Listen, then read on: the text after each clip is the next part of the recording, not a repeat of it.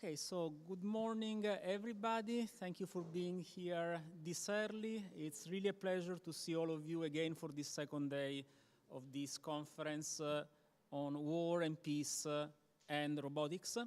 So just some very fast initial remark. Well, you have seen yesterday we have spoken about peace. If you want, it was an easier subject. We were speaking about how robotics can speed up return to peace by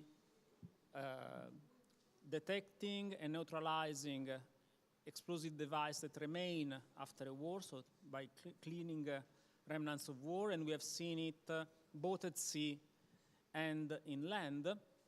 Now, today, we are going to the other side of the medal, that is questioning how robotics is influencing and changing war. And the fact that it's doing that is a clear evidence from the fields, unfortunately, so from what happened in the last few years in various theaters around the world. And what is also clear is that what has happened, it has an influence on what will happen and which are the plans that are laid down for the development and for the future of robotics at war. And of course, we are in a university. I'm myself a researcher working also in robotics, and there are a lot of questions that come with this. And in particular, the question is what we make of it. There are questions that concerns the ethical aspects. There are questions that concerns the legal aspects. There are ethical aspects that involve people like me, like researchers, and ethical aspects that involve people that use this machine or that plan to use or that lay down policies on the use of this machine. And I can tell you that since I started organizing this conference, I studied a lot, and the more I was studying and the more I must say I've understood that the situation is complicated. There are easy simplifications. It's not the way to go. We have to first well understand what's going on and then understand which are the different positions on the matter.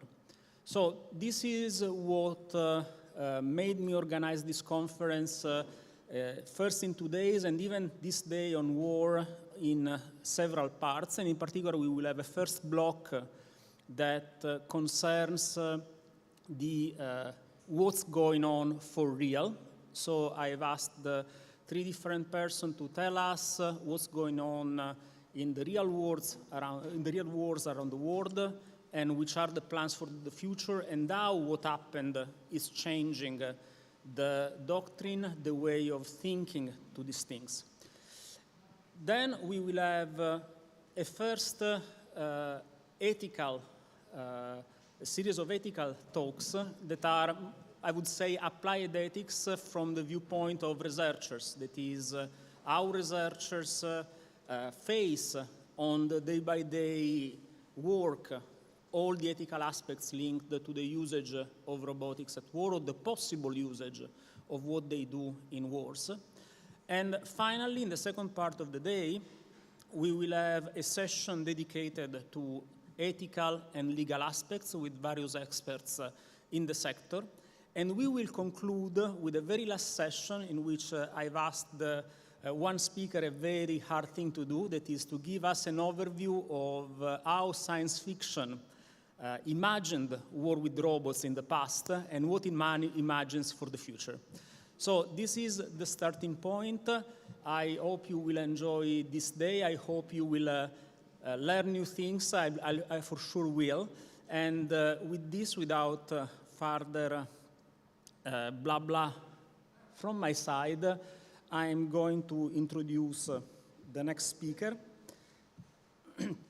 So the next speaker is Mirko Campochiari.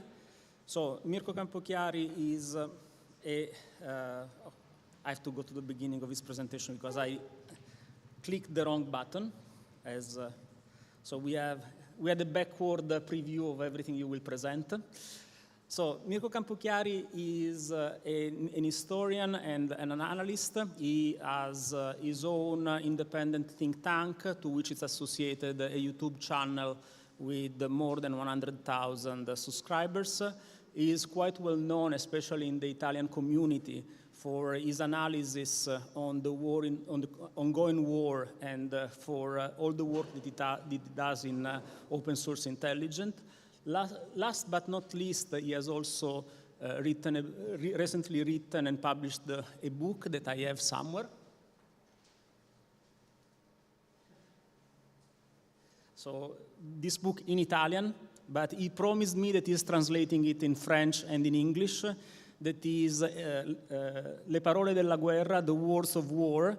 That is a primer to military words and to military terms, which I have read some weeks ago and I find quite enjoyable. This he didn't expect probably me to do this, but he didn't even ask me or anything, so just to leave any disclaimer. I've spoken quite a bit, and I think he has a lot of interesting things to say, so I leave him the stage.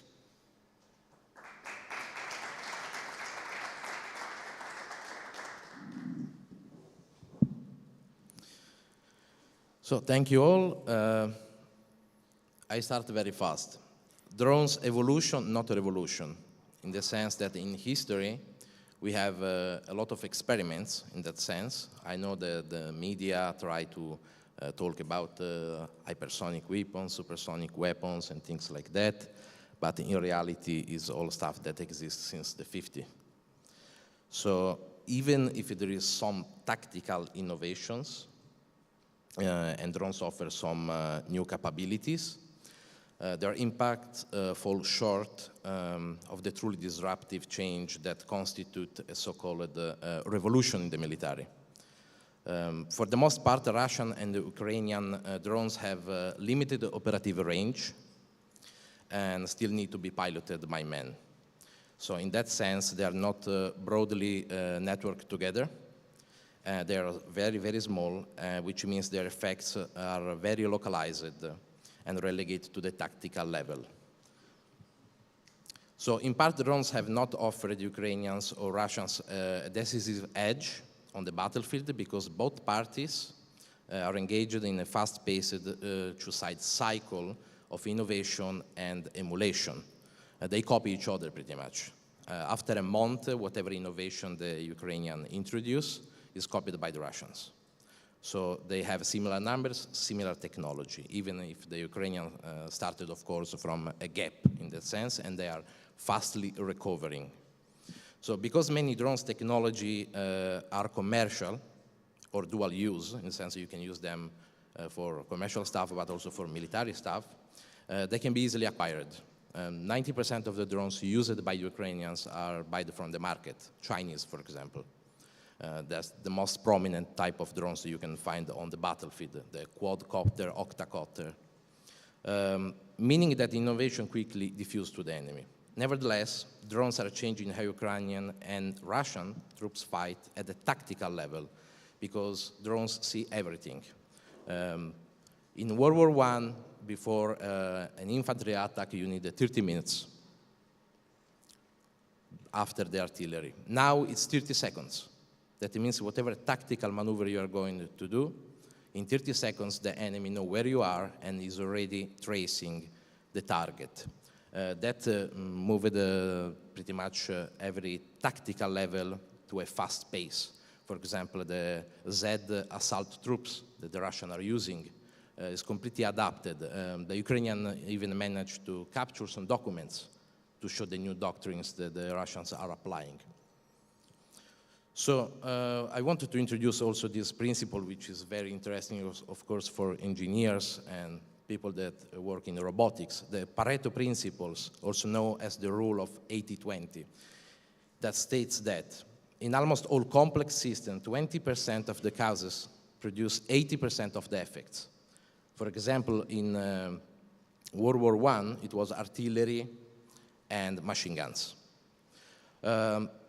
Ishikawa wrote pretty much this diagram, which is a fish diagram, which is very interesting.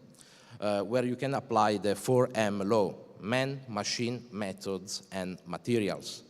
This is the 4 most important elements that depict pretty much what happens in a war. In this case, poor training, human errors, poor supervision, machine, wrong use, poor maintenance, and obsolescence brings the effects. So the human factor is still one of the most important. As I said, in World War I, 80% of the casualties were made by machine guns and artillery. Nothing changed in this war. In the Russo-Ukrainian war, 80% of the casualties, which means wounded, Kia, Mia, are inflicted by artillery, but drones are involved in a way or another. They are everywhere, in every aspect of the war. So as we can see on the image, this is a drone that is doing recon and pretty much finding the targets for the artillery, or in some cases, if they are armed drones, like the Birattari that we have seen at the start of the war, they do that themselves. Still, they need a man behind, that is the pilot, pretty much, even if he's doing that remotely. So we all been accustomed with the Iranian drones. Recently, a big attack from the Iranians on Israel with a swarm of drones, together with the ballistic and cruise missiles. We know about what the Russians and Ukrainians are using. Some are old, like the Orlan 10, it comes from the 80s and the 90s. There is some evolution. We can see the Geron, which is the version that the Russians pretty much made based on the Shahed, which is the Iranian drone, which is the most common. So they're pretty similar. We have, of course, switchblade drones, which are sent by the Americans. They are suicide drones, but the techniques divide in 2 or 3 methods. The first-person view drones, the one that get piloted. Then there is drones that do recon, and then there is some new technologies because, of course, there is electronic warfare, and the Russians have a big branch in that sense. So now we are trying to use different kind of drones that don't need any more GPS guide or a pilot. They pretty much pre-program the route. So during the day, there is a drone that do recon, and on the night, on the same path, they send another drone that have inside flashcards. The flashcard have inside all the route, so you can send it and nobody can block it pretty much, unless you want to block it kinetically.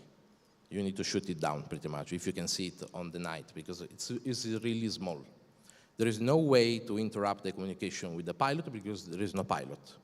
And of course, the next step will be artificial intelligence, autonomous capabilities of recognizing the targets by themselves, and that, of course, bring a lot of ethical questions when there is no human behind taking the final decision. So why is not a new concept? Because pretty much in World War II, there were already some experiments. This is one of the most interesting, is the TDR-1. A Navy officer, Delmar Farney, was among the first visionary to realize that a remotely piloted aircraft could be used to deliver ordnance. Of course, without putting anybody at risk. It was used in the Marshall Islands. It was used on the last phase of the Pacific War. Not with much success, to be honest, but it was an experiment. So it's an old concept, even if you are talking a lot about drones. In reality, it comes from World War II, and we can even go behind in World War I. There were some experiments also in that sense. Same for the ground drones. This is a World War II experiment applied by the Germans. It's called the Goliath. Sorry for my German, but Ladungsträger was pretty much a small tank, pretty much, with a charge that was sometimes cable-guided, sometimes radio-guided, depending on the evolution of the Goliath, and it was used to destroy positions and, of course, enemy tanks. What is interesting is that what we see now on the field is pretty similar. Ukrainians are modifying air-sea cars, normal radio-controlled cars. So I just wait for the video to finish because we see the effect. And now we see what the Ukrainians are doing. You just pretty much strap a mine, this is an anti-tank mine, on a small radio-controlled car, and you apply the same things that happened in World War II.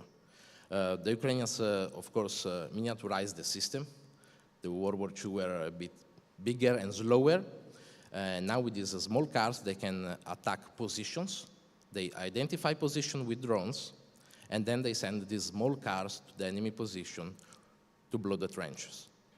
They also apply these methods against vehicles. And also there is more further variants where they pretty much chain a lot of mines, and you can use drones pretty much to speedily deploy line of mines wherever you need without the use of men.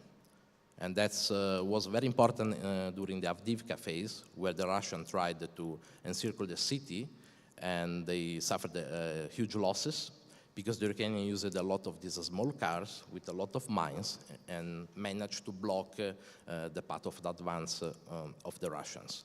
So this is an evolution because there is a huge system made by the civilians. All these modifications are made usually by amateurs. 80% of the people that do this modification, they do that in a small garage, and then the military adopted some of these civilians' technology. So it's really interesting to see how this is moving and how also the entire country is involved in the war. Because since majority of these drones are civilians, the civilians started to modify that for sending food, medicine, sometimes even recover their own troops that got lost. And you have also some particular cases where Russian troops surrendered pretty much to a drone. The drone started to communicate with a lost Russian soldier. They established communication, and the drone bring the Russian to the Ukrainian line to surrender. So that's interesting because now they are developing also recovering drones to bring in total autonomous way wounded from the field. So you can apply that not only to the military stuff. Another case which is very important, I bring an Italian case of World War II where the Italian made a raid on Suda Bay with small explosive boats. They managed to damage the HMS York, and now we can see something similar that is changing what happened in the Black Sea. The Ukrainians developed, allegedly, together with some English support in that sense, explosive boats. This is an evolution. The model they are using at the moment, the most proficient, is the Magura 5, and it's changing completely what's happening because Ukraine have no fleet. So it's interesting to see that a country with no fleet is winning, at least on the sea, a war against the Russian Navy. Of course, this brings a lot of factors. You have no targets, so pretty much you have free room to do whatever you want.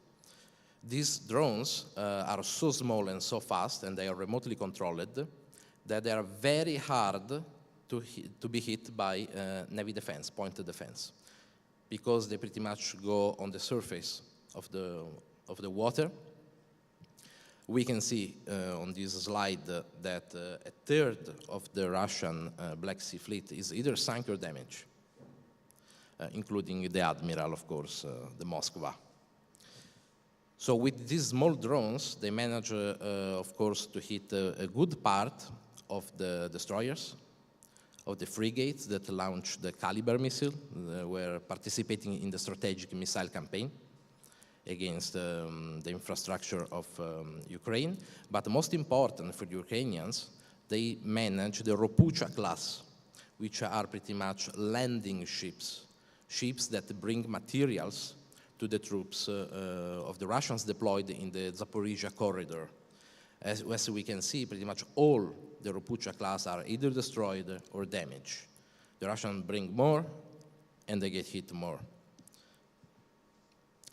This is a video, sorry for the quality, but this is what internet gave us, of a small Russian frigate in Sevastopol that is under attack by a small drone. And as you can see, the frigate is unable to hit the small drone because the point defense don't have enough ability to lower their guns.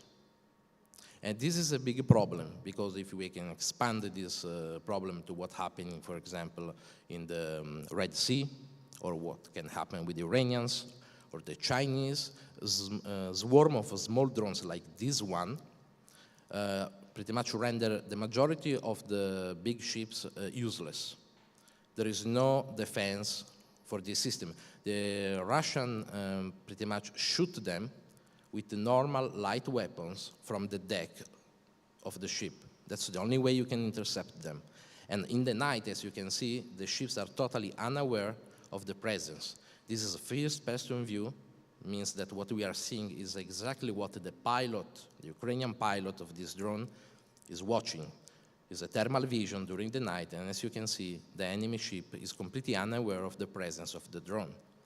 It brings a lot of charge with it, and also it hit on the surface level between the water and the level of the ship. So whatever damage is going to do, usually it's fatal, because it is going to bring water inside the ship. As you can see, they're completely unaware.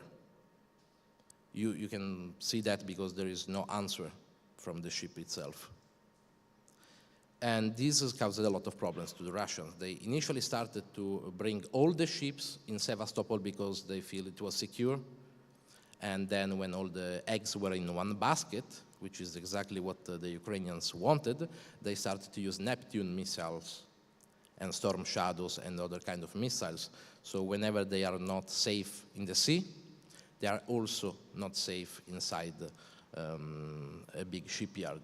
They even hit a submarine, which was on a dry dock. So with these methods, you can pretty much force a fleet, even if you have no one, to disperse itself and not participate anymore. This is how FPV drones work. This is an example of a very civilian one, modified with a heat charge, which usually were the charge of the RPG-7, a normal man-handled anti-tank weapons from the 70s, to give you an idea. So they modified that, and we can see the vulnerabilities of the tanks at the moment. Even the Abrams, the Challenger, the Leopards, any tank, including the Russians, is vulnerable to this system, because essentially it comes from the sky and it goes exactly on the weak points of the tanks. So in the case of the Russians, since they have 360-degree ammunition inside their tanks, any penetration from a heat charge like this, it means detonation, catastrophic detonation. In the best cases for the Western tanks, we have ammo on a separate system with blowout panels, but anyway the vehicle will be destroyed, usually impossible to recover. Of course, you can use electronic warfare in this type of drones, but now the pilots have become so good that they are flying pretty much at 1 or 2 meters from the ground. They hide behind the houses, they hide behind the tree lines, and they pretty much do a sort of pop-up attack like in a helicopter. They just jump up, identify the target, go in. This is an example.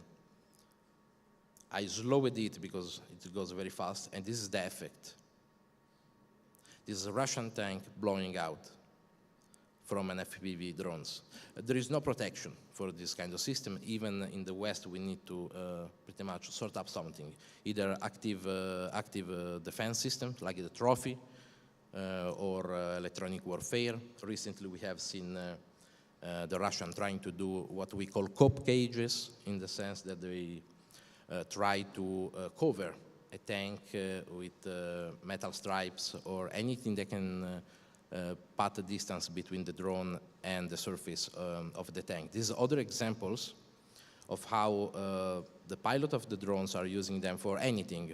They destroy small connection systems, small radars, small positions inside houses. You can find videos about drones entering inside trenches, even in small windows, smaller than a meter. Even logistics is not safe. You can see here an Ukrainian drone entering pretty much a garage where Russians were repairing their vehicles. They identify a Terminator, which is anti-infantry vehicle, and they destroy everything. So there is no safety. You can see the level of penetration that they can do inside houses, inside hangars, inside trenches. This is causing a lot of problems, also psychological problems. I have read a lot of interviews where even volunteers from Canada and other places, people with experience, special troops, retired from Ukraine after 6 months, saying that the psychological damage that you receive by staying in this environment is huge, because on the night you hear the drones and you don't know if it's enemy or if it's your. So people, what's going on? Thank you. So people are very, sorry a second, okay. So people are very aware of this situation. It's impossible to sleep, and you need always to run when there is a drone. You can see even images that bring a lot of ethical stuff, like a drone literally fighting with a single man, like hide and seek, where the men try to dodge the drone, and it's pretty harming to see things like that. The amount of drones that there is around is so huge at the moment that they are used even for single infantry. This is what the Russians are doing. There are field modifications that resemble what happened in World War II on the Bocage, when the Americans made a sort of field modification to destroy the tree line. We call them cope cages, or this is now come as the turtle tank. It's a Russian tank surrounded by metal because it avoids to be hit by the FPV drones, or you need a lot of drones to go inside. Of course, it limits its vision, its ability to shoot, but what matters is to bring the troops to the point where they need to unload and attack the trenches. Other modification, you can see the small chains. This also can be used to stop the drones. As you can see, every type of defense is pretty much passive. Nothing is active, even if they are trying to place some 360-degree electronic warfare modules around the tank. But this is a very rudimental stuff. Some numbers, because of course, as we said, initially, Ukrainian auto-innovated Russia with commercial technology and software, because they need to do with whatever they find. But the Russians quickly adapted and emulated the Ukrainian success. In a key example, Ukraine pioneered the use of first-person view drones, kamikaze drones, and began creating cheap kamikaze drones from new ways, including cardboard drones. An Australian engineer made a cardboard drone, and it sent the project to Ukrainians, and the Ukrainians just replicate that, and they're using even the cardboard drones. Of course, you can't use that in a weather like this, but usually in the summer in Ukraine it's pretty fine. So the price of the drones are lowering a lot, and this brings a lot of concern against defense, especially when we'll go further in this examination. As you can see, the majority of the drones are used against infantry. In this case, the first-person view, especially on the Ukrainian side, are used against enemy infantry because they have a lot of numbers problems. While the FPV drones are usually used by Ukrainians, the Russians are fastly growing in the numbers. And with the new fabrics they are made in Tatarstan, of course, all Iranian made the drones under license. They are fastly recovering. What's interesting is that the Russians prefer to concentrate on hit defenses position instead of vehicles or manpower, partially because Ukrainians have less disponibility of tanks, and they tend to use them scarcely, of course. But what's interesting is that usually the Russians use bigger drones with bigger chargers to destroy Ukrainian trenches. That's their main focus, together with the FAB bombs that we have all seen around. What's happening in Ukraine is also that volunteer networks have performed an unprecedented role in acquiring, modifying, and building commercial for both Ukrainian and Russian troops. There is even crowdsourcing programs everywhere. Both in Russia, both in Ukraine, people pretty much made crowdfunding campaigns, and they try to build a new type of drones or acquiring drones of different type and quality. What's happening on the military level? So if in the first year and a half everything was done, let's say, in a raw manner between civilians and military, whatever you call acquire, good enough. Now the Ukrainians, I think, are the first army in the world that created drone special forces. It's a branch of the army. It's something completely new. So this is how it works, the structure of a military brigade in Ukraine. They have implemented and they have added to every mechanized battalion, assault battalions, specialized drone units. This is a simplification, of course. They also created a communication system between. So every company, to give you an idea, it have at least two recon pilot that use only drones to do recon and find the targets, and two drones to hit vehicles. Then, if the enemy have a lot of troops, they pretty much incorporated that system through a communication system that I'm going to show you, and they can arrange pretty much bigger attacks with that system. Here you can see the process of deploying this technology on the battlefield, that begin with the reconnaissance drones, equipped with high-spec cameras, and of course now there is some evolution, like thermic, night vision, which before not was around because, of course, the majority of the commercial drones don't have this kind of capabilities. So the operator pretty much search for the target, identify the target, and it sends everything through this system. It's called the Kropiva. I hope that's the correct pronunciation for the Ukrainian, or Kropiva. Centralized communication and targeting.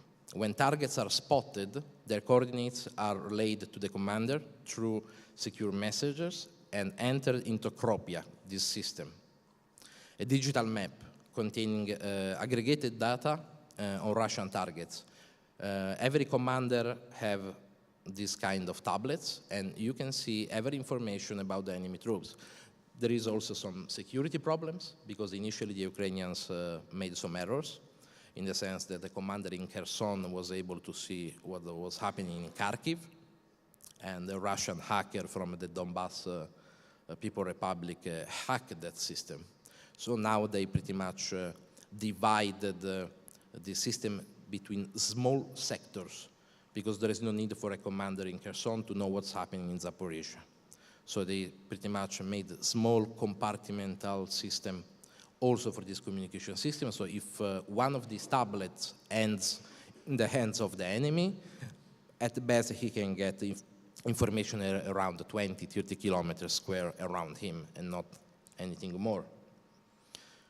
So the commanders then determine the best methods to strike a particular target. Ukraine, of course, has more limited resources than the Russians, so they need to pretty much decide which target to hit to preserve the ammunitions. As you can see, there is a brigade headquarters that have a bigger station for this kind of communication. There is the drone unit that identifies the enemy target. The drones communicate with the brigade headquarters. The brigade headquarters decide if it's worth to shoot the target.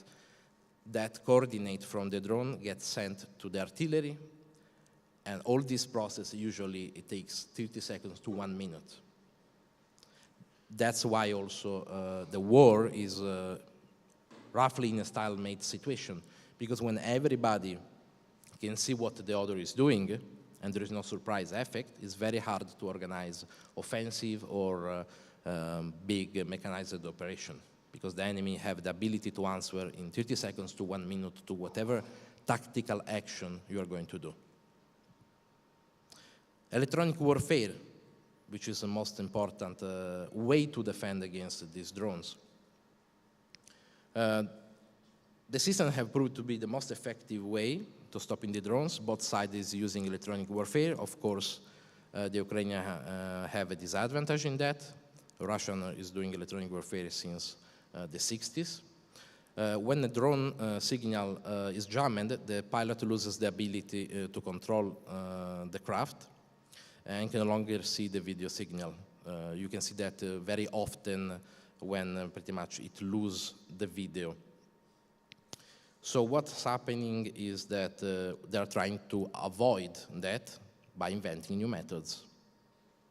One method, which is a sort of field modification, is the electronic rifles. Electronic warfare rifles, they're sort of big anti-drone rifle. This is an example. The problem is that they have a very small range, and you need to be there, which is a risk. Essentially, you need to locate the enemy drone, point the gun, and hope that it's going to do the job to bring the drones down. It has an advantage, of course, because now you have the drone. The problem is that you need to be physically there. At the maximum, have 1 kilometer, 1.5 of range. So how they avoid the electronic warfare? This is the newest innovation, the drone force recent evolution, the SIG, or Hawks 411. It flies autonomous with flash cards. As you can see from the video, pretty much the Ukrainian load the flash card with the flash card that was in the recon drone. It gets transferred to this drone, which acquired the path of the flight, which was precedently done by another drone. You can see the small flash card. They're going to load it, and this drone can fly usually in the night because they can see it. There is no pilot, there is no communication, so electronic warfare can't do anything. It gets launched to the enemy position. It goes there, it bombs the position that was previously spotted, and then it flies back, hopefully.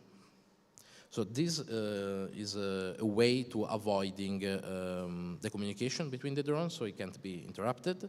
And probably when you're going to integrate this with artificial intelligence, you can have swarm of drones that will have completely autonomy to identify the target, decide what it is, bomb, and come back without any human intervention.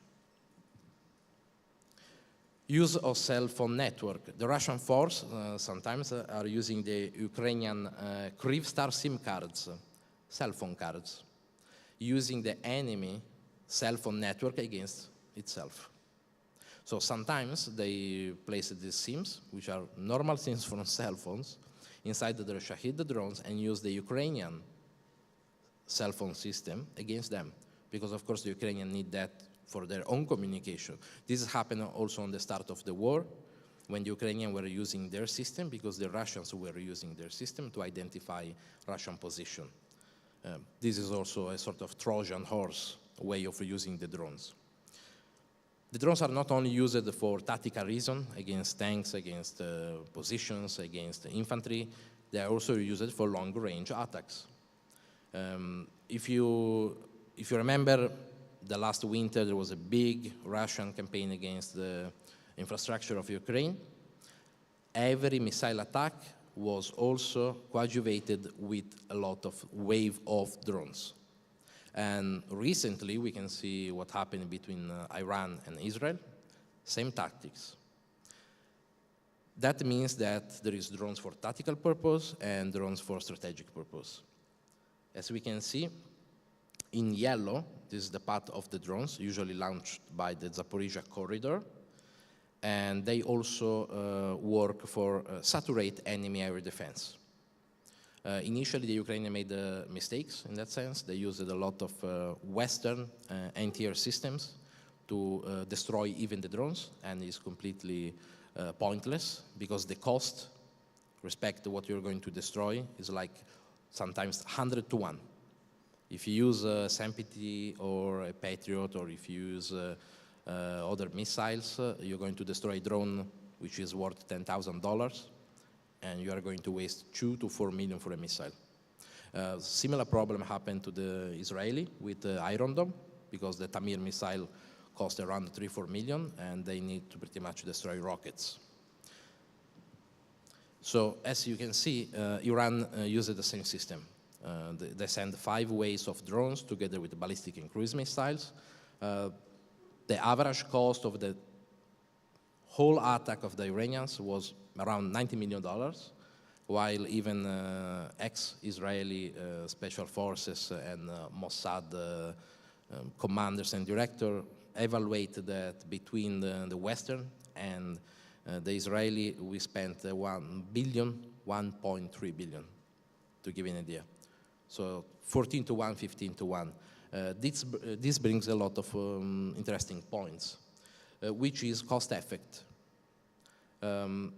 I remember when at the start of the war, everybody was laughing at these very cheap and slow drones that the Iranians sent to the Russians. In reality, if you're going to study some cases about the Houthi attack in Saudi Arabia in 2019, 21 and 22, the Houthi with 90 drones and some ballistic missiles managed to cause $140 million of damage to the Saudi Arabia on some refineries, but most important, they managed to make the Saudi waste their Patriot missiles. So it was very cost effective. So what we need, high-low, in the sense that if you want to block this kind of attacks, you can't only rely on super sophisticated anti-air systems. You need to have what we call SHORAD, short-range air defense, and point defense. To give an example, the Ukrainians learned the lesson, the fact that you can't use all the anti-air systems just for destroying drones. So they asked the German the Gepards, which is an anti-air system of the 70s. This is a good way to balance the cost for destroying these drones and to have a point defense. Saudi Arabia is running out of Patriot missiles in its conflict with the Houthis, and Ukrainian air defense missiles are running out, Zelensky warns. This is the way to balance. And this is a big problem because we are not prepared for this kind of attacks in the whole of Europe. And this is the way the Ukrainians are using their long-range drones to attack the enemy system, the refinery system. They send them very low, probably with pre-programmed SIM card, so the enemy can't see them and they can't use electronic warfare, and they are hitting the strategic infrastructure of the refinery system of the Russian. If you can't hit the tanks on the field, remove the fuel. That's an indirect way to cripple the Russian system. A small country like Ukraine launches around 300 drones in the last 3 months against 14 Russian refineries and managed to, for a bit of time, of course, reduce the entire Russian production by 15%, which not seems much, but when you go to see the volume of the money involved, that's very cost effective. Recently, we have seen the Ukrainians even modify a small transport plane that hit one of the Shahid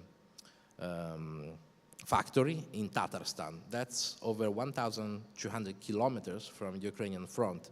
That means that in the last 6 months, the Ukrainian went from hitting with FPV drones on the trenches and sometimes logistical stuff 60, 80 kilometers from the front line, to hitting Belgorod, to hitting refineries around Russia, and now even hitting in Tatarstan.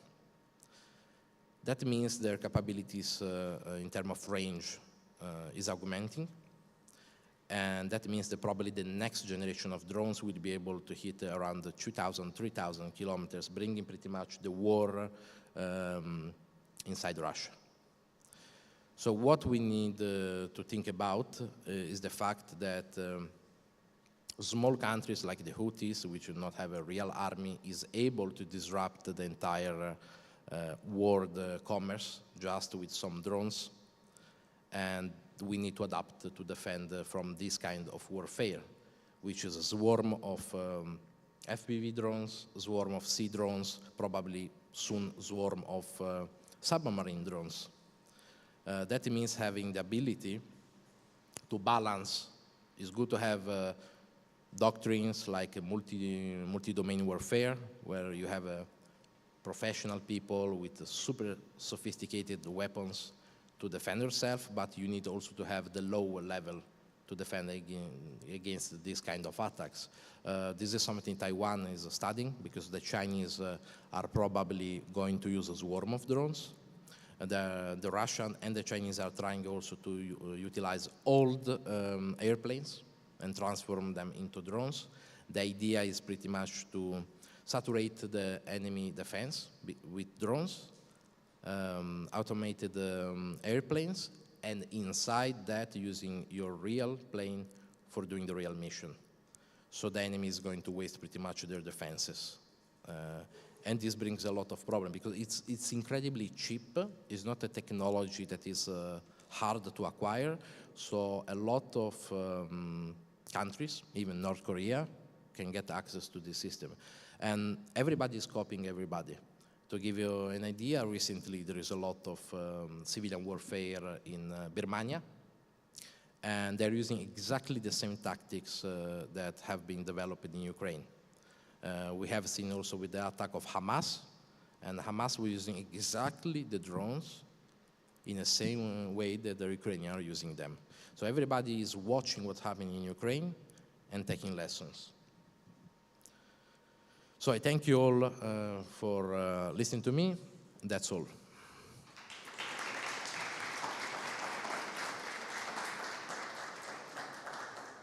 So thank you, Mirko, for your... oh, I have another microphone. That's easier. Okay.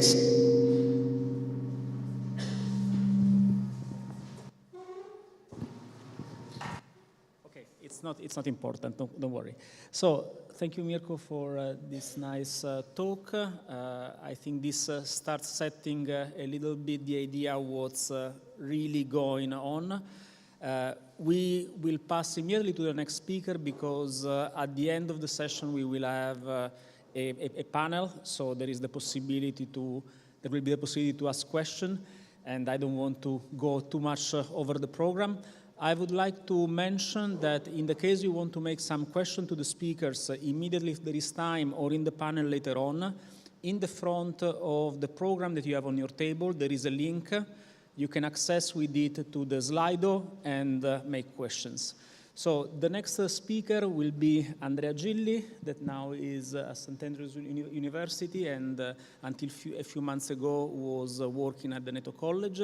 He's a researcher expert in the military usage of technology, and is a military analyst too, so I will leave him the stage.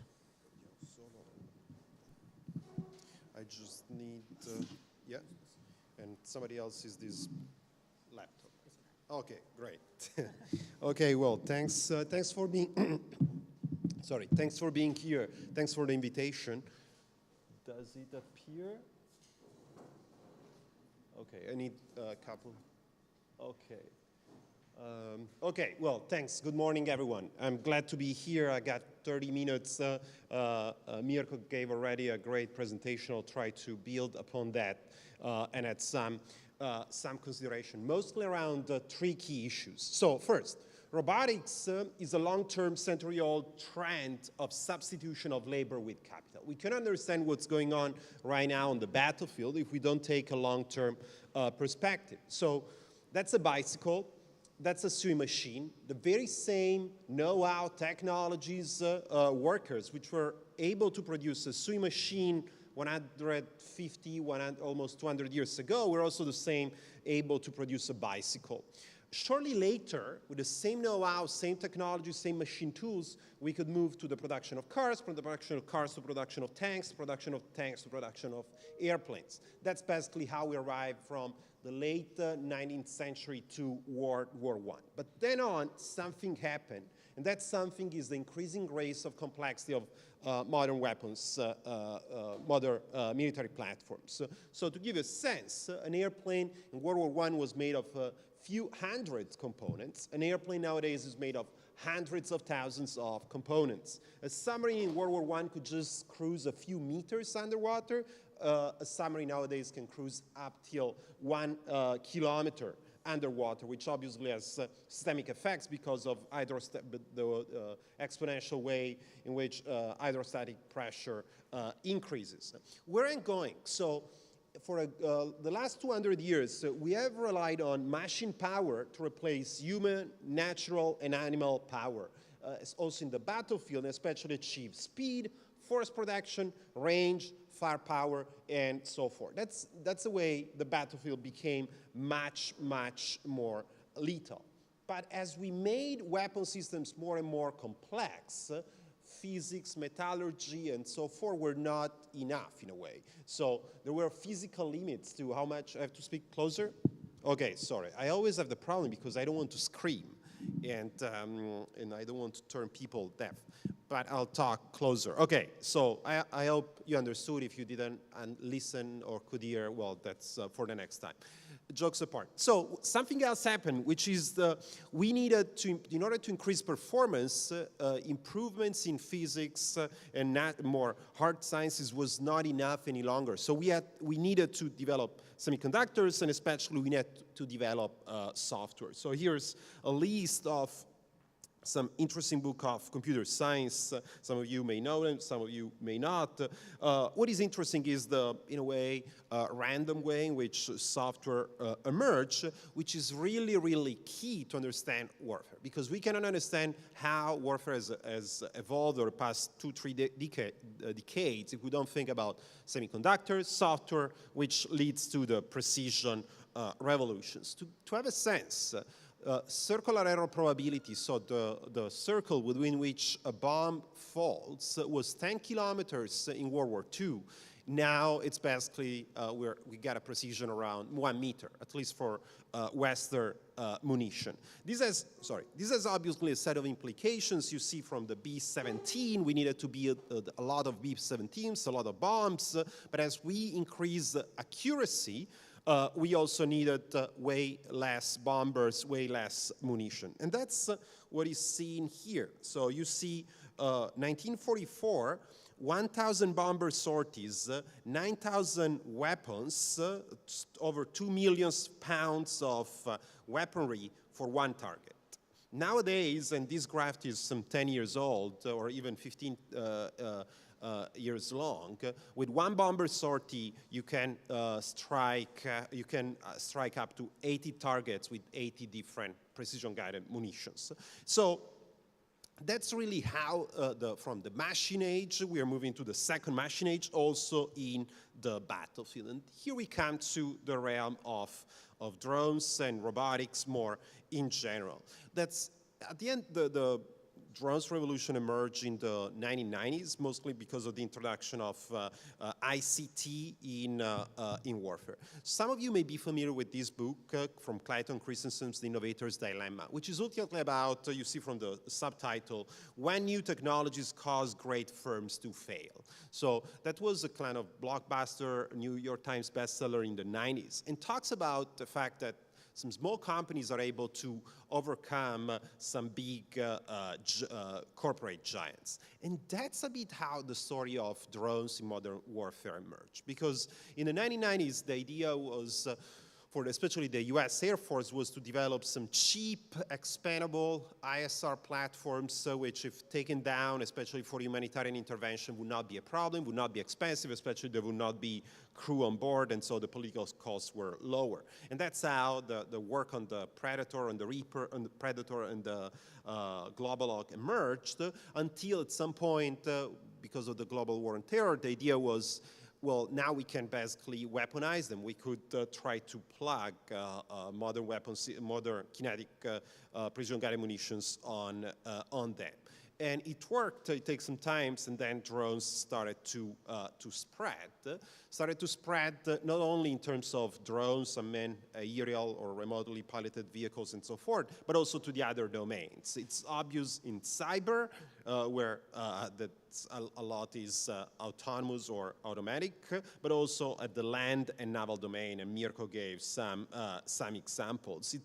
There's different reasons why in naval and land domains, the pace, in a way, the diffusion was lower, and probably has to do with battery and also with software and data. So what is useful to keep in mind is D for drones, but also D for dual, dangerous, and dirty, which are still the missions which are preferred for, in a way, robotic systems, which is where we can, they're more expandable than human beings. But here we go to the effectiveness. Mirko was talking about it, started with the cover of the report from the CNAS in the US. The question is really, are we getting anything out of these investments? Are we gaining some additional effectiveness, or are we just gaining in terms of saved lives? So a few data. The Global Hawk, that is the drone here, was used in the 2003 war against Iraq. And only then, one Global Hawk was consuming 5 times the satellite bandwidth of the entire 1999 Gulf War. So in a way, what we are seeing is not only that there are more drones, but also some ecosystem effect, infrastructural effects. If we look in terms of performance, the Global Hawk back then, was flying 5% of ISR, which is intelligence, surveillance, and reconnaissance missions, and detecting 67% of all targets. So it was doing of ISR work. One of the main changes, however, was with the weaponization of the Reaper, because we shrunk the targeting strike cycle from days till minutes. So on the left, yeah, that's part. That's the notional air tasking cycle. Until the 90s, it would take days or weeks to strike a target. You had to do the reconnaissance, you had to share the data and develop a mission sent to somebody else, then would send the fighters would bomb, but then you would send the battle damage assessment and so forth. It would take a lot of time. Now with the weaponization of drones, this has shrunk to literally minutes. And that's obviously a dramatic change, but how big is the change? So here you see some covers from Al Jazeera, Defense Ones, one is probably The Guardian, one is Forbes, and you see the title. Is the conflict in Libya a preview of the future warfare? German military would lose the war to Azerbaijan after the 2020 war. Turkey drones and the new way of war, and the magic bullet, the drone behind Azerbaijan's victory over Armenia. So part of the narrative over the past 2 decades was really that a drone revolution was unfolding and is changing warfare forever. And part of the logic is basically that there's small size, long range, accuracy, and low costs are leading to an unmanned revolution in military affairs. So part of my academic research is on this topic, and we try to assess empirically with hypotheses whether that was the case, and especially see whether drones in modern conflicts enjoyed an offensive advantage, could really echoing what Mirko was saying, leading to a leveling effect, so the David against Goliath, so permitting the weakest or the weaker to fight against the strongest, and ultimately whether they are erasing close combat. So that would be a demonstration that a revolution is occurring. And spoiling the answer, the final results of our research, we found that actually no. Drones have not revolutionized the battlefield yet. And the main reason why there was this narrative is because scholars and pundits have ignored air defenses. So to simplify, especially in the 90s and early 2000s, drones were used on the green side, where the air environment was highly permissive. But if we already look at Syria, Libya, and Nagorno-Karabakh, what we see is that the air, airspace was in a way challenged. And obviously the question is what happens, what happens when you start using drones in contested or even highly contested environments. And so what we see in Libya, the campaign for Western Libya, sorry, here is in Italian, but I guess you get it as well. So this was considered the largest drone war in the world. And well, basically drones were wiped away from the battlefield as soon as the adversary had access to air defense systems or electronic warfare capabilities. And really a key change was the intervention of Turkey, which was providing air defense capability to the GNA, which led to a rapid destruction of drones. What is interesting in the case of Libya is that all drones were foreign made and were foreign operated, and the actor which was better able to use drones was not the weakest, but actually the strongest. So the one which had either had more capability, especially had a strong ally in terms of skill operators, logistic, ISR, and C3. And in the war in Libya, what we saw is that close combat does not disappear. Same thing in the war in Syria, where was considered the most drone-dense conflict to date. So Russian, Iranian, and rebel drones were systematically shut down, so there was no offensive advantage of drones. You could not operate drones with impunity. There was clearly no leveling effect, meaning that the weakest actors, which was definitely the Kurds, at some point the ISIS, could not use drones to rebalance their relative military weakness. And last and not least, close combat did not disappear. So the idea that through drones you can wage remote warfare, we don't find evidence. It was a wage of attrition, sieges, ambushes, which had a lot of land component. Last conflict, Nagorno-Karabakh, 2020, 40 days war, many claim that drones was a game changer, leading even to the end of the tank. But also in this case, what we see is that there was no offensive advantage. So Armenia basically didn't have a layer air defense, located its radars in wrong position, and this led them to be destroyed. And actually, when you think about leveling effect, consider just the following data. If you take 1995 as a starting date, the two countries had basically the same defense spending. You go later to 2020, Azerbaijan military expenditure had outspent Armenia by 3 times. So Azerbaijan has grown significantly, and surprise, surprise, the one who was able to use better, more effectively drones was Azerbaijan, also because could count on the support of Turkey. Close combat also in this case does not disappear. And this leads us to the last part of my presentation, which is Ukraine, Middle East, and future development. So Mirko already said a few things, so I won't reiterate too much. So what we are seeing is that drones are not owning the battlefield, especially at the beginning. There was a lot of claims that drones were playing a dramatic role, but actually we know that most of the initial Russian losses were due to artillery or infantry attacks.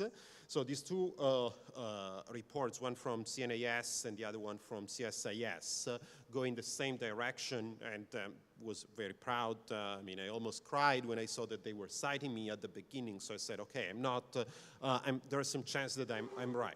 So drones are being used more and more and more on the battlefield. I think the key change we're probably seeing is with this data, training compute. So as of now, drones are being used, especially by the Ukrainians, as expendable munitions in order to substitute infantry for attacks. But as we improve computer vision and other machine and deep learning related techniques, this could be the change. In what sense? So think about this data. That's the Magnificent Seven, so Apple, Microsoft, Google, Amazon, Nvidia, Tesla, and Meta. So as you see, basically, they represent 75% of the Standard & Poor's 500. And it's probably not super clear, but here is the Magnificent Seven market cap with the entire equity market of Japan, UK, and Canada. So it's too dark there, but I can tell you. So this is Apple, and that's the British stock market. So basically, only Apple is as big as the British stock market. Only Microsoft is bigger than the entire Canadian market. Where are we going? So we are going that software is increasingly eating the battlefield. That's a screenshot from Palantir. And that's probably the direction where we're going to go. What's the strategic implication? If you have more pervasive ISR, you are able to see. If you're able to see, you're able to strike. If you're able to strike with precision thanks to deep learning and related techniques, what you are doing is that the battlefield becomes more lethal, and if it becomes more lethal, it's more difficult to do combined arms warfare. That's important because it doesn't mean it's going to be impossible. It's just harder. So you have to create a force structure which is able to advance while defending itself from a set of not only fire but also recognition techniques. That's the direction why the US launched last September the Replicator program, which the idea is to have mass and expandable drones which will fly together with traditional current and next generation jet fighters, and this will probably, with some support of electronic warfare, to fool enemy defenses. This is going to occur on the air, but is also likely to occur on sea and probably to some extent also on land. The main implication is that with the proliferation of precision-guided munitions, you cannot do denial any longer, deterrence by denial, so you interdict, you strike the enemy as it's advancing. It's way easier to change the posture and move towards dissuasion. So you create such a big fleet of a lot of unmanned robotic systems, which it's for the enemy much harder to take down than for you to strike individual pieces. Obviously, there are a set of implications. It's very hard, it's very complex. You need to have an industrial base able to produce in scale and this type of capabilities, and obviously the software engineering required, it's very complex, also because you need to address the cyber and other type of vulnerabilities. Last considerations. These are two books from three leading Canadian economists working on artificial intelligence, and I want to close with the two messages from the two respective books. So the first one, the pink book, which is the first one, Substitution versus Complementation. So I told you at the beginning that robotics is ultimately a long-term trend of substitution of capital with labor. No, we take away the human beings from the battlefield and we use machines. The trick is that while this process is occurring, there's also another one which is called complementation. What is complementation? It's that while we reduce the number of human beings go doing, the tasks allocated to human beings are more important and more strategic. So our armed forces will need to change in that direction, including also become more versed into understanding probability. I mean, if you go to a military officer, the way of reasoning is mostly experience-based. have the experience side to side. Changing the military mind and the way military organizations work, like any organization, in terms of probabilistic reasoning, is definitely going to be harder. It requires a set of implications. Obviously, if you are going to move from the tactical to more and more the strategic, human beings have to be trained and educated more into the strategic kind of vision, including what do we automate? How do we automate? What are the data that we need? I mean, it's not only a matter of having the data, it's a matter of understanding what are the data which are needed. Last issue is local versus systemics, meaning the transition to more and more robotic systems is not going to be linear, it's not going to be smooth, it's not going to be simple, and it's not going to be bereft of problems and mistakes. Because automation is ultimately about improving efficiency at the local level, but increasing efficiency at the local level can have systemic failure effects. Let me give you an example. So if the city council decide to make a huge new bridge to cut traffic and enable car traffic to improve, many more people may take the car. By virtue that many more people may take the car, actually traffic may worsen. That's the same with AI. At different levels, you can have local improvements in performance, but systemic decreasing in performance. And that's where the military and the industry has to work together to understand really the implications, but it's also something which is probably going to take some time. And with this, I thank you for your attention. So, thank you, Andrea, for your nice speech. We have just time for one fast question, and I'll go directly on this. How much, in your opinion, how much autonomy there is really on the field right now, and how much do you expect in the future?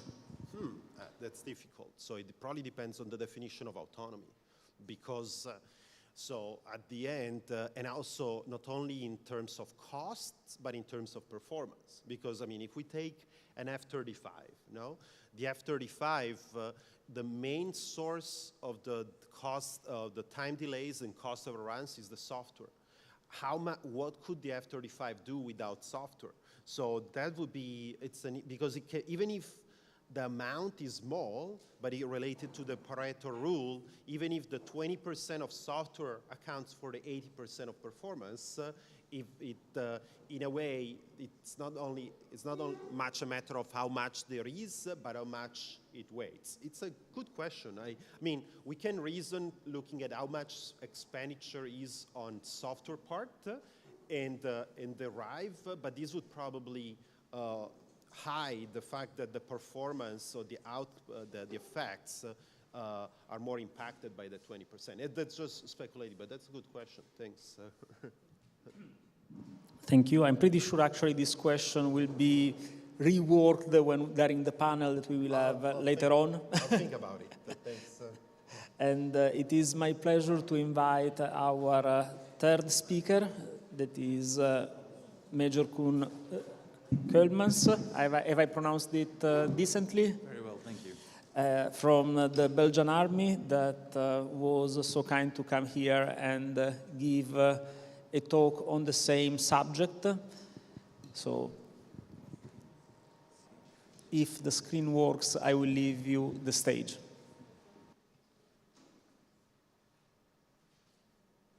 Well, we should be fine, I think. I'll try to lower this. So today I'll try to explain briefly our concept on robotics and autonomous systems. It's relatively old, it's 2021, so not that old, but seeing the recent evolutions, it's already outdated. But still, the document has its valor and worth, so I'll go through it. Not so important. This is not important either, but who am I and why am I here? So I joined defense in '99, went through Royal Military Academy, and then I joined the Special Operations Regiment. And until the last 2 years, I was always on that side. Been deployed a little bit all over the world, Lebanon, Afghanistan, mostly Central Africa.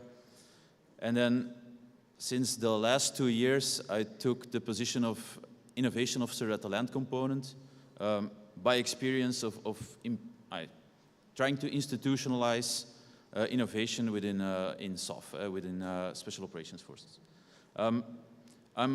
I identify myself as a nerd or a geek. I'm broadly interested in technology, but I'm certainly not a specialist. I'm more like the guy that tinkers at home.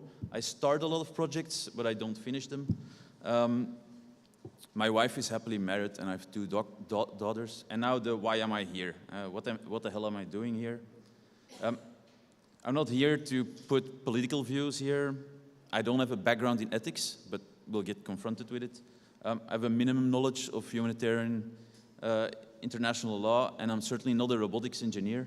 But the reason why probably they asked me is because I'm probably the closest thing you can get as a user that would come to these types of conferences. So you could see me as a future user or as already someone that's experimenting. A small disclaimer, I like to try ChatGPT, so he wrote it for me. Whatever I'm saying here, it does not represent Belgian defense. It's my own personal views and my own opinions.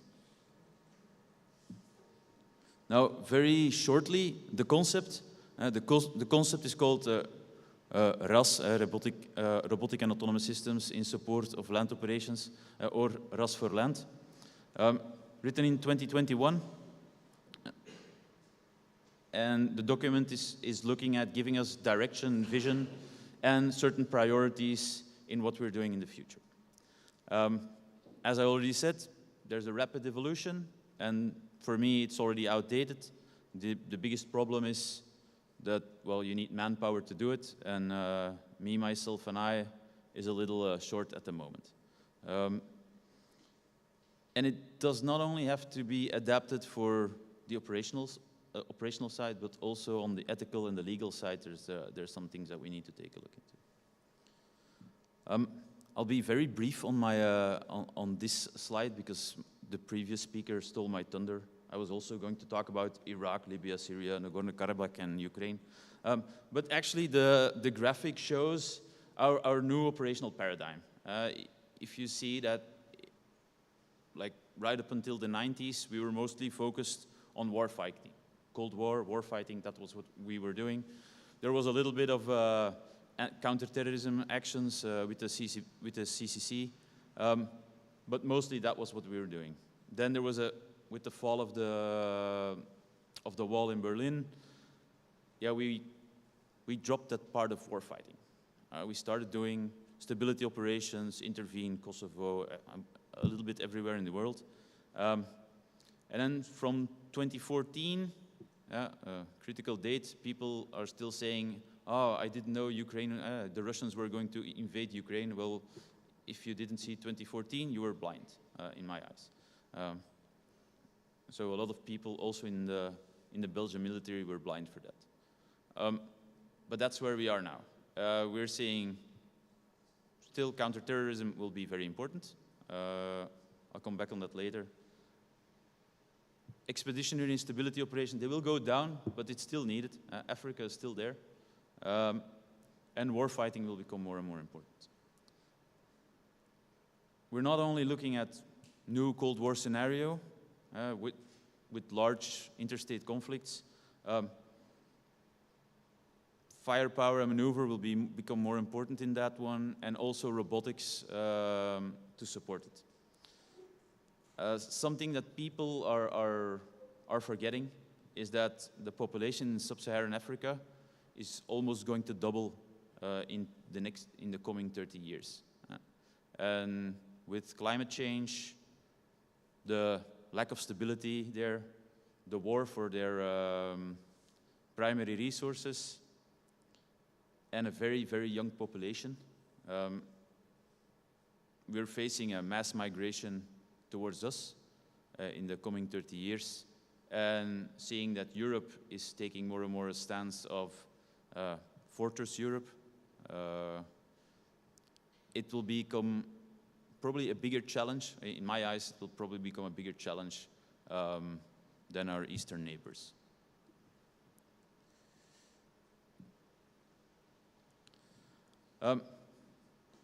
So yesterday we talked about technology. Everybody knows the 3Ds for robotics, dull, dangerous, and dirty. But what are the primary motivators for the use of robotics? The first one is personnel. It's to limit the risks to personnel and help to take away the pressure on our human capital. And the second one is the evolving capabilities of our opponents. I'll come back on that later because it's very important when we're talking about autonomous weapon systems. If we want to be able to properly answer our possible opponents using unmanned systems or uncrewed systems, whether they're armed or unarmed is not that important, but we also need to build the same capacity to just know what they're doing and how to respond to it. The Dutch, they've formed a RAS unit. The French, they've deployed unmanned ground systems, uncrewed ground systems to Mali to test them in operational circumstances. The US, the UK, everybody's testing it, but nobody has already found the silver bullet. There's a lot of niche capabilities where the advantages of robots are very clear, but if we're talking about widespread combat, the level of autonomy of the current robots, certainly on ground, I'm not talking about air and sea, but certainly on ground, is still a little too low to be very effective for us. I'll just show the small movie. This is a test we did last year.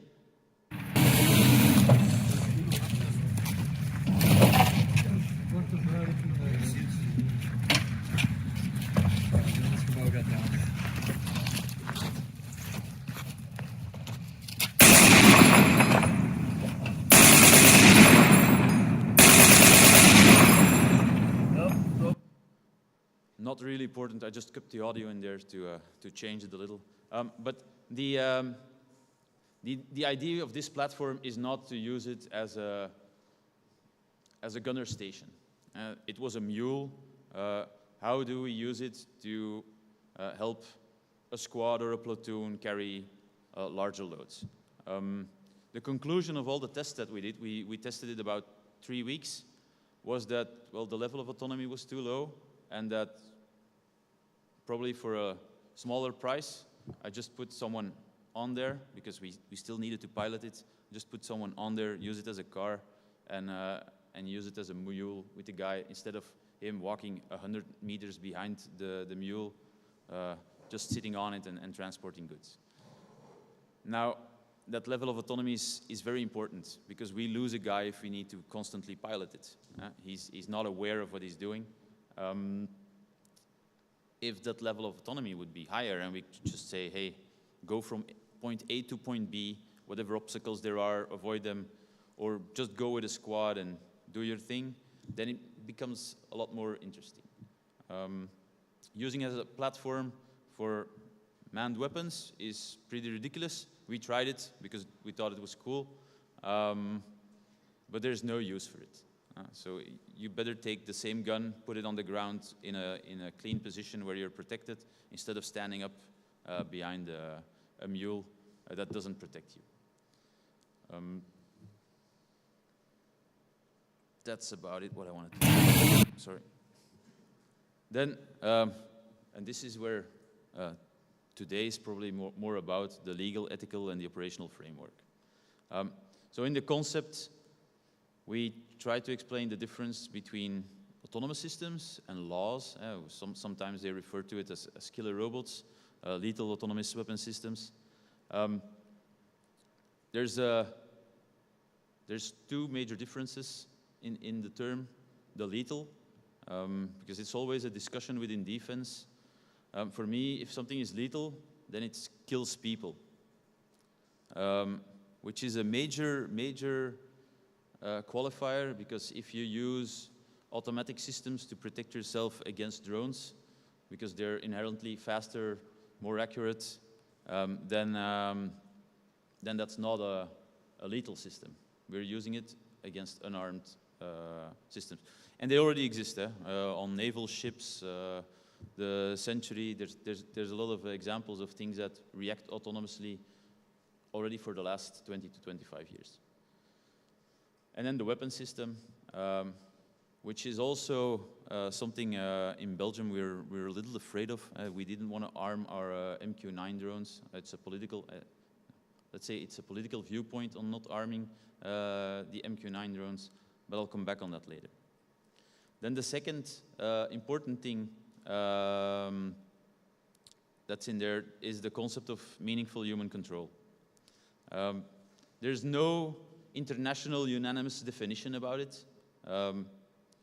But for us, in essence, it is, well, you identify, select, and the use of force is always, that decision is always taken, taking in consideration the operational context and the rules of engagement by a human. And that is the basic principle we adhere to. So there's no, I have a drone and just say, go hunt the bad guys, and it goes off on itself. That's not what we're doing. So, don't know, for most people, human in the loop, human on the loop, human out of the loop are known concepts. So for us, human in the loop talks about those three: identification, selection, and the use of force. Human on the loop is, well, a human is looking, but not necessarily intervening. And then probably there are possibilities with technology nowadays. There are possibilities to take part of that cycle, being human on the loop, part of the identification. It's very hard when you look at very fast movers, the images of fast movers, to identify something on there is very hard. But now with AI models, machine vision, you get a square around it, and probably also a type of qualification of what type of vehicle it is that you're looking at. That's also, a weapon system could also say then, well, it's a tank, we need this type of warhead,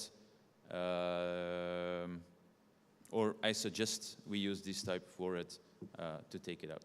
So those are, the concept of human in the loop is also into our document, but for every separate weapon system, there will be a scrutinization.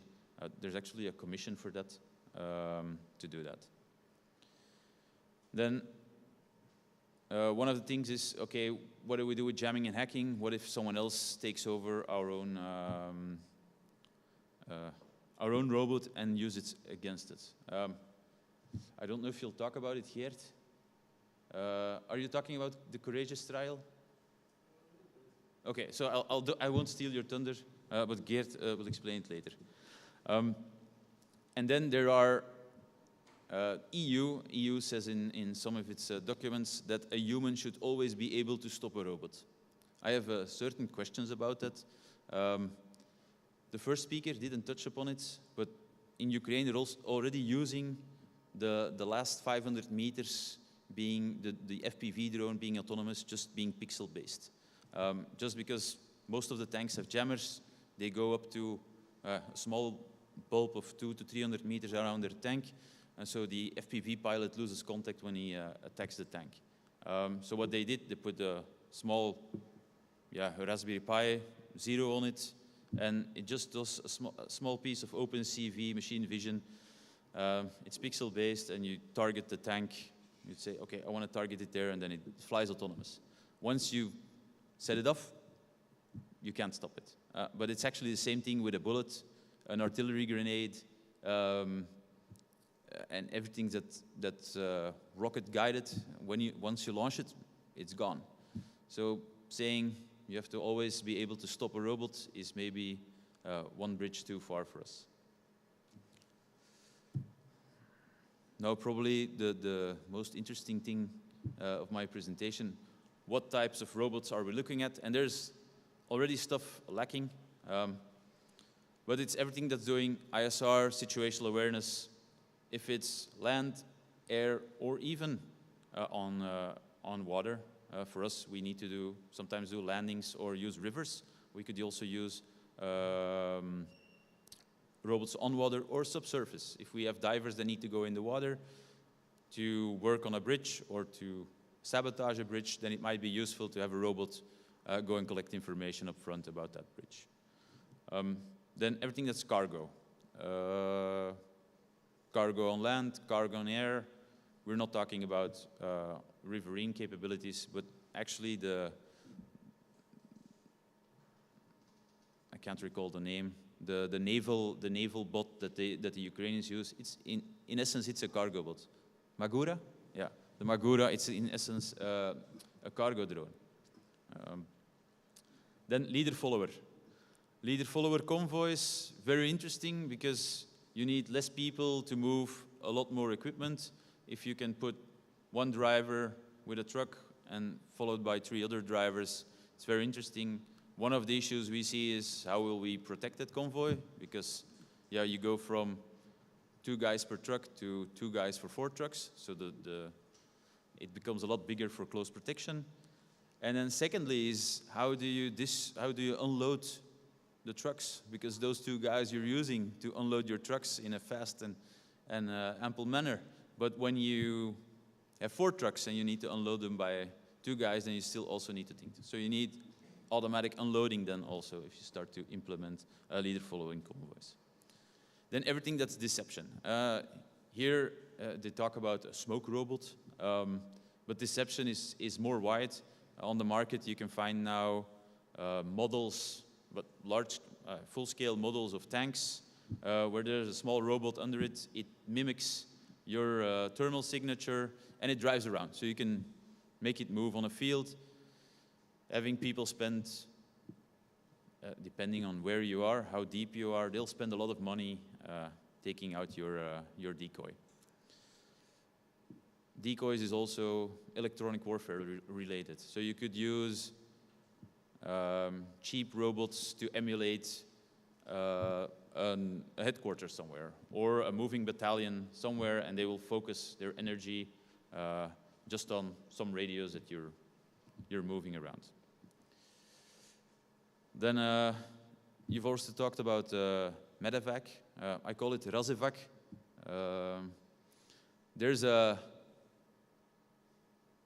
And that's, we as a military, we tend to do things as we're used to doing, but we need a complete switch of mindset if we want to do evacuation by robots. Now there's always someone with the victim. I don't know if you've seen it, but there's like large cargo drones. It's like they put you in a coffin underneath it. I wouldn't want to be in there.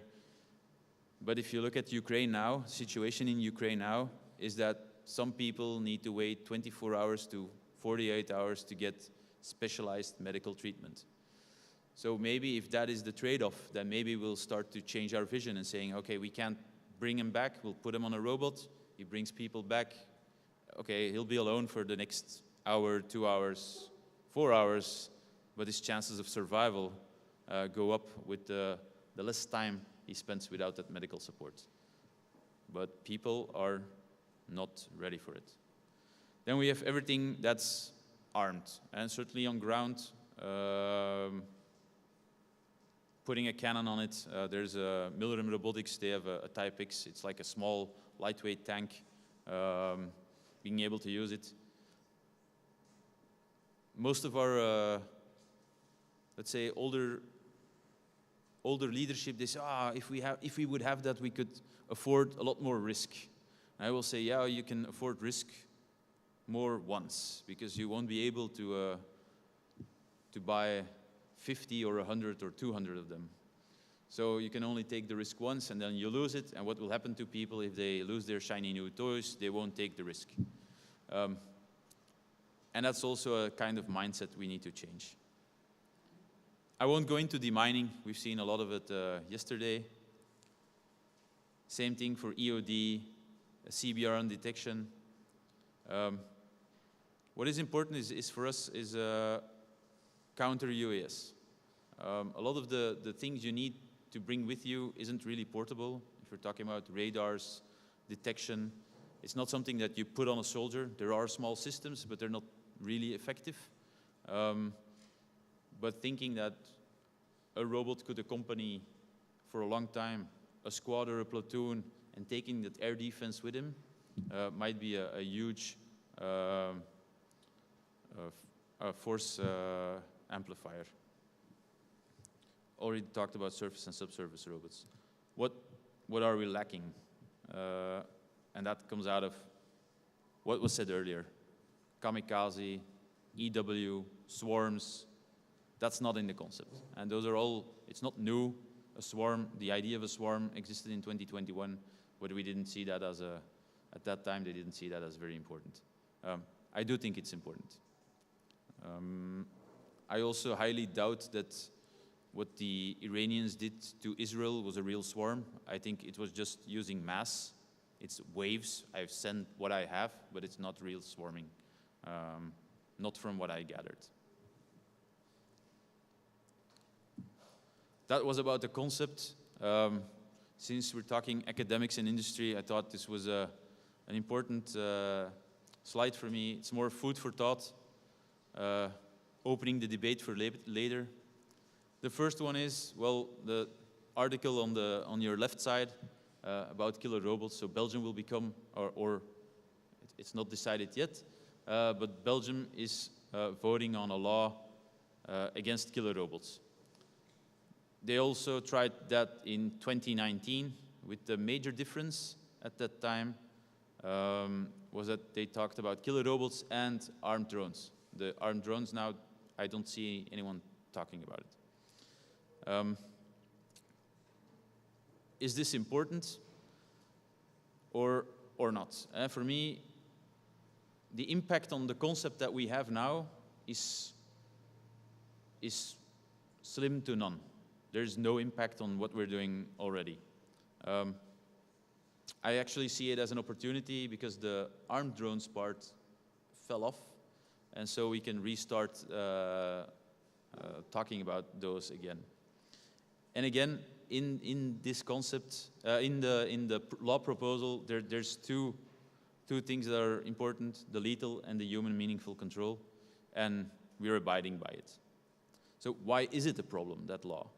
And that's actually because if we have a law against killer robots, there will be no research on killer robots or on lethal autonomous weapon systems. There will be no industry that's interested in developing something. And so whatever knowledge we need to arm ourselves against it, we won't have in-house in our own country.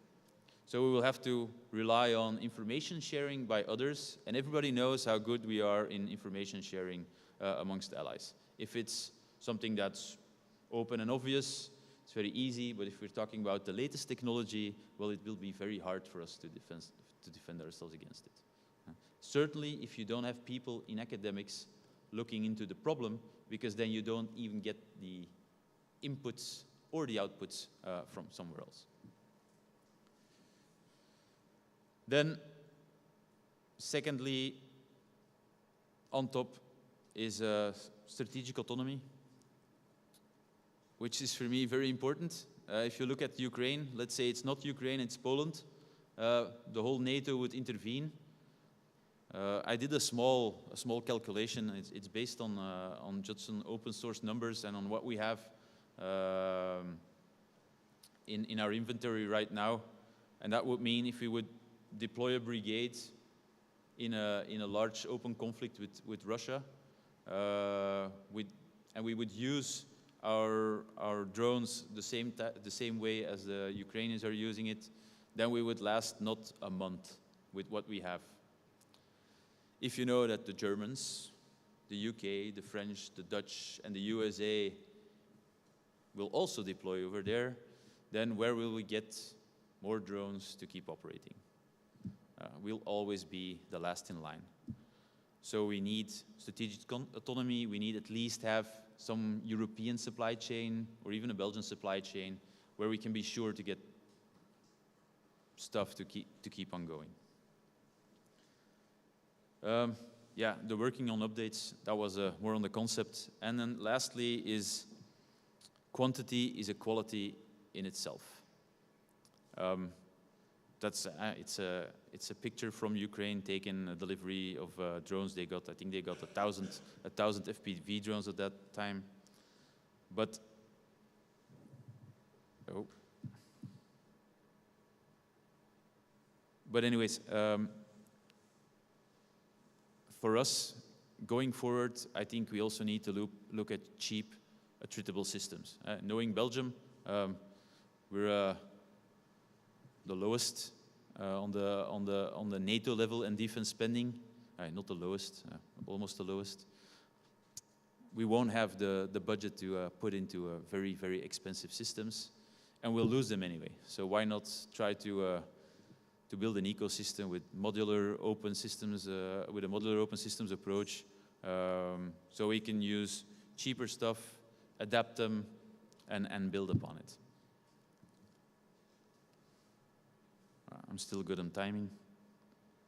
And then my last is a dilemma. I already talked about it with someone yesterday. We were talking about mines. I'll put this here. I don't need an answer now, but it might fuel the debate later on. If you look at if we use minefields, real-world scenarios, and we follow all the rules, a minefield has these types of markation around it. It is clearly delineated. It's not like the British did in the Second World War, and they said, okay, the whole North Sea is mined. No, it's clearly delineated, and it's a clear area where you use mines in. A mine is non-discriminatory. Yes, there are mines that can be discriminatory because they use the magnetic field or the weight of what's on there, but there's a lot of tractors that are being blown up by anti-tank mines also. Now the question is, if you take a normal, regular minefield, or I do the same, I mark it, I clearly delineate it, and I use an autonomous small robot, as you've seen in the presentation of Mirko, with a mine on top of it. I put it there, I leave it alone. What is the difference? Because that would be a lethal autonomous weapon system according to what we just discussed about. But it still has restrictions. There is some sort of human meaningful control because I delineated it. I marked its territory where it can move, and I did my due diligence in working. But in essence, it's a lethal autonomous weapon system. So that's my question and dilemma for later on, I think. Happy to take questions.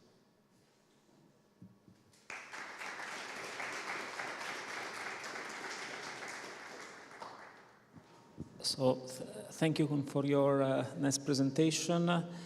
So I have a question that actually was supposed to be for the previous speaker, but it works very well also here. That was the following. The EU has offshored most of its manufacturing industry. How could being able to produce a sufficient number of weapons for sustaining a long conflict if needed? That's actually where strategic autonomy comes in. Honestly, I think taking Ukraine as a benchmark is not the right way, because they're preparing for this since, even before 2013 they were preparing, but since 2013 they were making their economy and their industrial complex ready to react. And even then, they were ready to react, but even then it took a while to ramp it up. I hear foreign politicians talking about the war economy. Do we need to go to a war economy? I don't know. Actually, don't know. But not doing or not thinking about it or not doing anything about it is wrong. So we still need to think: how will we react, and what will we do about it? How will we use the technology or the fabrication that's already there at our benefit? And we need to start identifying the most important partners in there and see who could do what when a war comes around. Thank you. I also have another question that feel free to not answer if you don't want, of course. It would be, so you have experience of deployment, and so as a person that has been on the field, what is an aspect of possible different ways of implementing autonomous weapons system that would really make you feel bad or really make you feel that it's not right?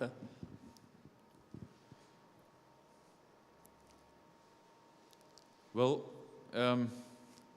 there's a whole lot of things to talk about like that. One thing is, war is a human thing. If there's no casualties, then there's no war. So thinking that robots will fight amongst each other and that then we can just play games on a computer and it doesn't cost anything, it won't happen. Humans are inherently, I'm not saying humans are inherently bad, but humans are inherently capable of doing bad things.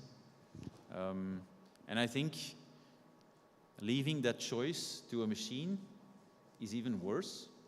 If you would be on the other side, not knowing that someone took the decision on bombing you, or it's a computer that did it, I think that would be, yeah, the effect is the same, because you'll get a bomb on your position, but I don't know if you are sure that there's no human deciding it.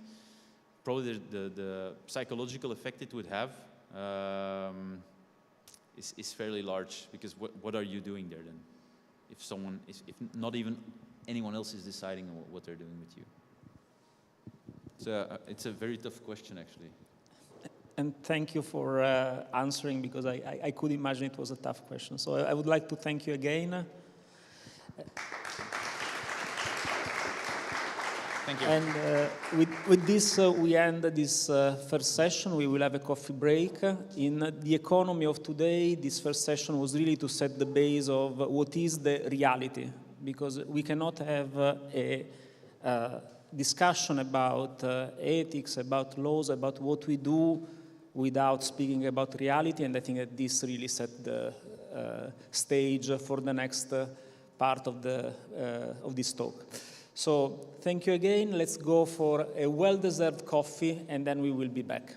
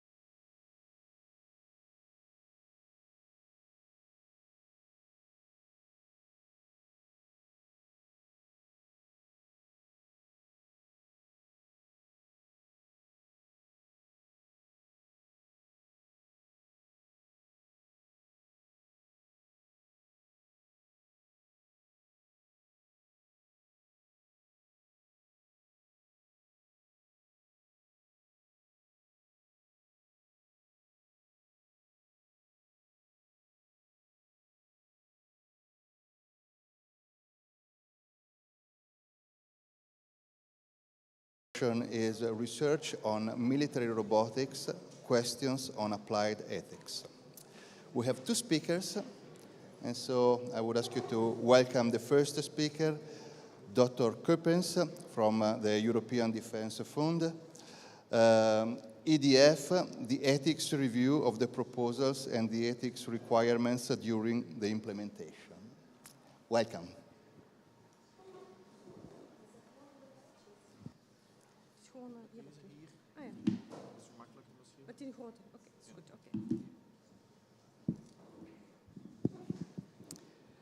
So good morning, everybody. So yesterday I spoke about the European Defence Fund, and today I will speak on the ethics that we apply in the European Defence Fund. So as I said yesterday, the European Defence Fund of the European Commission is it's our flagship program to fund defence R&D in Europe. We have about €1 billion per year to do that, and with that per year we fund around 60 projects. And I gave you the overview in the 18 categories of defense capabilities that we fund projects. Now, the actions that we fund with the EDF must, and that's in our regulation, must comply with relevant international union and national law, as well as the ethical principles thereof. So what I will talk about is like how we create for those 60 projects that we fund per year, how we expect from the industry and from the research organizations that carry the projects, how we expect from them to implement the project ethically. So the EDF will not fund R&D that is prohibited by international law. That's the first principle. And the regulation, and this ties in a bit what the previous speaker said, the regulation prohibits one particular activity, and this is the funding of actions related to the development of lethal autonomous weapons, so the laws, without the possibility of meaningful human control over the selection, so there we go further, over the selection and engagement decisions when carrying out strikes against humans. So this refers to what the previous speakers also said a bit, the killer robots. So how do we implement this ethical framework? So I'm really restricting, I'm taking a bit, as opposed to the previous speakers, I take a bit of a pragmatic, I do a bit of a pragmatic speech here, or speech or talk here, to show how we, in our program and in the project, apply an ethical framework. So how do we do this? We do this on two levels. At the level of the submission, when the industry and the research organizations submit a proposal to us, we have a number of requirements for that. And then at the implementation, when we monitor the projects, there we also look at the ethics. So the regulation, the EF regulation provides that we do a screening. We call it a screening or a review procedure of each and every research and development proposal to identify those actions that raise complex or serious ethical issues. And proposals that are not ethically acceptable are rejected. So how do we do this? We ask that in the proposal, there's a specific section in the submission forms. It's called the ethics issues table. It has 10 issues, and the proposal first says, do I use animals? Yes. Then there's a whole section on how you have to do animal testing. And so there's 10 issues, I will name them later. There's 10 issues, they identify if they have the issue, and then there are requirements how to ethically implement it. There's also a section, self-assessment, so we want to know from the proposal whether there is an awareness of what the ethics issue is. And we as Commission, we prepared a guidance on how to complete the self-assessment, and there is 40, 50 pages, very well explained what is required from the industry and the research organizations. And then once we get the proposal, so we do the technical evaluation, but we also do the ethics review. It consists of 3 stages. So we receive them, and then we do what we call a pre-screening based on that table that is filled in by the experts, by the industry. We check it, and then those that have an issue go to ethics screening. Ethics screening, and then there's ethics assessment, and only then we can sign grant agreements. And this second stage, ethics screening and ethics assessment, is done with ethics expert. So if you have a proposal, your ethics review can stop either at pre-screening when there's no ethics issue, either at screening or at assessment. The difference between those two, screening and assessment, is screening is done with 2 ethics experts, assessment is done with 4 experts, and it's more in depth. I give an example. It's a bit of I will give, of course, a spectacular example. We had a proposal, which is now a project. It's called eMedCap. It is a medical evacuation. It is really based on scenarios that are now coming out of Ukraine. So it is evacuating wounded soldiers from the battlefield with autonomous systems. But not only that, also giving, and it's also what the previous speaker said, also giving a first, even surgical interventions when the robot gets to the wounded soldier. This is a research and development, so we're still in the phase of researching and developing it. So what the previous speaker said, the soldier that is maybe 24 or 48 hours on the battlefield, there's a robot that comes, gives first medical treatment, and then takes it back. Now, that proposal, when we received it, not only does the testing on dummies, but also on real dead bodies. So in the guidance notice of the Commission on those 10 issues, there's an issue which is human tissue and human material. If you use that, if you use in your project tests on material of a human body, it comes with a whole set of requirements. So in this case, if you use what they call in French cadavers, or in English dead bodies, you have to notify the Commission or declare in your documentation where you buy those cadavers, what you do after the test with it, how you treat them, etc. This we all do. This is one example of the ethical framework that we want for each project, where we have it checked by ethics experts. We do that to protect the researchers, to protect the industry, but also protect our European Defence Fund. So this is the ethics review we do before, so when we get the proposals and before we sign the grant agreement. So what does it entail in practice? We hire experts that assess the proposal, and they assess the ethics section. They identify if there's a serious and complex issue. The one on cadavers was clearly a complex and a serious issue. We there require from the industry to really to frame that ethically very well.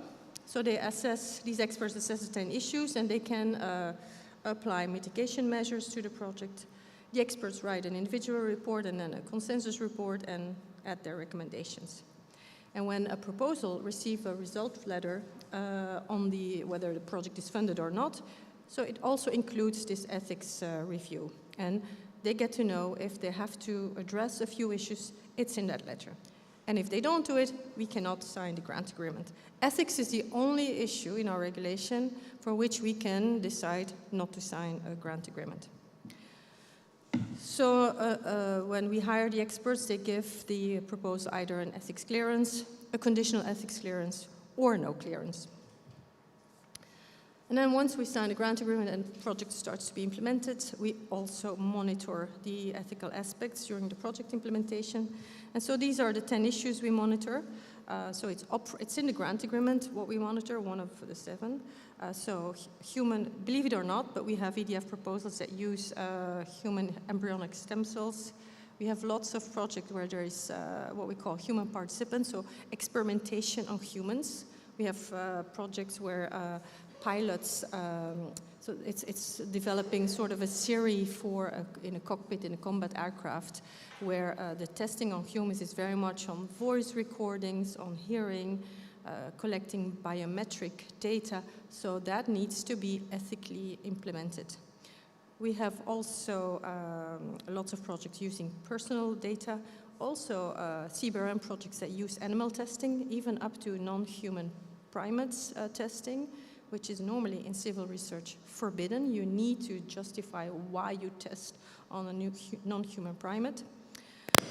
And I can go on. Also, number 7, the impact of a project, especially with explosives or with artillery testing, that has an impact on the environment. We have many projects that use chemicals, so there we also look at health and safety issues. And then the biggest issue links to killer robots, is artificial intelligence. I think 95, if not 98% of our projects, it's what I said yesterday, there's a trend to autonomy, to autonomous systems, to using artificial intelligence. All our projects use, all of maybe 1 or 2 not use or want to use or want to implement some form of artificial intelligence. And also that comes with a set of requirements, making sure that the AI, whether you use a software that is just sorting data, that the system works well. It's what the lady yesterday explained, how you train your system, making sure that what comes out is robust is important. So we have a whole set of requirements for artificial intelligence, which we expect projects to implement. And so that's a bit what we do in EDF. That ends my presentation.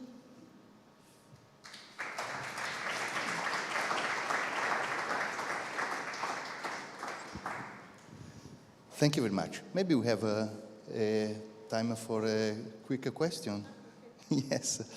Yeah, but in practice, how often it happens that a project gets stuck because the proponents are unable to comply with requirements? Okay, so we are in the 3rd year of signing grants. None so far has not been signed because of ethics. So far, all good. The thing is, it's clear to industry. We do an information day. This is part of the information we provide to industry. There's a guidance notice where it says what they have to do. Then we have this whole procedure of the ethics expert that come in and really analyze the proposals and make recommendations. And so far, so good. All of our projects have been ethically accepted, yeah. Perfect. Thank you very much.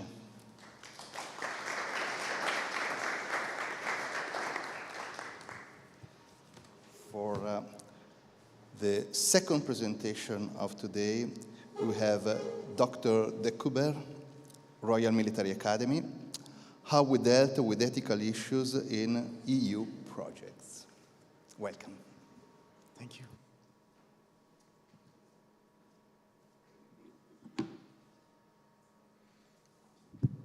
Okay, so in the previous presentation, you saw what happens before, let's say, projects are granted. And also, okay, during the monitoring of the projects, I'm going to talk from the other side of the story, of course, how we deal with these ethics issues inside the projects, and giving some examples of different projects we are running at the Robotics and Autonomous Systems unit at Royal Military Academy. Yeah, and one of the major things I wanted to highlight, and also a topic for discussion here, is what we do in research and robotics in general. I know that's the audience a bit. We work with technologies, different technologies that are transversal. And I'm working in a military environment, and you have seen from the presentation of Anja as well, that in, for example, EDF, they take these the ethics scrutiny quite serious. So there is really an ethics review of all the projects, and there is also an ethics monitoring of all the projects. That's because, of course, we really know very well where this is heading to. This technology we are developing as roboticists is going to have a military application. Now, I've worked myself as well quite a lot for more civilian-oriented research topics in robotics. And what occurred to me and what I wanted to give as a message here in this audience as well is that there we often do not really have this kind of awareness, and this is something I wanted to highlight. And I wanted to highlight this with an example. I'm from 2 different projects. Our first one is the Icarus project, where I coordinated like a decade ago.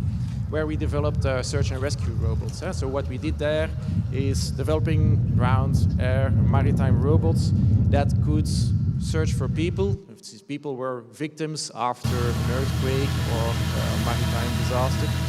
But what they essentially would do, the robotics technology we developed, is making robots that would search for people and drop rescue kits. What you saw happening after me, behind me, dropping rescue kits on these people so that they have a flotation device if they were at sea, and then taking them out of the rubble, as you see on the video behind me.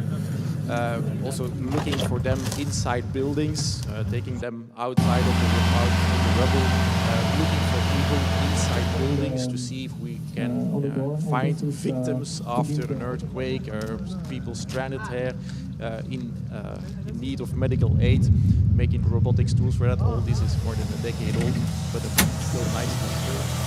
And of course, what we would do if we get to these people is that we send in this case, the BFAS team we work with, first aid and support team, and we would evacuate these people and we would help them. But of course, that's what we did a decade ago. Now we're working more on projects like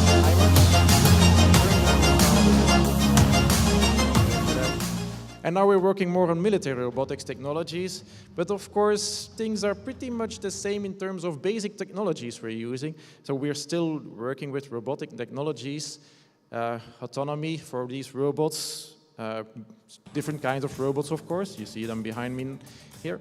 We're still looking for people, but in the best case these people are our soldiers, and we're doing some logistics operations, so we are doing bringing some new ammunition like you see happening in the video behind me, but they may also be intruders, and in that case what we would do is also locate their position and transfer this position to our infantry staff, which would do then an operation on these people to neutralize them, what you see happening there, or to call in an artillery strike on these people for force protection reasons.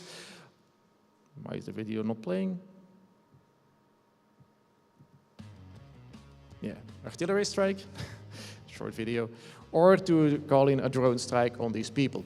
So I just want to give the message that basic technologies we use in there are the same. We look for people and we drop something on them, but depending on the application, whether you're in a search and rescue topic or in a military topic, technologies are the same. And I wanted to give in this audience a bit the awareness that we have to raise the awareness about this. Because any technology can be used for good and for bad, of course. And in military type of projects, we are aware of that because we do know that it's going to have a military application. So, for example, if you look at how these two projects relate to one another, you will see that in, for example, the first project on search and rescue, you will find large data sets on what we have done in there. You will find a lot of publications from IMARS.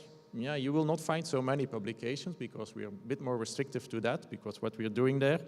In terms of meaningful human oversight, I have to say both projects are pretty much aligned because also in Icarus we have really the search and rescue workers wanted to have total control of the robotic system. So there isn't really too much of a system. Also, IMARS works with a centralized command and control system, so there was total human control. But there is an important difference in the explainability and robustness of the systems. In the Icarus project, we worked with traditional GAFAM, Google, Amazon, Facebook, Apple, Microsoft AI methods. Whereas in IMARS, we work with extra safeguards to ensure explainability and robustness. So this is something we have built in there. And of course, Anja touched it as well. We use AI in nearly all our projects as an enabler, either for example, detecting mines. In projects, Emil has discussed them yesterday, so I'm not going to talk about them from a technical point of view, but projects like ADET, Convoy, drifting mines, multimeter, we detect mines at land or at sea using AI. And there, of course, if we make a mistake, if our AI makes a mistake, that's a safety problem, because we could send in the miners into an unsafe situation. So there we have to work on the trust calibration issue is very important, making the human operators aware to what degree they can trust the robotic system. So they have to be very well aware of the failure potential of the system. And as engineers, we all like to write papers where we show that our technology is so much better than the state of the art. That's what we are supposed to do. But what is really important for the end users is to know when it doesn't work. And this is really important because they need to know very well what is the amount of trust they can have in the system. Certainly if you're working with something which is potentially dangerous like this. We also use the AI for detecting threats. We've been doing the Safe Shore project. That's on detection of drones, where we have built a drone detection system. Well, not only drones, it's general threats. And what we're doing in the SAFI Ready project, there we are looking into flight patterns of drones to distinguish between malicious and non-malicious drones. So there, you work on a database, of course, and if you make a mistake in the assessment, you could assess that one non-malicious drone is really a malicious drone, and you could, if you have a neutralization system behind it, you could decide to shoot it down or neutralize it in any way, which is also problematic, of course. So there is a problem of potential bias inside, certainly. So here again, we have to make end users very well aware of the limitations of the system. So explainability and trust is really important. And then you saw Icarus, where we detected also persons with AI. In fact, it's something we are not doing anymore because we also recognize potential problems of these kinds of technologies. So we will not find it in our recent research anymore. Because there is certainly a potential for misuse if you would use such technologies for offensive purposes. Yeah. And that's why I'm also saying this, because whenever I go to, and I still do that often, go to conferences on more academic level on search and rescue robotics, everybody will say, look, there is my fantastic project, my fantastic algorithm for person detection. You can find it on GitHub there, or you can find it on our website there.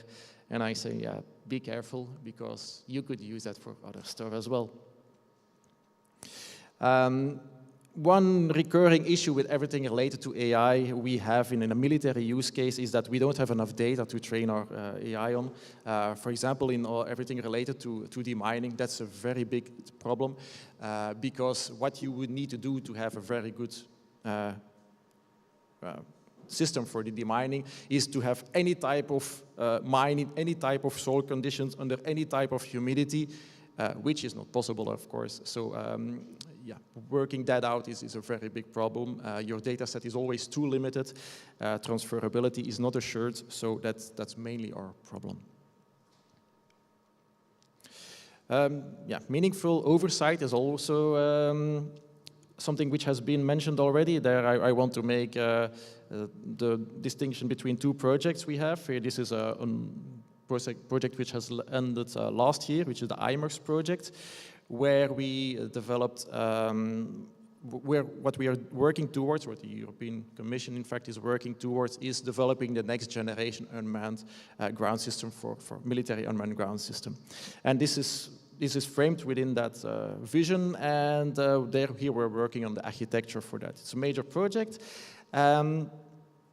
And like maybe for those of you who remember the presentation of Emma yesterday, the data centricity is a very important aspect there. So what you see now is that many of the modern robot systems and multi-robot systems, we're creating their architecture in an IoT fashion, Internet of Things fashion. So you have components working at edge, fog, and cloud level. Now in IMERS, we do have this edge for cloud architecture, but the human operator is centralized in the command, so there is always the human in the loop. And without a human operating, nothing will really function. Now, this is inherently also a weakness of the system, of course, because, yeah, you know, the Russians are quite good in tearing down communications. Not so easy to communicate for the moment in Ukraine. So this is also a weakness of the system. We know that. So how are we going to go beyond this and ensure human oversight when we know that communications are going to tear down at some moment? So this is something we're looking into in a follow-on project, let's say. It's not EC, it's EDA, but okay. Where we're transferring from the IMERCS to the CUX project, Combat Unmanned Ground Systems, where we're looking to larger platforms. You see them behind me, and you also see that there are some weapon systems installed on these systems. And yeah, we're working towards bigger systems. And what is important from a robotics point of view is there we go to decentralized command. Why? Because we know that communication isn't going to be the whole time available. So there, what we do in CUX, in Combat Unmanned Ground Systems, we have defined multiple autonomy levels. And yeah, there are so in the project, we foresee several human system interaction schemes. So you can go from teleoperation to full autonomy, and the user can decide on that. So, and what is really important is that there can be a smooth transition between one human system interaction to the other. But and this was also related to the previous presentation, if there is to be an engagement, it's always the human that needs to take that control action. So this is also very important in the CUX project. So there cannot be any engagement without human operation. But also something I wanted to talk about when talking about meaningful oversight is that what we see often happening in European projects is that we have a project which is looking into, for example, threat detection. I've done it myself in a Safe Shore project where we're looking at threats coming from over water mostly. And there we're using AI for threat detection. On the other hand, we have projects working on threat neutralization, missile defense and things like that. And of course, we do want to have the human in the loop, but the thing is that it's no rocket science to bind your threat detection directly to your threat neutralization system. So you have two projects, one working on detection, which has no ethical issues because it does no neutralization, so what would be the problem? And you have another on neutralization, and there is no problem because you get a designated target, so why would there be an ethical issue? Still, there is an important issue that if someone decides to combine the results of these two projects, which is not so difficult, then you still have a very big thing on your hands. So this is it's a problem we're facing, I see. And also another problem is that in some scenarios, we do want to have meaningful human control, but in some scenarios, it's simply not possible. If you look into the next video, last week I was in Spain, Koen alluded to it. We did some trials on drone detection, so I work a lot on drone detection as well. So what you see here is one of drones flying at 160 kilometers an hour. So good luck if you want to stop that using a system, because okay, you can maybe detect it, but you're going to detect it from like 1 kilometer away or something like that, and then you're going to have to react, and you can do the math, and you know how much time you have to react. That's not going to be so much. So there is a limit to what you can do. How much meaningful human control can you have on a detection, neutralization system if your reaction time is seconds? And this is the case if you work on counter UAV very often. Because we cannot detect these systems from far away. As an enemy, you wouldn't launch them from very far away as well. You've heard the tactics from Koen. You just pop up and go to the target. So the distance is always limited. We have heard a discussion on lethal autonomous weapon systems. So laws is lethal autonomous weapon systems. There are no laws. But an important one is the A. So what until what level of autonomy can we go? And we know there are different levels of autonomy.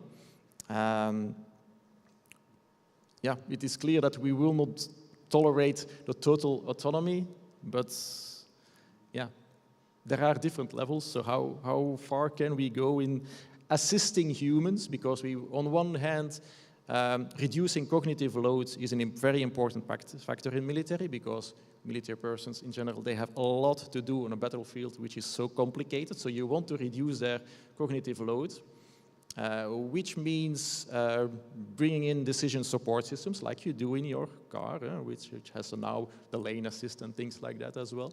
But how far can we go into that? And yeah, that is a very important question. Yeah, the Belgian position is that we have no armed systems, that we do not, for the moment, is that we don't have armed systems.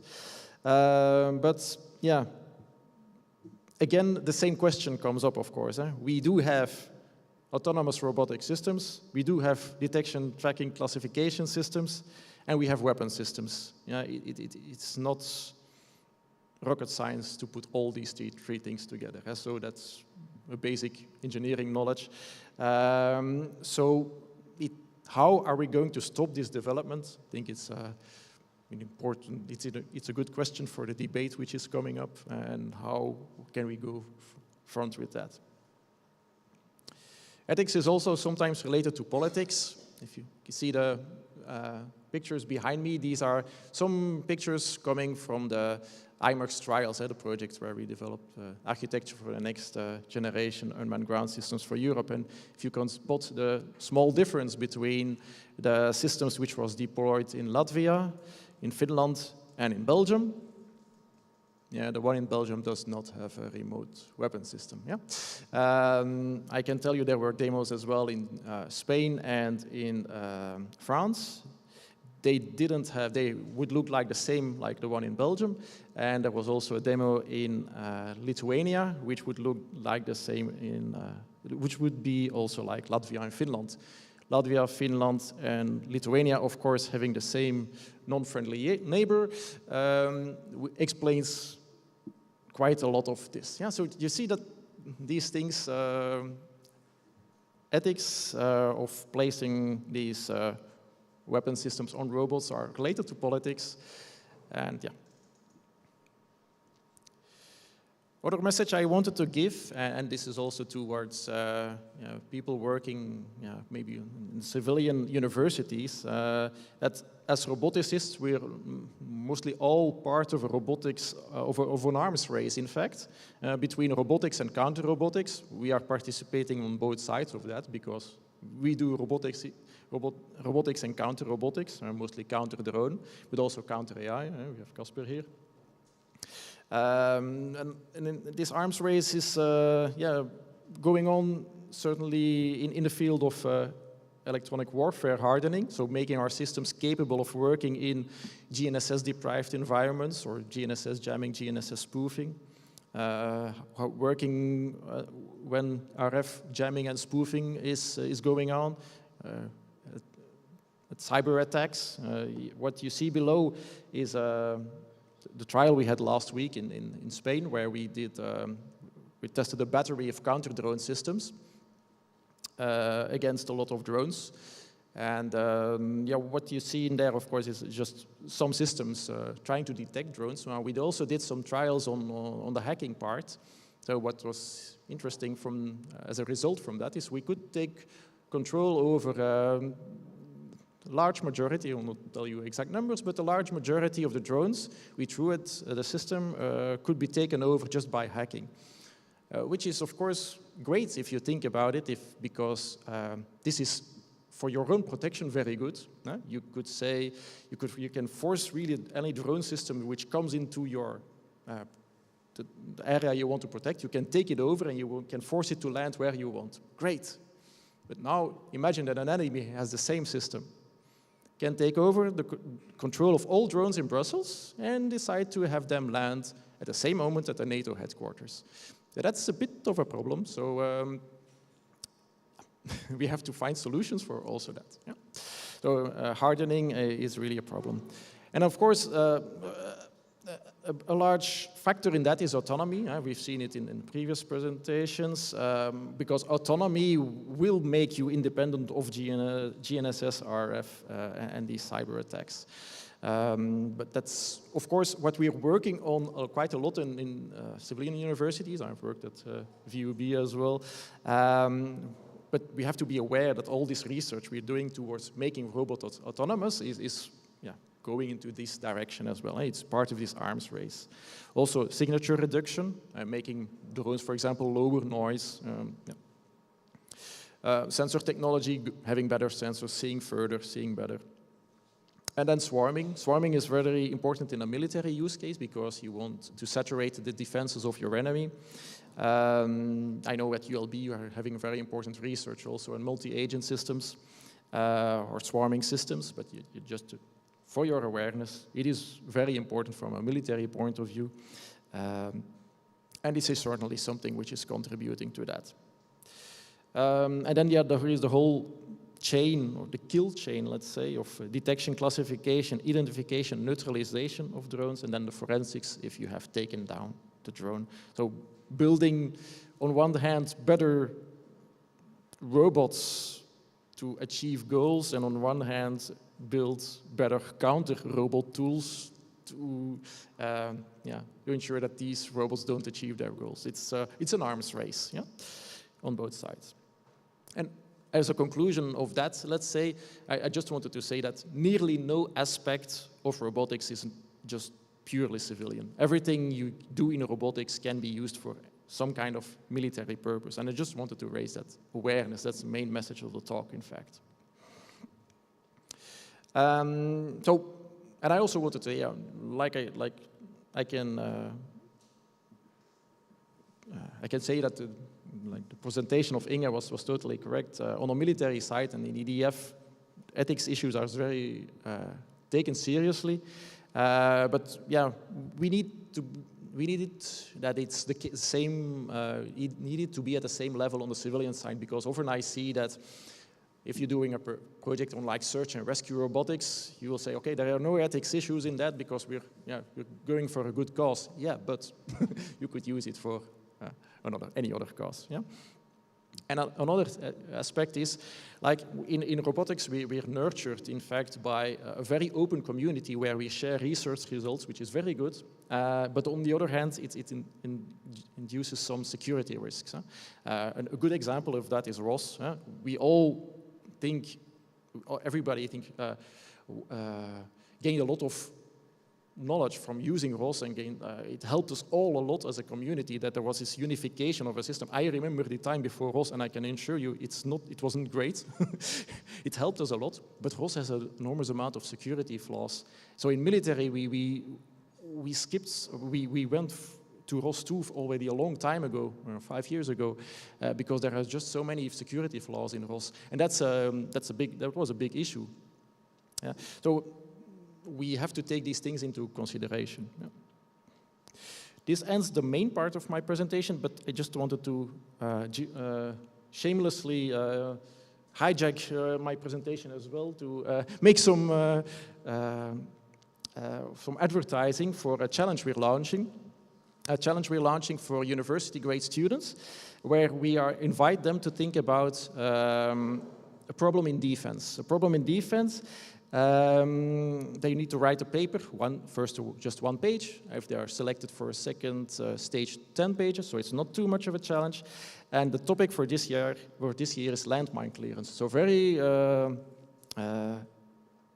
good, well suited, certainly giving the topic of yesterday.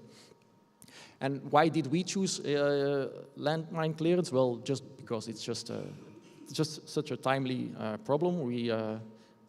I looked into the numbers, and in Ukraine, more or less, an area which is more or less half of Germany is contaminated by mines now. So we do need the young generation to think about new solutions, and it is going to take us decades to demine that territory. If you think about the presentation of Dover, they're still taking out the remnants of the First World War in Belgium. So this is going to take some time.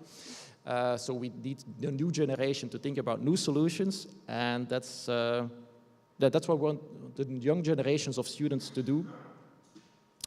They can think about every type of aspect of the mine action problem, be it military, humanitarian, everything.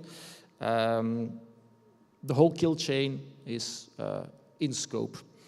What we wanted to tell them, what we want to tell the students as well, think about cost efficiency. From my experience, worked a lot in demining, and what I see too often is that we build very fancy robotic systems, and in the end, what happens on a train is that we put a poor guy, a metal detector in his hands, and he has to walk the field, which is a bit problematic. So we do want the students to think about this, and then preferably pair up in teams. Why do we do that? It's because what we have seen from previous occasions, that the best papers come forth out of fresh views, where we have what is often happening, somebody from engineering working together with somebody from human sciences, and then looking at a problem from different angles. That's giving us a lot of good insights. So you can register on that website you see behind me, and just write a one-page proposal. All students from EU universities are eligible. Timing is, it's not urgent. Here you have the timing behind me. The first deadline is only the 25th of October, so it's mostly for the students that are, let's say, not in their final year now, because that would be too late. And then the second stage will be by the 20th of February, and we will have a big award ceremony at RMA next year in April. And that was my final slide. Thank you very much, Geert. So I personally tended to agree with you with your statement that technology is neutral, and it's rather the way you use it that should be subject to ethical scrutiny. Yet we got a question, and I would like to hear your opinion and your answer to this. In the audience, somebody states that they don't agree that technology is amoral and that a gun is designed to kill. And so the ethic dimension, according to this question, should be clearly tackled from an early design stage to avoid confusion. What is your position on this? Well, yeah, if you talk about a gun, of course, a gun has its primary goal to kill. Of course, I was talking about robotics as a general technology, and the general message I wanted to give, because I worked in robotics in a civilian university, and I worked in robotics in a military university. So there I wanted to give mostly the message to those working in a civilian university is that be aware that nearly everything you use can also be used for military purposes. Talking about robotics, not about guns. I don't know anything about guns, in fact. Okay, so you would restrict your statement just to the for robotics, yes. Maybe, yeah. Okay, thank you very much again. Thanks to all the speakers. Thanks to everybody for your attention.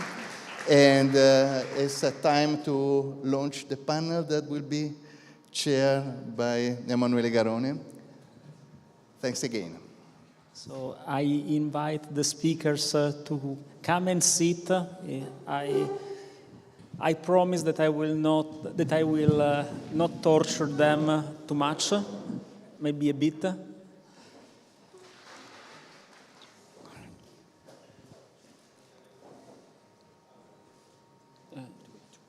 If you want.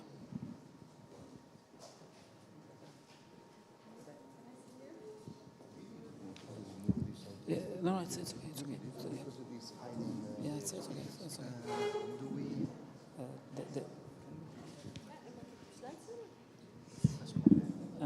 Sì, lo faccio.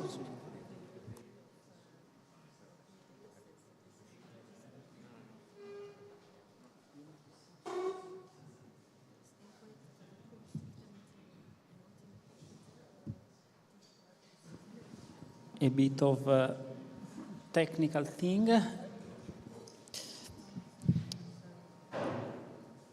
And I start reading while the technical people will project also your faces on the main screen, because we are in a situation where we are trying to capture you also for the online audience. Well, we got some questions that were going in different directions on things that were said at the beginning from by Mirko and by Andrea. Because on the one end, we spoke of drones and we were speaking about the low costs. And at the very same time, Andrea at a certain point was mentioning the case of Azerbaijan, where instead the investment made a difference. So we were wondering if you could comment on this aspect, because in all of this, the economics of the war was a recurring theme that in robotics and its application of war seems to be a very relevant one. Don't know who wants to start? Andrea? So, maybe I mentioned Azerbaijan, so I can say my take on that.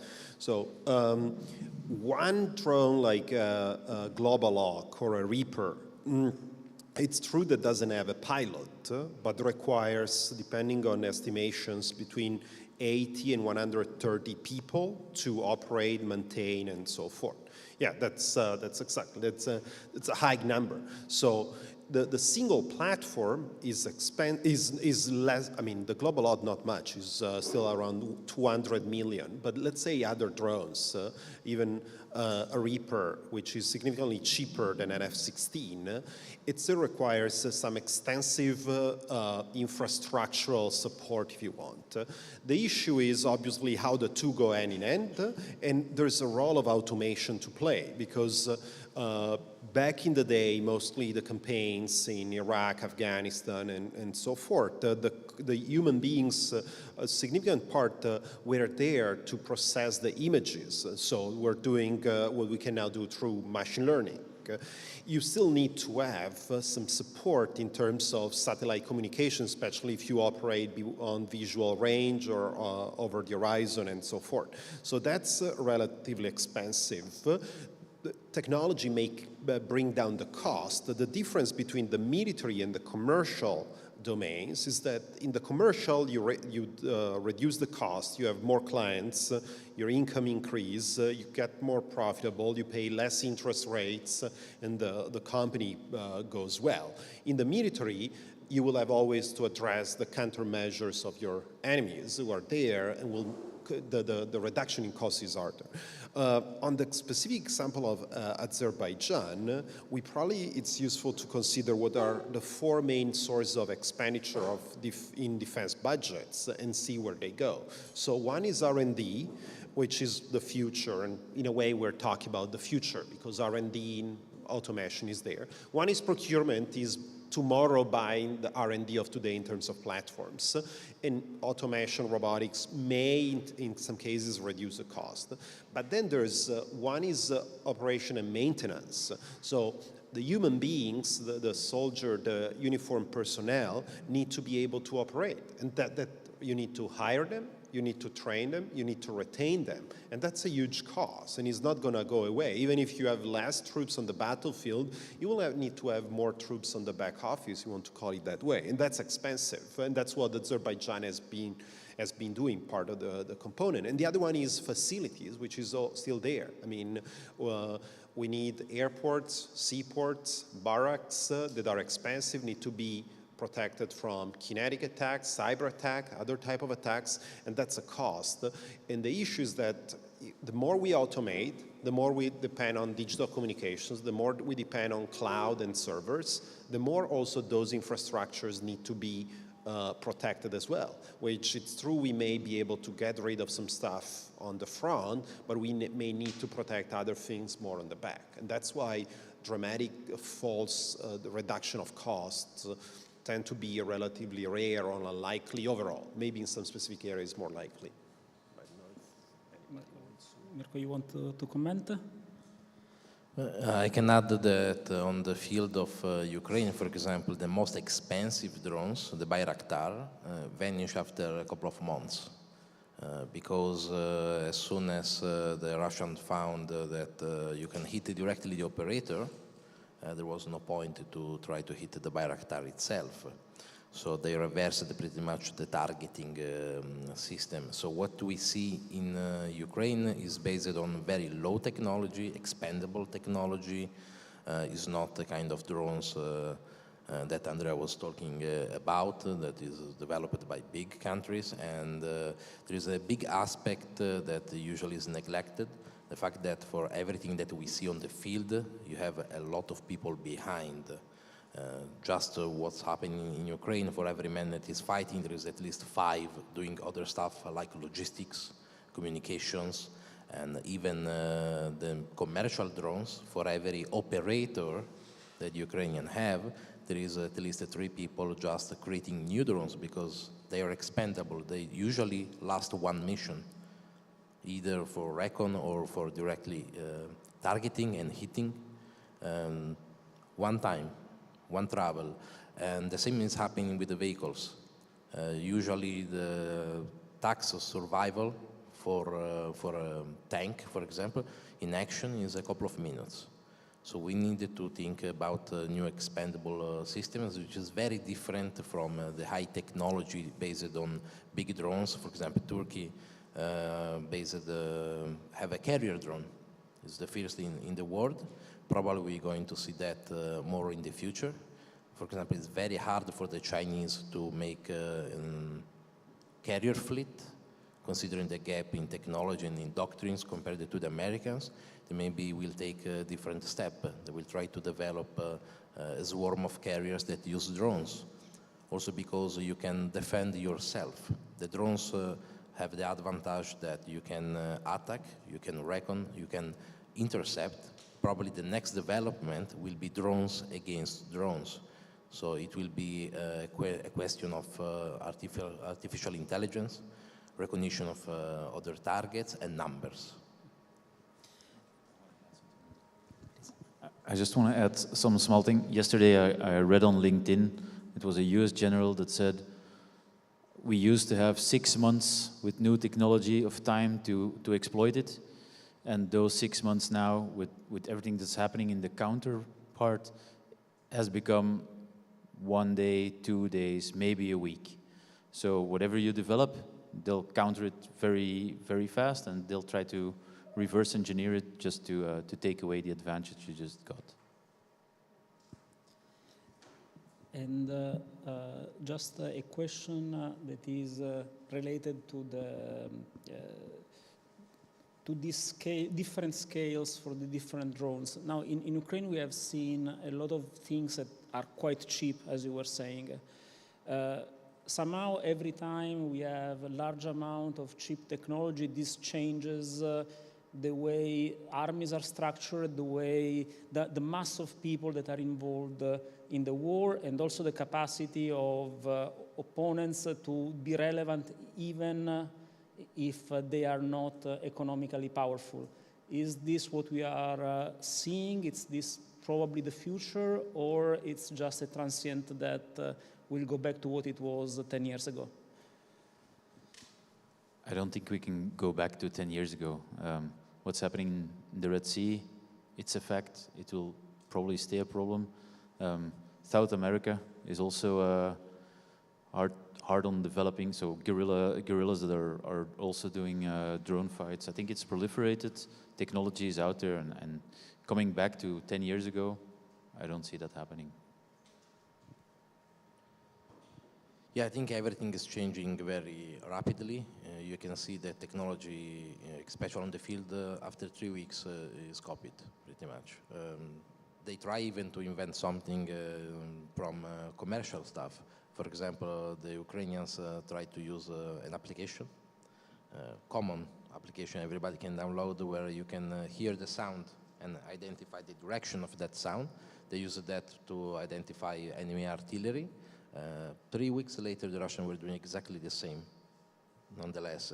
So you need to adapt very fast and very quick, and the problem is the fact that both sides have the same technology, and then there is a impossibility pretty much to create something that revolutionizes the war.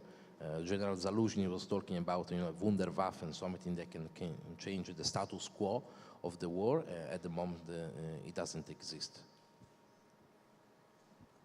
So if I can only add something, which is, if we look at Europeans and American approaches, like the replicator I mentioned before, the Tempest, GCAP, and so forth, what is happening is developing a traditional weapon system which will be operating next to a plurality of cheaper, more expendable unmanned, autonomous or remotely pilot, depending on the situation.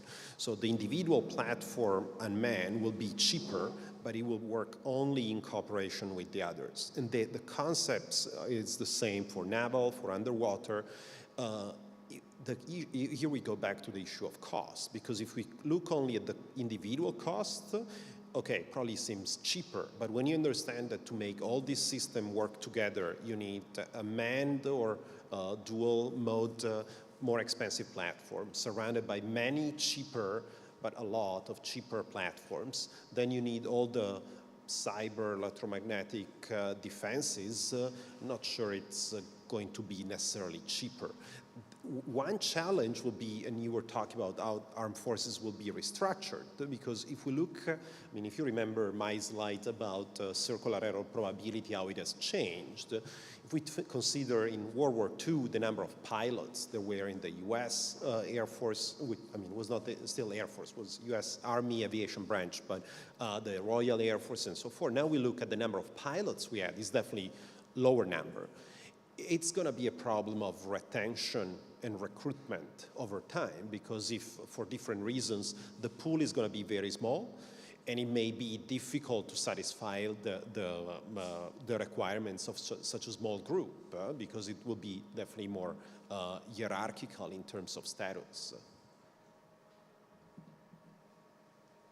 So there is one thing that Geert said that I really share as a fellow researcher, that is when we look at the various pieces of the puzzle that are there, to close the loop completely without no human in the loop or on the loop or around the loop or even some kilometers from the loop, it's just an easy technical question to solve.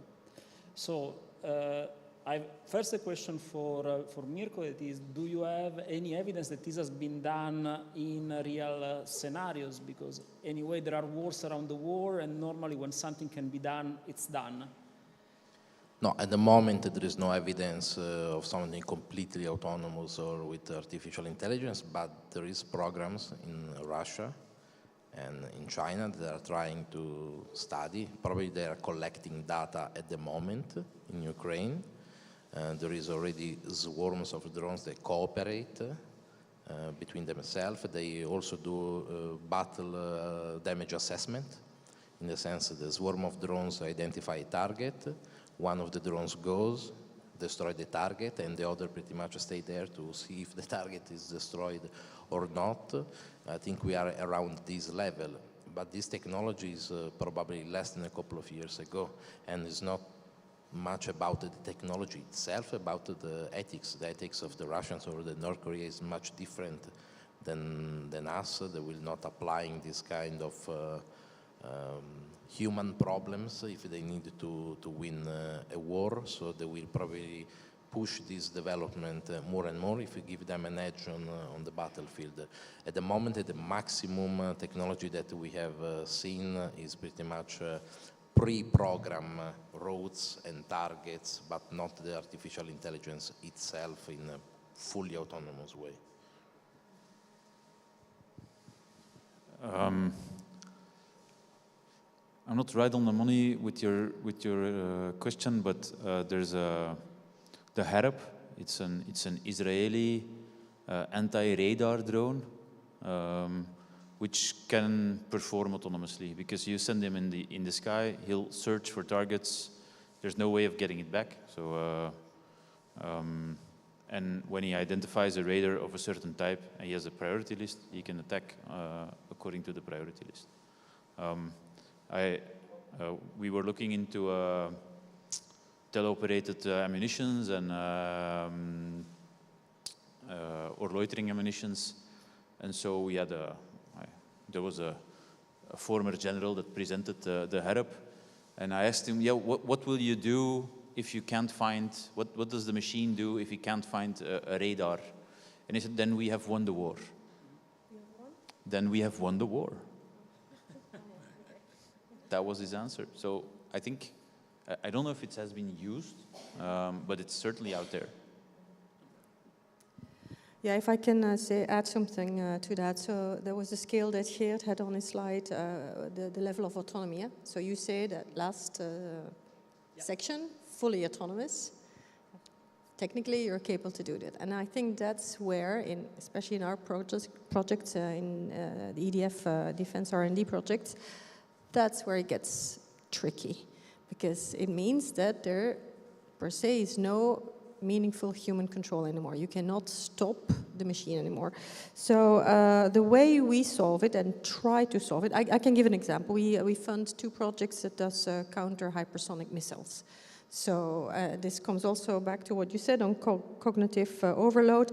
There is simply no time that a human can react faster than the machine anymore. This is splits of seconds where the machine decides on the last trajectory where it has to hit the incoming hypersonic missile. So either you do it with a machine or you don't do it anymore. So the way we solve it, but here I'm interested in your views, because here we get on terrain where, fuzzy terrain, let's say. The way we try to solve is that the researchers take this into account and make the fully autonomous system so that the human control is in the designing of it, that the machine is 100% correct. Then it becomes ethically acceptable. And also something I want to say, things that are ethical acceptable evolve over time. 10 years ago, a fully autonomous system was totally not accepted in society, and it becomes more and more accepted. We change, we evolve. Yeah, it could also be used for defensive purposes. If you want to, for example, avoid air defenses, and then you have to change your flight trajectories in midair, and you could have AI systems that do that, but you will likely not have the time as a human to do it, because the air defense systems have become better. So there is the question then: will you let an AI take over the control of a plane which is flown by people, just to save the life of the people? Just couldn't be the case. One question that when we speak about these things very often arises is what happens in case of mistakes. That's the classical question whenever there is some sort of AI involved. And of course, in military stuff, this becomes a very serious problem, because mistake means violation of humanitarian laws, it means war crimes, and so on. And of course, this is something that will be spoken by specialists in the afternoon, but this is something that when there is the human meaningfully in the loop, it's clear that there is always some sort of responsibility. But when it's the machine that gives the suggestions and executes it, how do you think this changes? It would be nice to hear all the various opinions, because you have different background. Yes, mistakes of machines in war or for defense systems, it's a very important issue, and responsibility. But here the answer was in your slides, the rules of engagement. So some responsibility on developing the machines is with the manufacturer, the industry, the researchers, but there's also a lot of responsibility on the rules of engagement. So I had a problem with one ethics expert that, for example, if a machine cannot make the distinction between a civilian and a military for a target, the rules of engagement says you cannot, the machine cannot shoot. If there's doubt, the legal framework, the IHL says you don't shoot.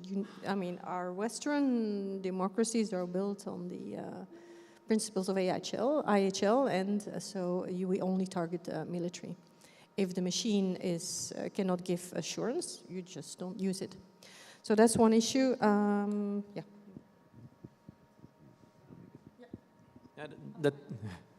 The thing is that, yeah, of course, it's not 100% how the AI works, because the AI will give 99.9, but not a 100% probability, or 80%, but it will never be 100%. That doesn't just exist, and you will, as a human, set a threshold somewhere, and the threshold will decide whether you decide, okay, it's a target or it's not a target.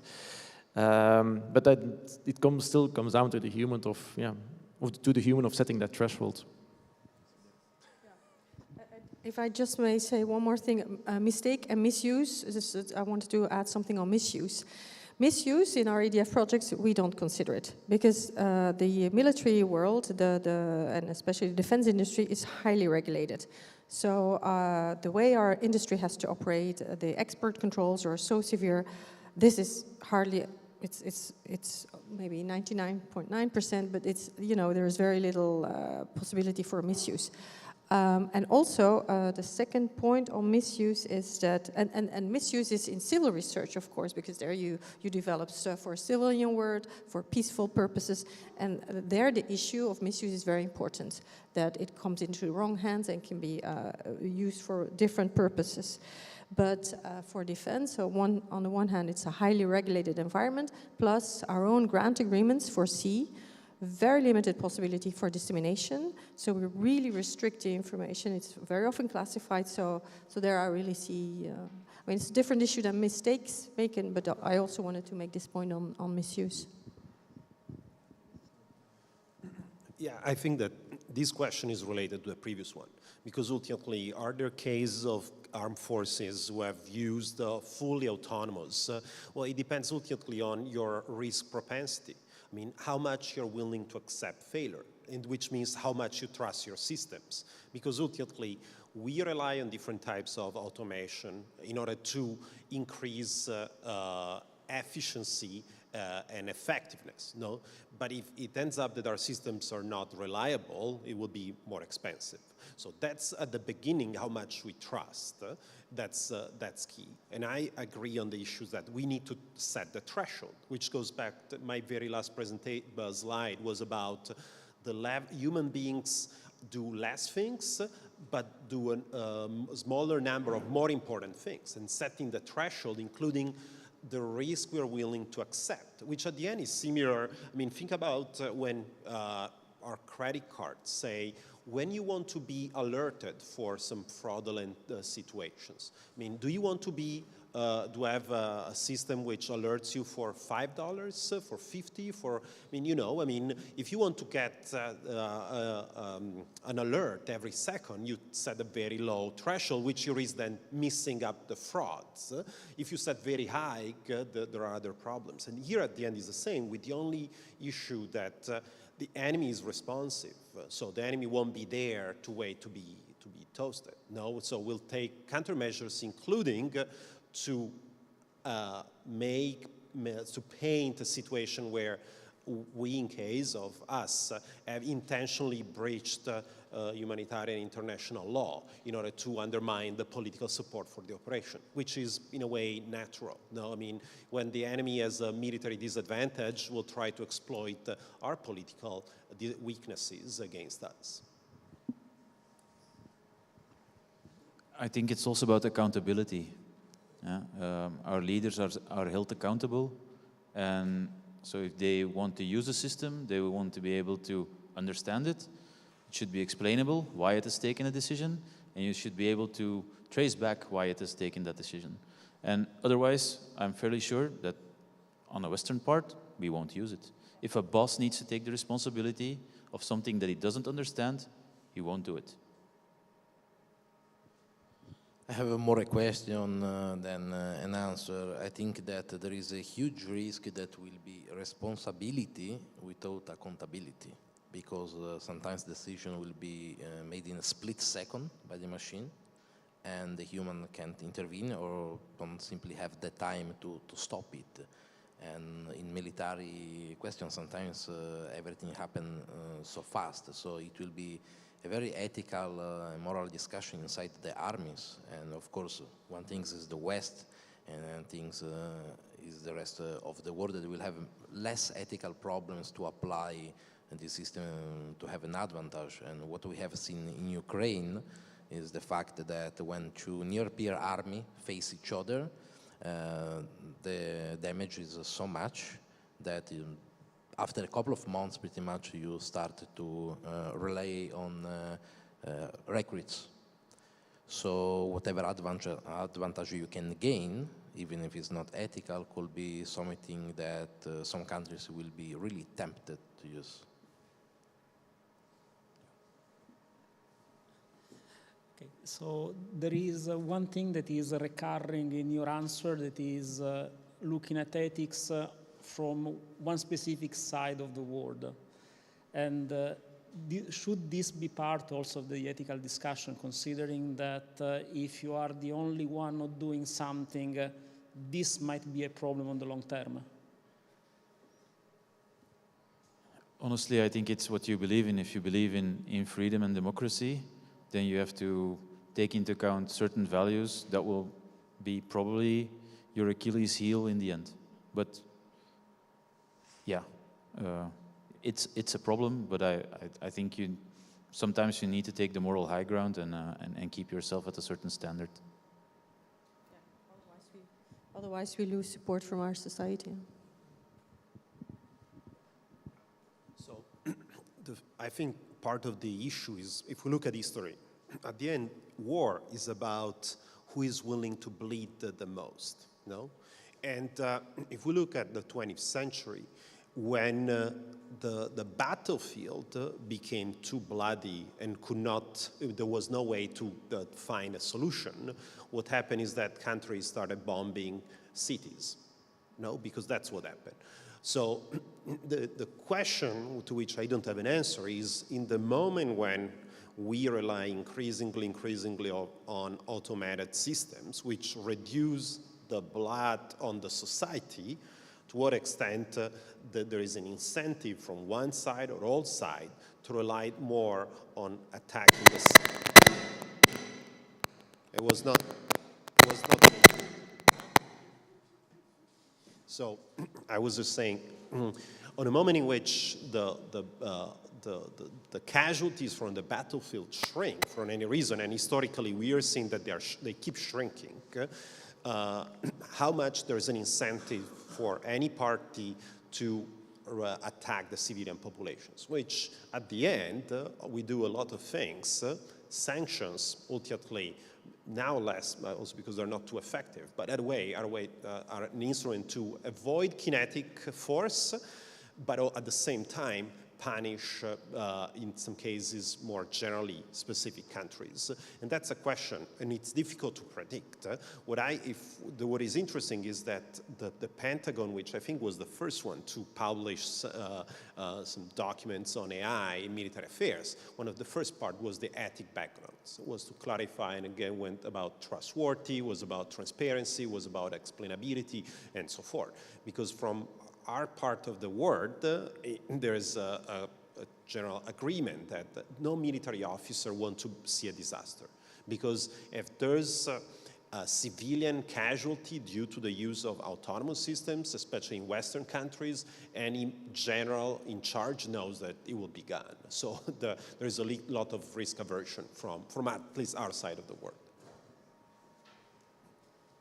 That's reassuring. Those are a series of reassuring answers, of course. There is. I would like to go back to some of the food for thought that Koen presented at the end of his talk, and in particular about the meaning of meaningful human control. And I think his example was very interesting, because there the human control was not in the technology, but it's actually in the fact that you are delimiting a place, you are putting the signs, and you are following then what the international law foreseen for weapons of that type. And yet, it's easy to be tempted to say that there is the difference between the classical field with mines buried in it and the little robot that Mirko was showing us bringing mines around. Can I have some comment from you on from the various of you on the subject? I mean, it's very hard to try to find the middle way between these things. At the end is the result that change everything. What the Ukrainians are doing is adapting to the situation, seeing also what the other side is doing. So the ethical range, it's harder to find. I mean, at certain point, I think everybody will try to survive, even sometimes abandon the ethics if this give you an advantage on the field, and that's the biggest problem we are seeing. For example, we have seen depleted uranium, Ave F.D, being used by both sides, and before was banished from the majority of the Western countries. The Russians are using that on a T-80 BVM, and the British gave that to the challengers. They gave it to the Ukrainians. We have seen grapple bombs, for example, from both sides. So I think when the situation is under stress like this, you even return back to things that we weren't thinking anymore to use. And considering they have a huge amount of these kind of armaments, the risk that the use of drones will leave the ethical way or something like that will happen a lot in my opinion. It's very hard to put rules on war. We tried since World War I with gas, for example, and still we have seen the use of gas, for example, in Iran, Iraq, to give you an idea. Probably there is some cases also in Yugoslavian wars, and there is some cases of not probably gas, but some chemical agent also in Ukraine. So it will be very hard to try to confine these to an ethical system. Also, there is some resistance inside the armies for artificial intelligence, for example, for the pilots. It was already tested 5 or 6 years ago, if I remember, on the F-22 or F-35, and it was the pilots itself that rebelled against trying to use the artificial intelligence, because artificial intelligence don't fatigue, and of course that will means that the pilots will go find another job, and there is also the risk, of course, of accountability, because if you have a fleet and make a mistake, it's the general that is going to pay. There is not anymore the lowest rank to sack for the error. So not many people want this, and when it will happen, it will be a huge revolution. And also now we are talking about another kind of warfare, the space one, with the satellite constellations, because the next war will be there, and the Americans is already pretty much saturating the space, being ahead of everyone, including SpaceX. We are talking about the LEO constellations, and the Chinese and sometimes even the Russians are menacing, of course, to try to compete into that, and we are talking even about space weapons, even if it's a bit far away. But the next edge will be there, not anymore on the ground, because when you have a chain of systems like the drones, the artillery, and all work through a connection, the only safe one is the one on the satellites. So who have the satellites constellation controls everything, and it avoids the others from interfering with that system. So I think that's the new war will be in the space.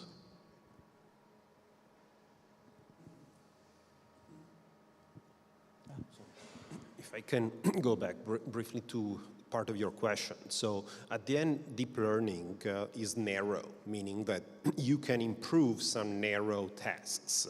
That's probably where we are going to be for the foreseeable future. So it was interesting the conversation also with you yesterday about mine counter measures. So what we're probably going to see over the next 5-10 years, especially from, I guess, Western countries, is take some specific missions and rely more on automation, because to improve those specific missions, if they're not directly kinetic, even better, that it's the risks are lower. So we gather data, we improve the sensors, we improve the algorithms, we improve the systems, we improve the concepts, and we keep going, and it's overall better for all. And you apply these on mine countermeasures, submarine detection, other parts, and that's good. Obviously, at some point you need a synthesis, and including you need to go back to some of the choices you were mentioning before about force structure, how you change your forces, and that's probably a bit trickier for a set of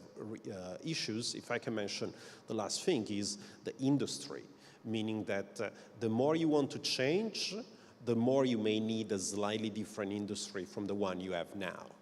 And that's a political issue, is a supply chain issue, is an economic issue, because to simplify brutally, if you're going to do mine countermeasures only with small naval systems, well, you may not longer need the traditional naval platforms, which has a set of political, military, technological, economic implications, which some of them are not pleasant for everyone, are pleasant for maybe some others. Thank you. I want to go to another thing that Koen said at the end of his talk, and he promised me that he would think more about it. That is, as a person with the experience of the field, what he would find absolutely not acceptable and something that we have to avoid at all costs. Yeah, I think during the break you rephrased it, and it was actually saying, well, my life's not even worth the attention of another human being, and I think that comes into it. I also think that we here don't really realize how much of a psychological impact war has. If you look at the conflict in Ukraine, you will have millions of traumatized people that will be living for the next 20, 30, 40 years with those traumas. All our grandparents now, most of the people that went through the war, they also had trauma. My grandmother had trauma from a bombardment somewhere. And I think we don't, I think in our culture we don't realize what it takes and what effects it has on people. So I think it's something we need to take into account for. Just to rephrase, in the pause we were chatting a little bit with Koen, and I was saying that it was very nice what he said at the end of his presentation, because it really gave the idea that if you are on the receiving end, you would like that at least your life was worth the thought of someone. It was not something, it was not even worth that. So I find it very moving as what he said at the end of his talk. I have a last question, and then I'll start. So I will wrap up so that we can go and eat something, so to take some energy back. And it's for Geert and for Inge. That is from all of this. So we have spoken a lot about usage, but we have also spoken about research and development. So you said something very interesting that I'm going to repeat. We already talked a little bit about it, the fact that we are developing various pieces that are connected together. Of course, there must not be the political intention to connect them, but as researchers, does this pose some question on what we are doing even on the single parts?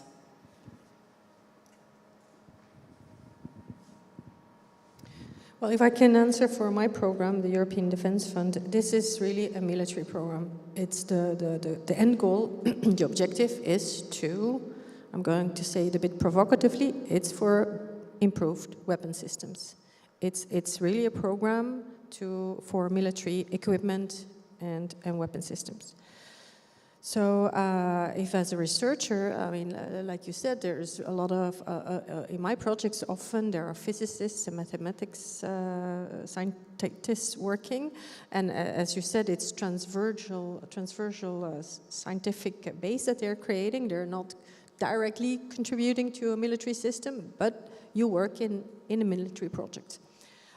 So that, I mean, in EDF we wouldn't even be able to fund something which is non-military. So you know what you're doing if you're participating.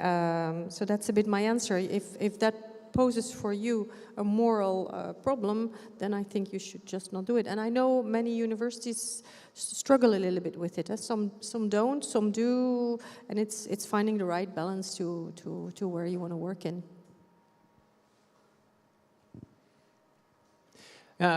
Indeed, I know that yeah, many people at universities struggle with these problems as well. And yeah, for my presentation, I wanted to give the message that indeed in robotics, you cannot really stay clean, let's say, because everything you do in robotics in some way can be used. I worked, and not only in my past, but also here now at RMA, we do work on a lot of purely civilian research projects. We have projects where we develop autonomous dredging vessels. I mean, we have projects where we do things which have a totally civilian application, but we know very well that developing technologies for autonomy, in that case maritime vessels, can be used for other stuff as well. So we know that there is always this possibility of a military application as well. For us, this can go in either cases. Civil security is also for us a viable use case. Military is also for us a viable use case. But the main message is that in robotics, it's nearly always the case that anything you do is usable in a military context. So thank you. And as a last comment to this, so as a control engineer, I must say that I work basically on what it could be considered applied mathematics. Very often we solve problems that are mathematics, and the applications can be in all directions.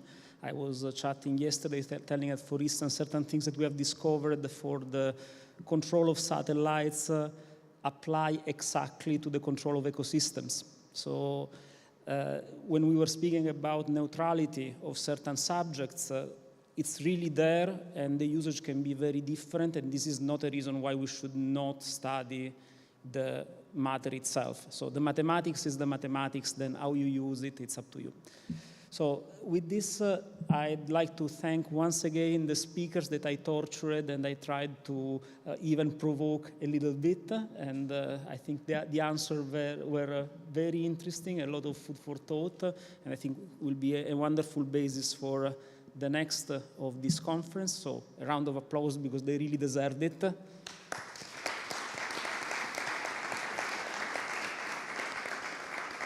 And this said, I would launch the well-deserved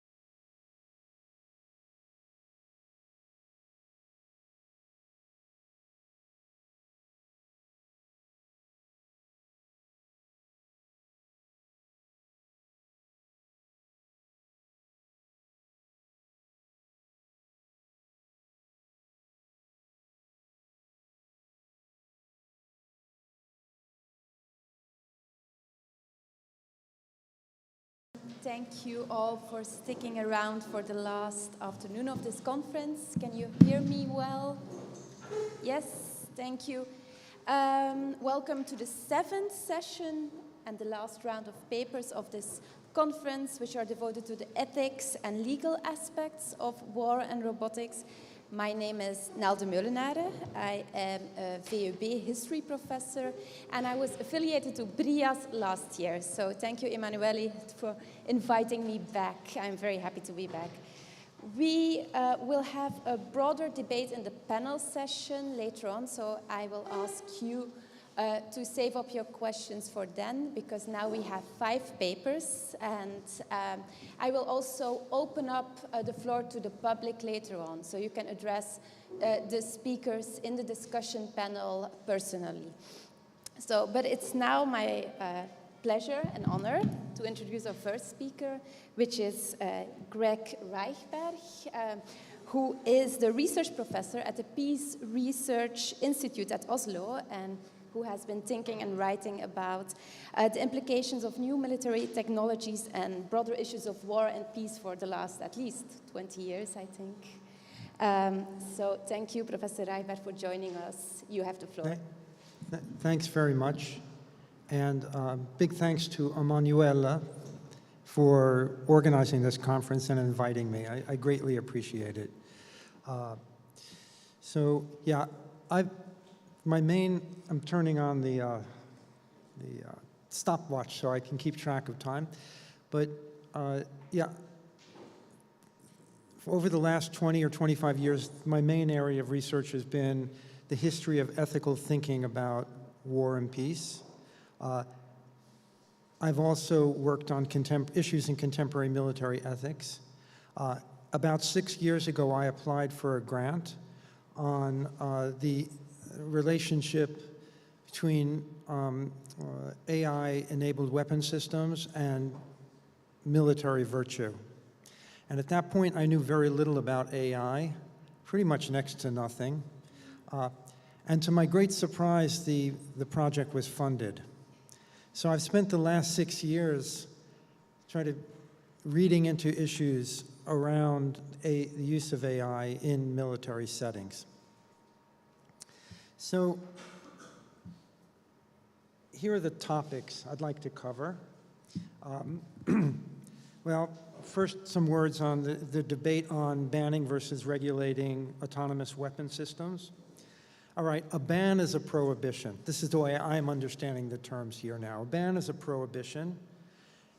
A regulation establishes guardrails for a permitted practice. Okay. Then I'll look at the linchpin of what I call the ban position, and that is that autonomous weapon systems violate human dignity. Hence, they are malum in se, wrong in kind. Then I'll look at some counter-arguments. Then I'll look at some pragmatic arguments in favor of a ban. Then I'll look at, well, pragmatic arguments in favor of autonomous weapon systems. I'll say a few words about confusion surrounding the term autonomy. Then a little bit about moving beyond the concept of autonomous weapon systems to a broader concept of AI-enabled weapon systems. And then concluding with a project that my group at PRIO has proposed on a dual systems approach to regulating autonomous weapon systems. That's the last slide that you'll see in my presentation. I've never really moved into the PowerPoint revolution. So I just keep with, I speak. So, okay. How did the discourse about autonomous weapon systems arise in the first place? We take the term for granted now. We use it all the time. So the current round of debate on autonomous weapon systems started in 2012 when an NGO, Human Rights Watch, issued a report, Losing Humanity, the Case Against Killer Robots, warning that we are on the cusp of a radical technological shift toward the day when autonomous robots can select and engage targets without human intervention. That was their formulation. Human Rights Watch viewed such robots as lying 20 to 30 years in the future and warned of the possibility that such robots could one day make life and death choices on their own power. Civilians would be at heightened risk during armed conflict, and Human Rights Watch called for a preemptive global ban on their development and use, on grounds that such weapons would be inconsistent with international humanitarian law. Then in 2013, a coalition of non-governmental organizations launched the campaign to stop killer robots, with the goal of preemptively banning lethal autonomous weapons, hence the acronym LAWS, Lethal Autonomous Weapons Systems.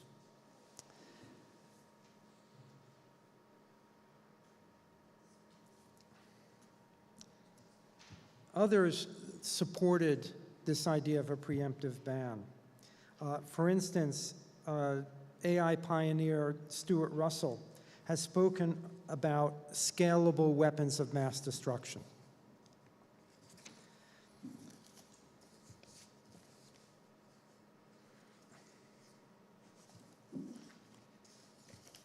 Also in 2013, the Human Rights Council, the UN Human Rights Council, issued a report on lethal autonomous robots, LARS.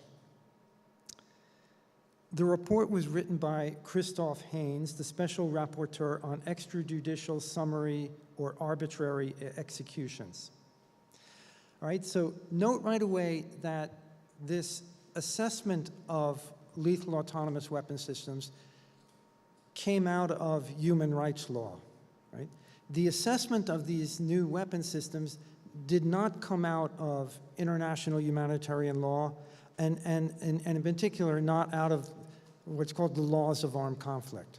So it had a very human rights focus. Haynes characterized LARS as a radical break with previous weaponry, insofar as their deployment would entail not merely an upgrade of the kind of weapons used, but also a change of identity for those who use them. Haynes claimed that the distinction between weapons and warriors risks becoming blurred as the weapons, and I quote him now, would take autonomous decisions about their own use. So the weapon becomes a warrior. The weapon becomes a combatant. Please remember this formulation, would take autonomous decisions about their own use, as I will return to it later.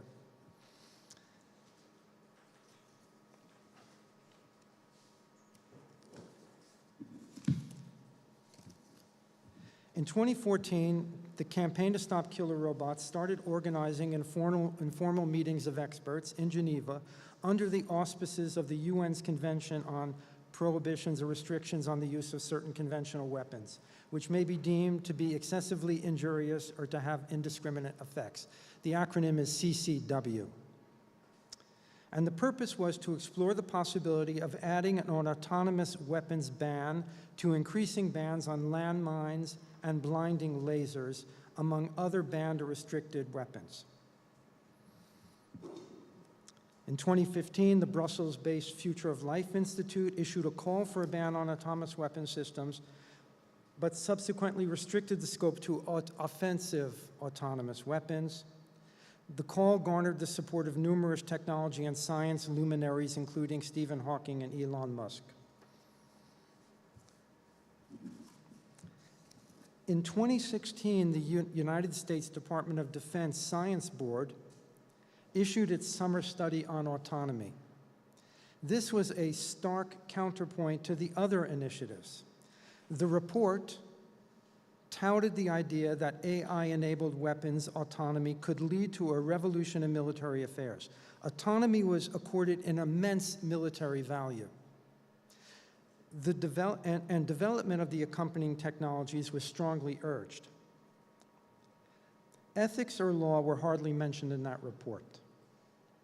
Now, after the autonomy report was issued, there have been a number of similar reports issued by several countries, and they're usually framed as AI military strategy documents. So, for instance, France was the first to issue an AI military strategy document, followed by Britain. Well, the US has issued several, and then Norway most recently. Most of these AI strategy documents do take up ethical issues within them. Britain's document stands apart from the others because it entirely forgoes, almost entirely forgoes, mention of the term autonomous weapon systems. It talks about AI-enabled systems. Okay, well, most recently, the Secretary General of the United Nations and the President of the International Committee of the Red Cross called on political leaders to urgently establish new international rules on autonomous weapon systems to protect humanity.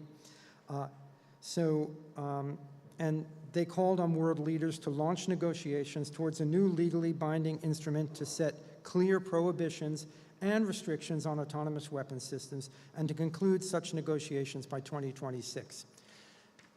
It's noteworthy that in the UN document, they're now talking about bans and restrictions. So the idea is a mix of, well, complete exclusions on the one hand, and then guardrails on the other. And that's becoming the new framework for discourse about autonomous weapon systems. Okay.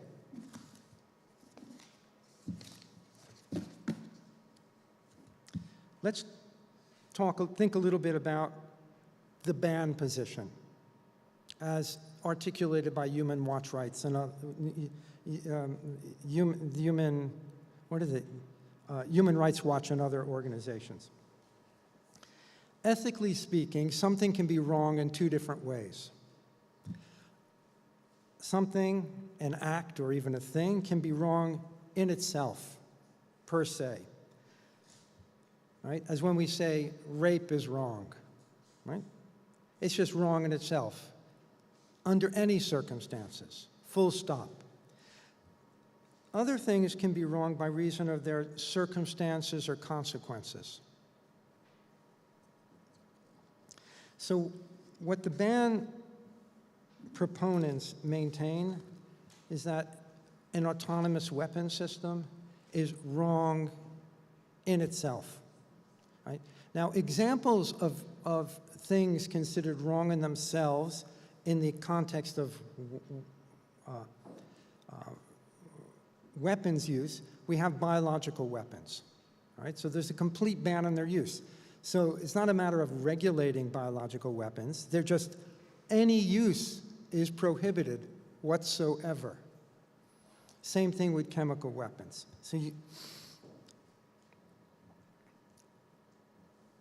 So for proponents of a ban on autonomous weapon systems, the strongest argument will be showed that some such weapons can never be put to a morally good use. Thus, their development and possession should be prohibited. Alongside these ban arguments, other arguments have been proposed to explain why the use of autonomous weapon systems entails negative effects that outweigh the possible good effects. So the main argument launched by the proponents of a ban is that a use of an autonomous weapon system would violate human dignity. And because it violates human dignity, such weapons should never be used. Now, moving quickly, there are two parts of that human dignity argument. One part of the argument focuses on the persons against whom the weapons are directed. In the early stage of the ban discussion, the concern was about the use of autonomous weapon systems against civilians. Right? And then you've probably all heard about the slaughter bots video, where you've got a repressive government that can use autonomous weapons to target single individuals. So you can see this is very much a human rights concern. What will happen to civilians? Later, the discussion moved to the use of autonomous weapon systems against enemy combatants. And then the human dignity argument was made there as well. So, and people have argued that to be killed by a machine derives the targets of due consideration. And they liken being killed by a machine to being put on a conveyor belt in a slaughterhouse. And so they've argued that to be minimally acceptable, killing in war must proceed from the direct decision of a human being.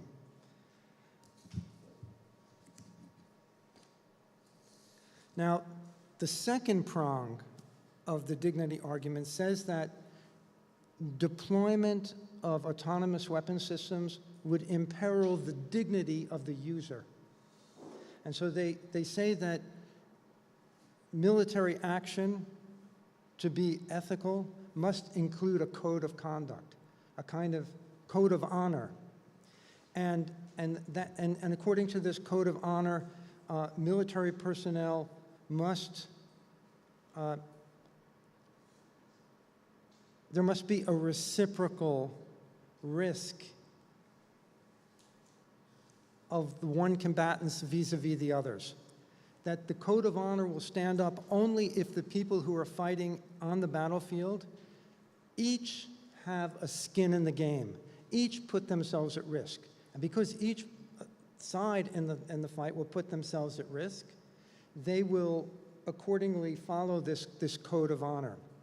All right, so the argument was that autonomous weapons systems will undermine this foundation of mutually assumed risk, because one side will not have skin in the game. One side will be using killer robots, whereas the other side will be human beings. So this supposition of mutual risk will no longer be applicable, and hence the sort of the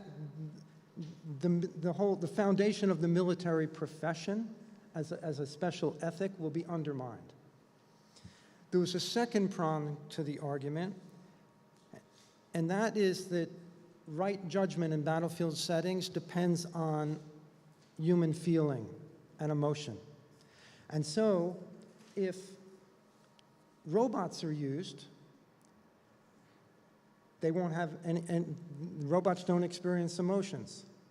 And so these robots that do not experience emotions will, as a consequence, not be able to exercise sound judgment in battlefield settings.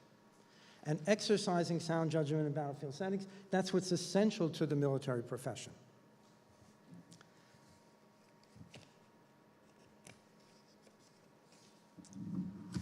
All right, so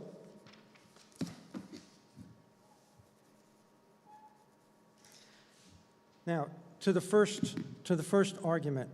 Here, now I'm coming down to counter arguments.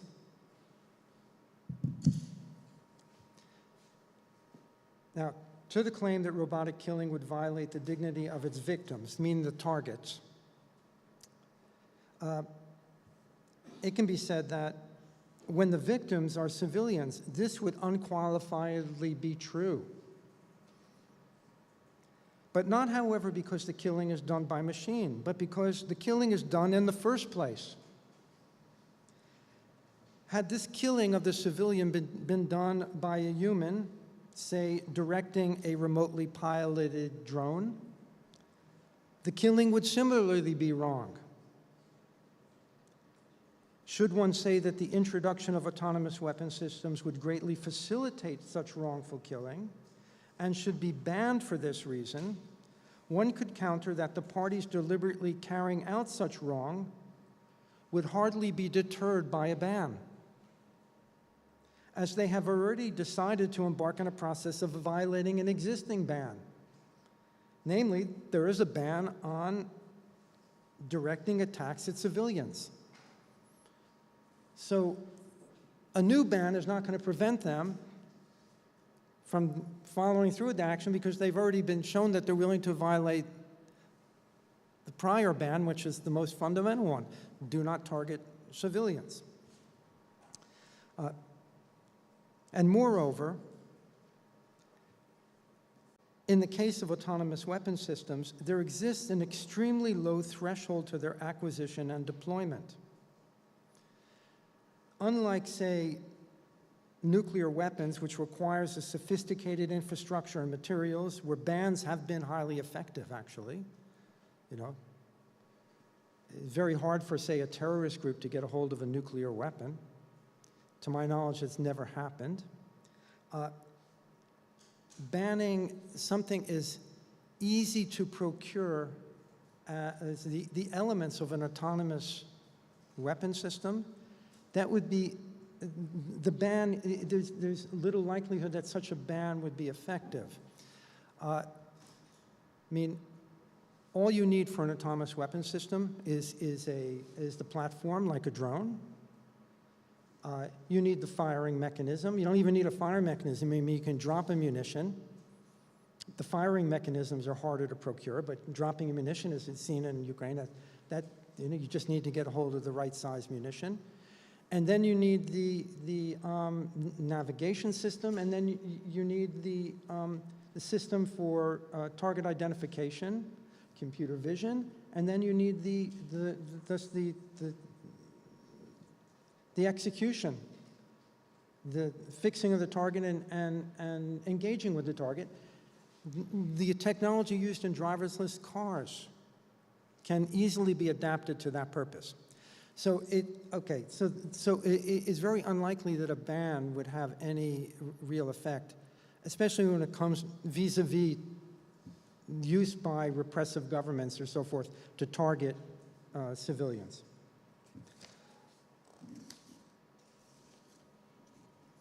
Okay, now, counter-argument to the dignity claim when it comes to the targeting of enemy combatants.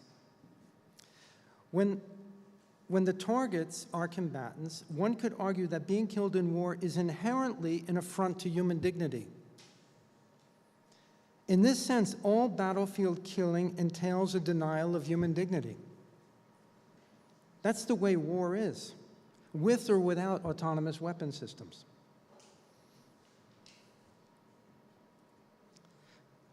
But the problem is that killing in war and killing in self-defense are sometimes necessary, however inhumane such killing may be. This is why even people fighting on the good side of a perfectly just defensive war experience killing in war as morally corrosive. Like, my father fought in the Battle of the Ardennes, and he told me only one story out of that entire scene, and that's where a companion was shot. And then my father, he was in a building and looked out, and he saw that his companion was shot by an adolescent in German uniform. And then my father shot and killed the adolescent who had just, shot his companion. Under the laws of war, what my father did was perfectly justifiable, and then you could even say that fighting the Nazi regime was the right thing to do. But this bothered him his whole life, right? So war is like that. It bothered him because there is an affront to human dignity, and I think he felt very badly about having killed this adolescent. You see? So, but the conclusion that we should draw from this is, given that war is an affront on human dignity, the morally responsible thing is to minimize such killing, to inflict no more harm than is absolutely necessary for the achievement of proper ends. I respect the dignity of my enemy by doing everything I can to minimize violence and the harm I do to others. If autonomous weapons further that end, so be it.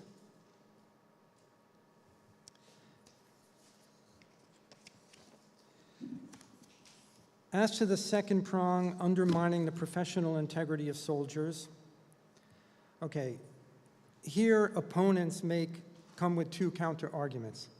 Some people question this idea of moral equality of combatants, right?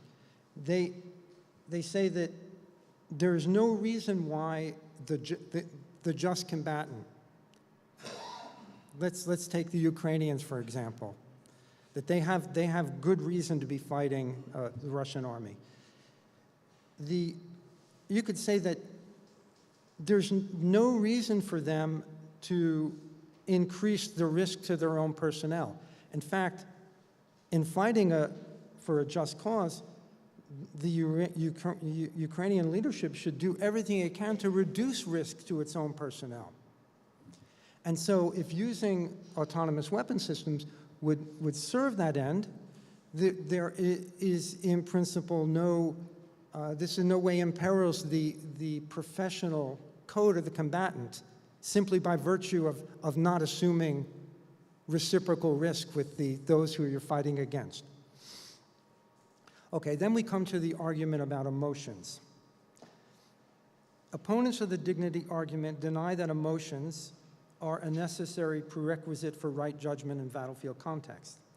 And they appeal to a long tradition deriving from Plato and the Stoics, who maintain that more often than not, emotions lead us astray. Robotic combatants equipped with an ethical governance system, as conceptualized, for instance, by roboticist Stanley Arkin, would be better equipped to make reasoned judgments on the battlefields, because these robots would not be acting on the basis of anger, rage, fear, and so forth. Now I'm just going to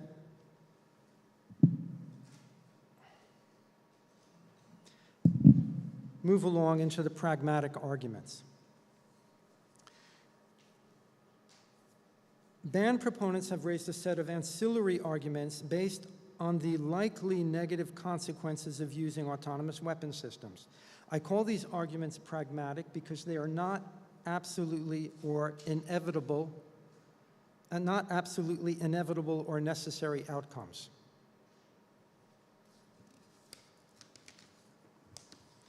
Now, here are some of the pragmatic arguments in favor of a ban. Utilization of autonomous weapon systems will increase the temptation to engage in conflict. By minimizing the danger to one's own combatants and lowering the potential harm to civilians, because these weapons are more precise under that supposition, states will more readily engage in conflict where otherwise they might have refrained from doing so. It becomes easier to engage in conflict because you don't have to worry about all this adverse publicity about your own military personnel being killed. That's why the US withdrew from the Vietnam conflict, because of the pressure of public opinion over all the young men being killed, American young men. Okay, so the thought is, if you take away that barrier, states are going to just more easily, more readily, more quickly engage in military adventures. Okay, another kind of argument that's given is the use of autonomous weapon systems will increase the risk of unintended escalation. A third argument is the introduction of autonomous weapon systems will lead to a new arms race. Another argument related to escalation is that the inherent dynamic of autonomy and weapon systems will be to automate progressively higher levels of the decision process. You'll start using it in tactical decisions, and then slowly the machines will be handling strategic decisions. And at the end, only machines can keep up with the pressures of war fighting, the conceptual pressures, and even military grand strategy will be handed over to machines. And it will be entirely out of the hands of human beings.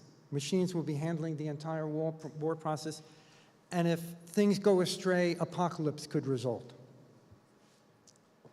Another argument is with an attendant lowering of safety in the way that weapons are tested and deployed, there will be a heightened risk of proliferation to non-state actors. Well, there'll be both. There'll be a lowering of safety in the way the weapons are tested, and there's a heightened risk of proliferation to non-state actors. And then finally, the argument that's frequently made is because of AI black boxing and related problems, the ability of human operators to maintain control over autonomous weapon systems is seriously in doubt. Okay. Now we've got pragmatic arguments in favor of autonomous weapon systems. Because none of the pragmatic arguments given by the proponents of a ban point to absolutely necessary outcomes, you can always come with counter-arguments saying that mitigating measures can prevent these outcomes from occurring. So let's introduce the mitigating measures. Or some proponents for autonomous weapon systems maintain that autonomous weapon systems can have positive, ethically positive battlefield benefits. All right, so on the one hand you mitigate, on the other hand you say there are actually going to be advantages using autonomous weapon systems over human combatants. Here's an example of a sort of counter-argument that's made. For instance, lowering the threshold to engagement in conflict could be a good thing, as protective force can be applied more readily.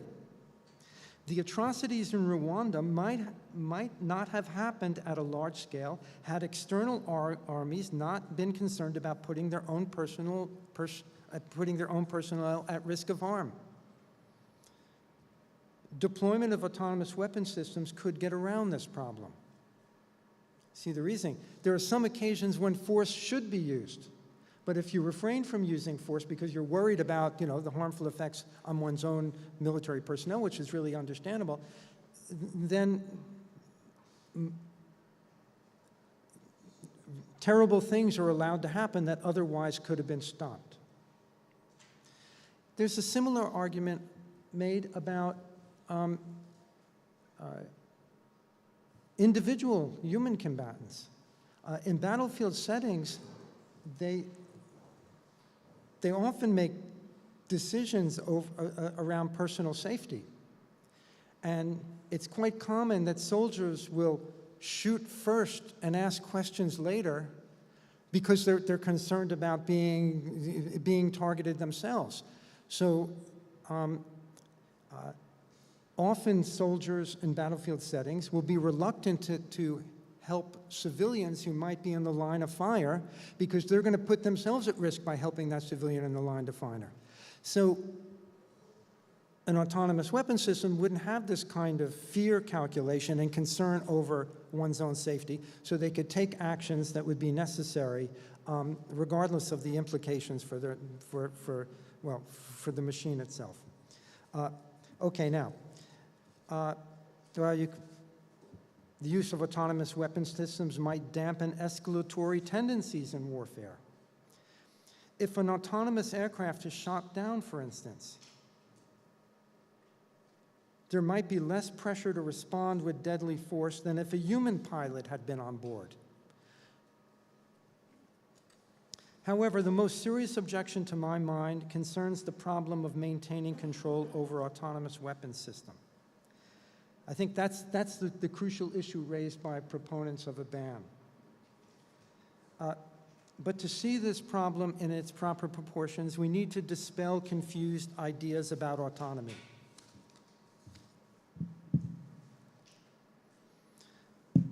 Much of the ban literature treats autonomy as though it were an inherent property of a system, akin to what we discern in human beings. But machine autonomy, and the term autonomy as used in this context, was a term coined by engineers in connection to narrowly defined tasks, such as unmanned missions to the far reaches of outer space. All right? It was not a term coined by philosophers. But on this understanding, this engineer's understanding, autonomy is not an inherent property of a machine. It is not the machine equivalent of personhood. Now I'm going to quote from an international lawyer, Tim McFarland, who has a background in control engineering. And this is how he describes autonomy in the engineering sense, well understood. Autonomy refers to a capability, not to a specific type of device or to a specific behavior. It is fundamentally the ability of a system to perform its designated task, whatever that may be, with less human interaction than a manual system would require. Autonomy is thus concerned with the relationship between the system and its human operator, not the nature of the system's task or the manner in which it performs the task. Autonomy is the name for a particular kind of human-machine coordination. All right, so if you understand autonomy this way, that it's a particular kind of human-machine collaboration, it will be fallacious to describe an autonomous system as capable of choosing or deciding. Because there you're talking about autonomy as though it's an inherent property of the machine. But this is what proponents of a ban on autonomous weapon systems do all the time. It's filled with expressions like Christopher Haynes. Autonomous weapon systems make decisions about their own use. Someone else wrote, autonomous weapon systems can roam in search of targets without regard to time, place, or human oversight. Any restrictive parameters included in the original programming can be superseded by the computer learning algorithm. All right, so you're starting to think about machine autonomy as though in the ways we talk about human autonomy. So the discussion consequently gets extremely muddled.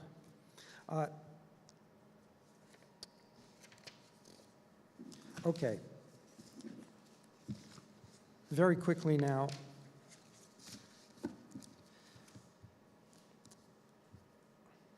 This is not to say there are no problems with autonomous weapon systems.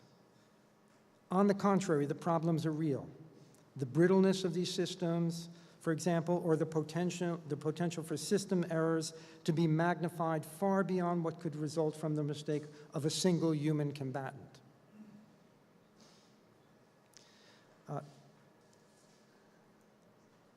But if the ban arguments are not conclusive, and I'm personally, as you've already figured out, I'm leaning in that direction, then the best approach would be to regulate autonomous weapon systems, either by international legislation or a growing consensus around safety and other best practices. So what my research group at PRIO has been arguing is that, or we're developing the idea, is that autonomous weapon, the term autonomous weapon system does not, is not the right unit of analysis. Because what autonomous weapon system focused on that, especially when we say fully autonomous, it puts the emphasis exclusively on the final moment in the targeting cycle, the moment of the engagement with the target, pulling the trigger. When actually what happens in a targeting cycle, most of the earlier moments are forgotten when we talk about autonomous weapon systems. We forget about, well, how the weapon type was selected. We forget about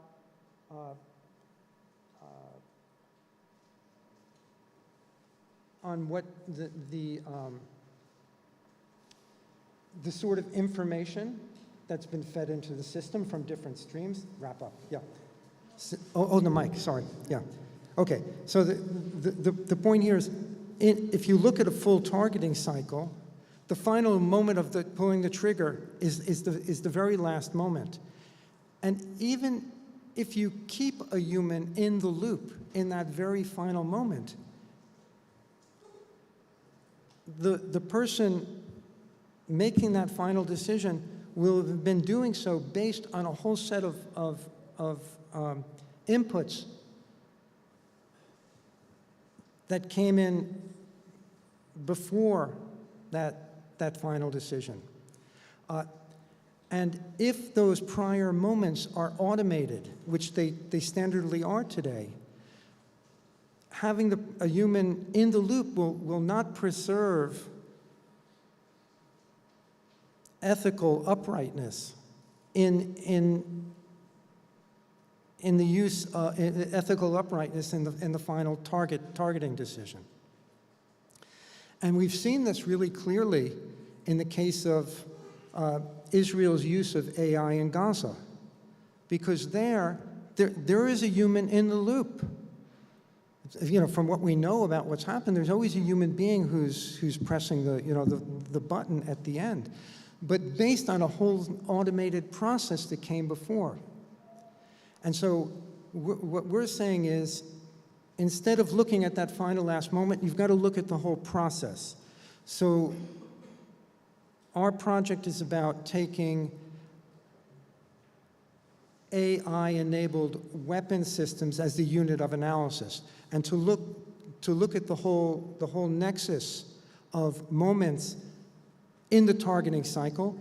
But even before the targeting cycles, there's the whole process by which AI-enabled weapon systems are developed, are procured, and finally fielded. And that too has lots of ethically relevant moments. So we can only get our arms around the challenges raised by what we're now calling autonomous weapon systems. We can only get our arms around it if we view this as a much wider process, and look at all of the moments in the process, and look at the human-machine collaborations throughout that entire sequence, not at the very last moment. So thanks very much for your patience.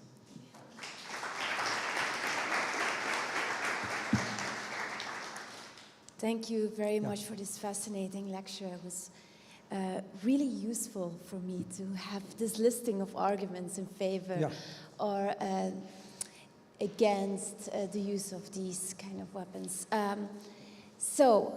Professor Rijkberg will leave us soon, so he won't be able to join us for the panel, the discussion panel. And so I will, although we are a bit over time, I will allow 2 more informative questions for Professor Rijkberg. Does anyone wants to address Professor Rijkberg directly, and does anyone have a question?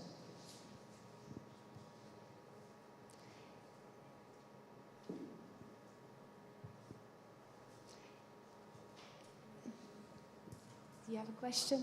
You can. I'm not sure. Do you need the mic?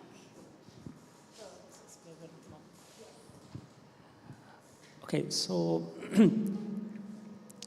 there is something that was not completely clear to me about the argument on human dignity. Something that you said about when you are on the receiving end, what is the counter argument that you were making? I might have lost some words. Maybe it would be nice to if you could elaborate on it. Yeah, okay. The question was about human on the receiving end. What was the argument there? It's better use that one.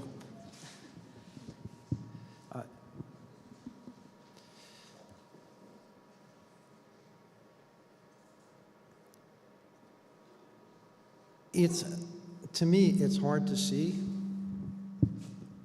It's hard to see why having a human being make the decision vis-a-vis the killing of an individual person on a battlefield, why that's a necessary connection for the uprightness or the correctness of the decision, or for the humanity of the decision. Because, I mean, already in military settings, aerial bombing is carried out.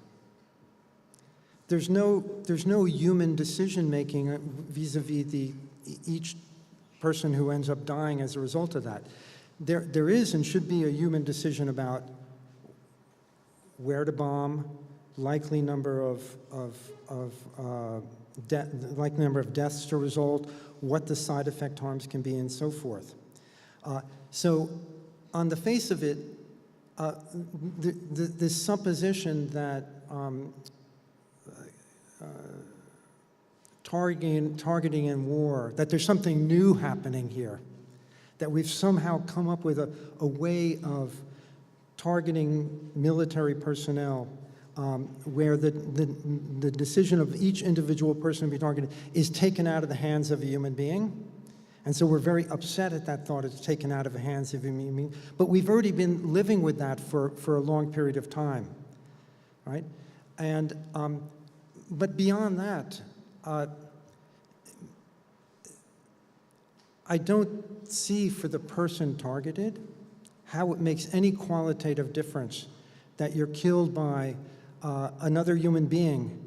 There's nothing dignified about hand-to-hand combat, right?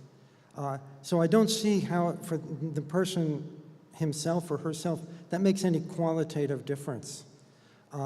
So if there is no qualitative difference, the most important thing is to see that as few people are killed as possible, and that they're killed in ways that are not, that don't cause excessive suffering, for instance. And you could say that actually a machine could be better at targeting another human being without causing a lot of suffering. So for instance, even without unnecessarily causing the death of the people you're targeting. But for someone on a battlefield, you don't have the option of selecting often just the right way to kill your assailant or to disable your assailant in ways that lessen the suffering because of the heat of the moment and the lack of means. So, okay, that's the sort of argument that I was mounting there. Yeah. Thank you. We have time for one more question. Please raise your hand if you have any questions. Okay, then we can move along. Thank you so much for this wonderful lecture. Thank you.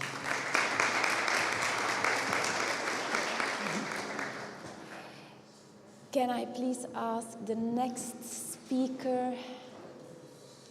And that is Dr. Johannes Thumfart, who is affiliated at the Vrije Universiteit Brussels and is a philosopher and a historian working on the intellectual history of international law. And his current project is on the state sovereignty in the digital age. You have the floor.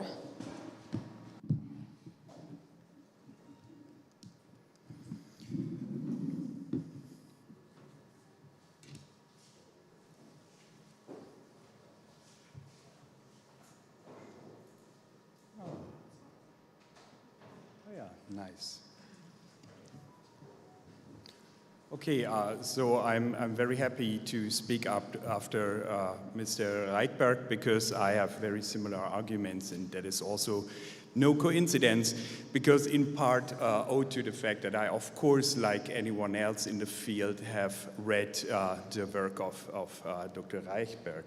So I'm Johannes Thumfart, as said before. I'm a senior and postdoctoral researcher at the research group Law, Science, Technology and Society at the Vrije Universiteit Brussels.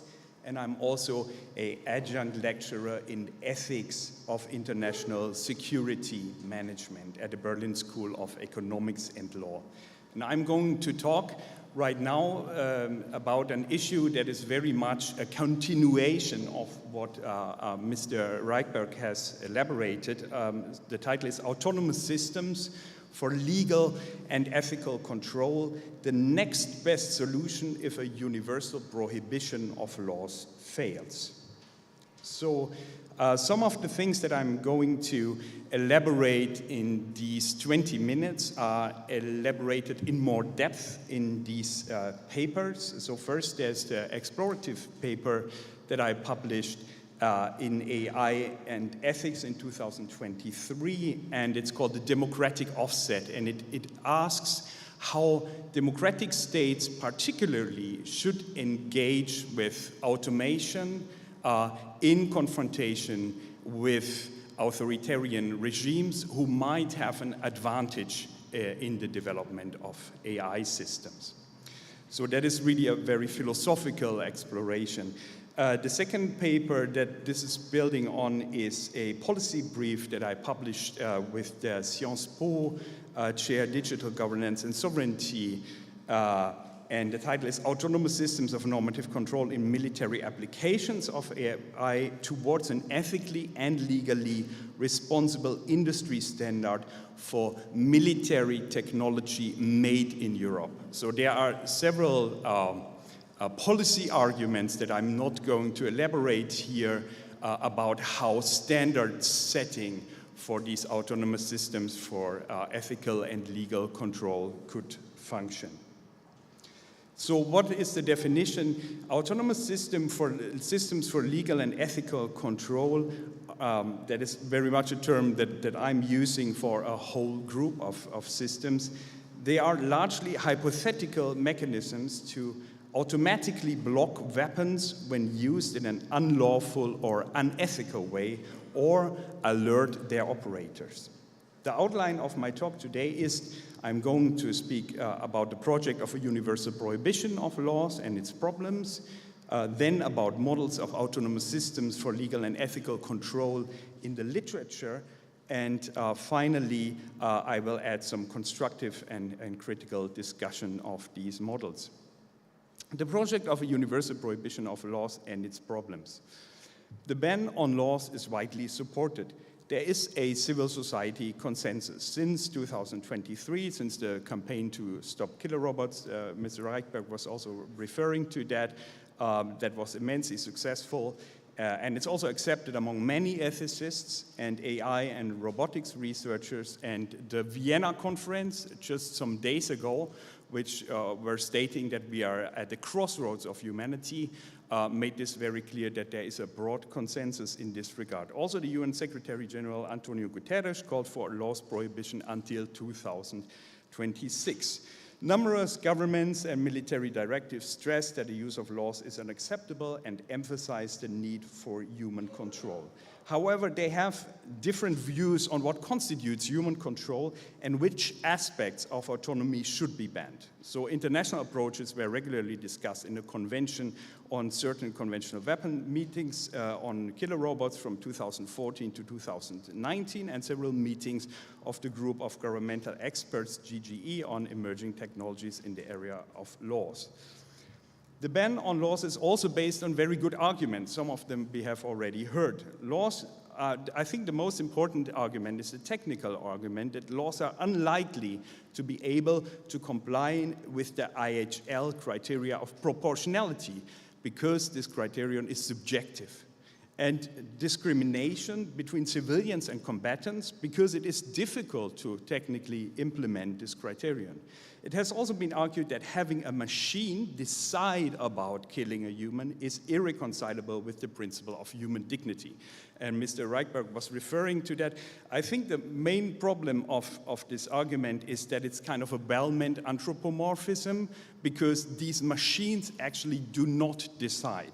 Machines do not make decisions as little as the falling bomb makes the decision to kill civilians. From a legal perspective, there is the responsibility gap as elaborated by Chingueta. There's simply a question who is criminally liable when laws kill without human intention, so if something goes wrong. The security argument also plays a role. Laws might cause flash wars, so automated responses might trigger each other and proliferate uncontrollably, of course, to state and non-state actors. Also, there's a good precedent case for a ban on certain weapons.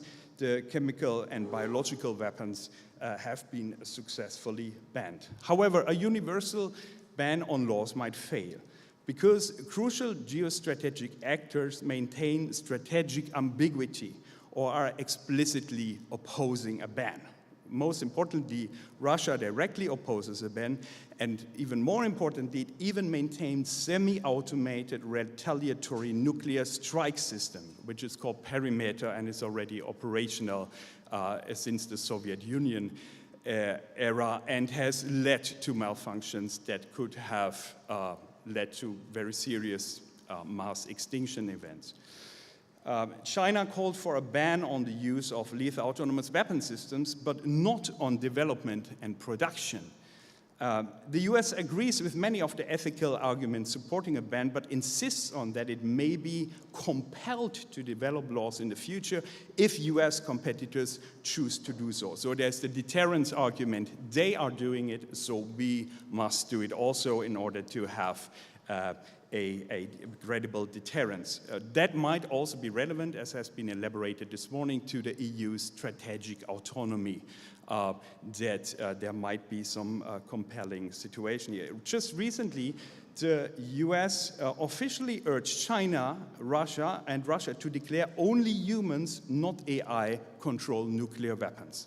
And that is, I think, really the elephant in the room when we are speaking about lethal autonomous weapon systems, that Russia and formerly the Soviet Union maintains automated retaliation systems that could lead to much more dramatic events than individual lethal autonomous weapon systems. Also, a ban on lethal autonomous weapon systems might not address the actual problem of automation creep. There is a pressure to accelerate the so-called OODA loop, observe, orient, decide, act, which tends to removal of humans from the loop. A drastic real-life example is here. Reportedly, Israeli military had 20 seconds to nod off lavender targeting kill lists for airstrikes. These intervals are even shorter regarding non-lethal projectile interception systems such as Patriot, Phalanx, or Mantis, which have a reaction time of about a centisecond. That is what is said about the German Army's Mantis system. With increasing erosion of the human in the loop and even the human on the loop, the problem of laws is just the tip of the iceberg. Semi-autonomous weapons pose similar problems. So the guiding questions are here: how meaningful is human control if it is exerted within centiseconds? Which degree of control needs to be automated and incorporated in the production process in order to guarantee meaningful human control? Again, the control should not be in the moment of targeting only, but in the whole production process. This is precisely the question of autonomous systems for legal and ethical control. There's also an emerging consensus that banning some aspects of autonomy and to promote others to guarantee legal and ethical control. For example, the US has promoted the Declaration on Responsible Military Use of Artificial Intelligence and Autonomy, and as of February 2024, over 50 governments joined the effort. It says their states should consider how to use military AI capabilities to enhance the implementation of international humanitarian law and to improve the protection of civilians and civilian objects in armed conflict. Likewise, the group of governmental experts on emerging technologies in the area of laws suggested in 2023 limiting the duration, geographical scope, and scale of the operation of the weapon system. The GGE also underlined in this regard that laws must not be used if they are incapable of being used in compliance with IHL, including the principles and requirements of distinction. So the guiding questions are: can and should international humanitarian law criteria be automated, and how should this be done? Existing frameworks are unclear regarding details. This is precisely the question of autonomous systems for legal and ethical control. I'm coming now to models of autonomous systems for legal and ethical control in the literature. The debate about autonomous systems for legal and ethical control is a multidisciplinary discourse involving ethicists, international lawyers, computer scientists, military strategists, and they are presenting different approaches to similar problems. Some are rule-based, some are data-driven, some are hybrid approaches, and they are mostly, but not solely, based on targeting. And as a philosopher and historian, I'm ordering and assessing this discourse from a generalist perspective. I present some examples in the other papers. I discussed about 10 texts. Here it's slightly less. So the first important work that was also mentioned already today is developed by Arkin in 2006, funded by the US Department of Defense, which is important to know, and it was titled Governing Lethal Behavior, Embedding Ethics in a Hybrid Deliberative Reactive Robot Architecture. And what we have here is this ethical governor, so a governor system, which is working together with these constraints implemented in C, and I encircled that in red. So which normative concepts are incorporated into C? The machine's short-term memory includes the rules of engagement, and the machine's long-term memory includes the laws of war and standing rules of engagement to define obligations and prohibitions in terms of modal and deontic logics and apply them to a situation. So you see that here in that very ambitious flowchart by Arkin. Scholz and Gallio, they are autonomous weapons specialists, and they criticized this approach in 2018 in their The Humanitarian Imperative for a Minimally Just AI in Weapons. They criticize Arkin's maximalist approach and propose a minimalistic design. Their min-AI should not be based on machine reasoning regarding prohibitions and duties, but on much simpler blocking mechanisms related to the recognition of concrete features granting protection, such as in the flowchart below, the Red Cross, or in other examples, civilian infrastructure or cultural sites. So you see here this targeting cycle, and the ethical weapon module recognizes the Red Cross symbol and then stops or intercepts the targeting process. There's also a US military strategist called Schuller. That's a German name, so it's very difficult to pronounce in English for me. I maybe would call him Schuller, but probably Schuller. He published Warriors and War Algorithms Leveraging Artificial Intelligence to Enable Ethical Targeting in 2019. He points to the fact that complex simulation and prediction programs are already used in the military. For instance, the DoD's Joint Technical Coordinating Group for Munitions Effectiveness. It provides software that models the accuracy and explosive yield of the warhead, guidance, and fusing combinations found in the Joint Munitions Effectiveness manuals. It also provides vulnerability data for potential targets based on their size and construction. Also, there's the Digital Precision Strike Suit Collateral Damage Estimation program. Its algorithm essentially produces a casualty estimate for decision makers by merging the output of GMEM weaponizing programs against collateral concerns, primarily buildings refined by population and population density data. So the model of Schuller looks like this. He advocates in favor of an integrated system that develops scenarios and delivers optimized results. So that he calls a consolidated weaponeering and collateral damage estimate. The algorithm has simultaneous access to multiple data sets, target vulnerability, weapons effects, non-combatant facilities, and population density. The algorithm simultaneously develops probabilities of achieving target damage and avoiding collateral damage. The analyst has access to multiple scenarios, can refine most promising with the specific tactical intelligence. At the end, there's an optimized result. The decision maker approves the scenario with the greatest probable damage to adversary with least amount of probable collateral damage.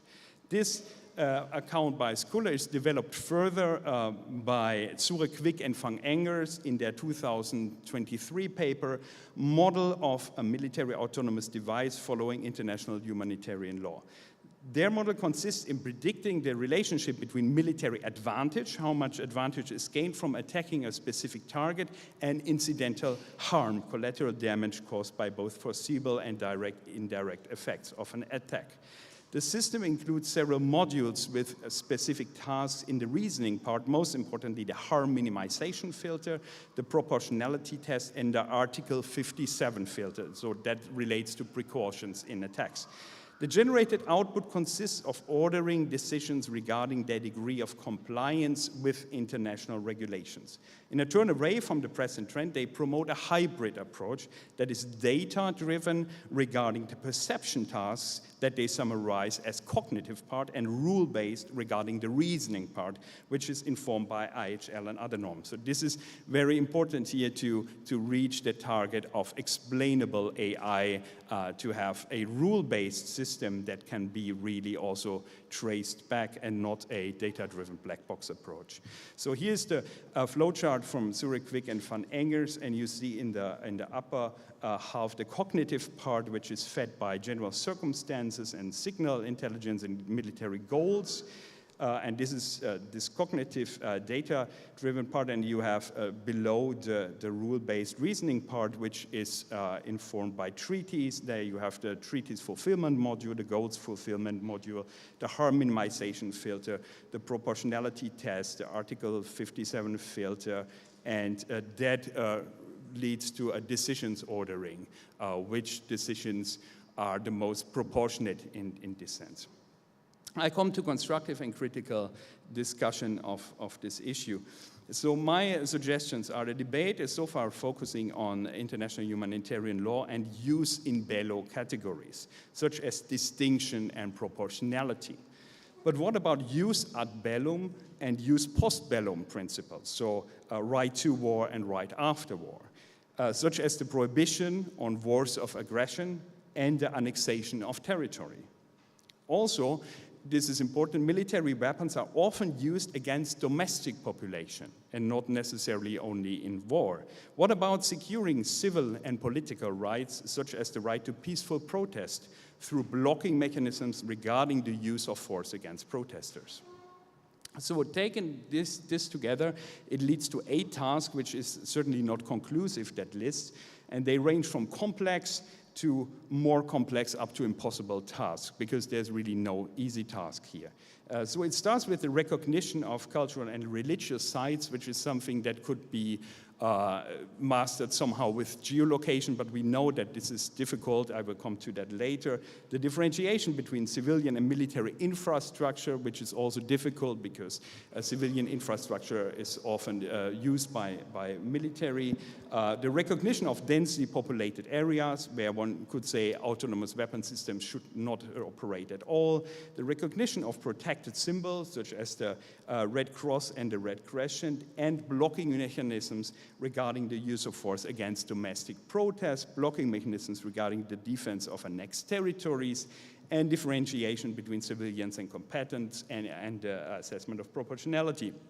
What is problematic here is that the literature is focused on the most difficult tasks, which are the least likely to be accomplished because they are related to subjectivity. So I would suggest to take an engineering approach and start with the complex but not impossible tasks, hopefully.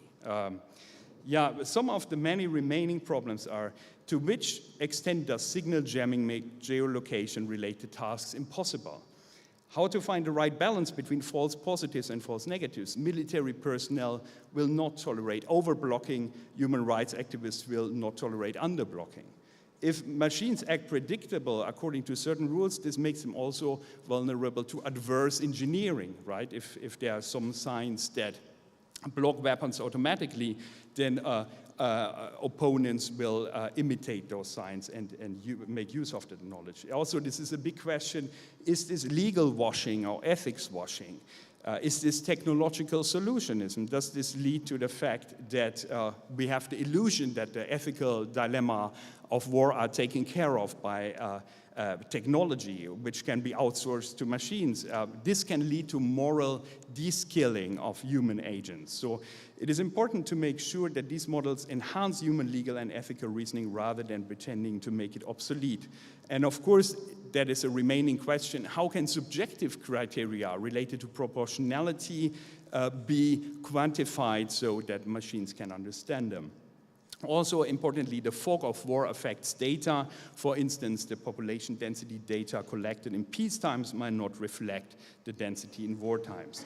To conclude, systems of normative control are no perfect or final solution. Other pathways to regulate laws should be continued. Systems of automated control are one way among many to guarantee human control, because it is still humans who conceptualize weapons. So if we understand the weapon cycle on a broader scale, then we see this implementation, this engineering solution is just one part of human control. So please, if you have any questions, post them. And this research that I presented right now is currently under review and will be published soon. And you can read further at this explorative paper about the role of autonomous weapon systems in democracies that I mentioned, and Sciences Po policy brief, which elaborates how standard setting should be accomplished. Many thanks for your attention, and sorry for the... Thank you. Thank you so much, Dr. Thumfart. Please save up your questions for the discussion panel. If you feel more comfortable posting them anonymously through the QR codes, you're absolutely still allowed to, although I will ask you to address the panel more directly. So, but now we will move to our next speaker. Thank you, Mr. Thumfart, and that is Dr. Borja Montes Toscana, who is affiliated at the Allied Command Operations Office of Legal Affairs at NATO. You have the floor.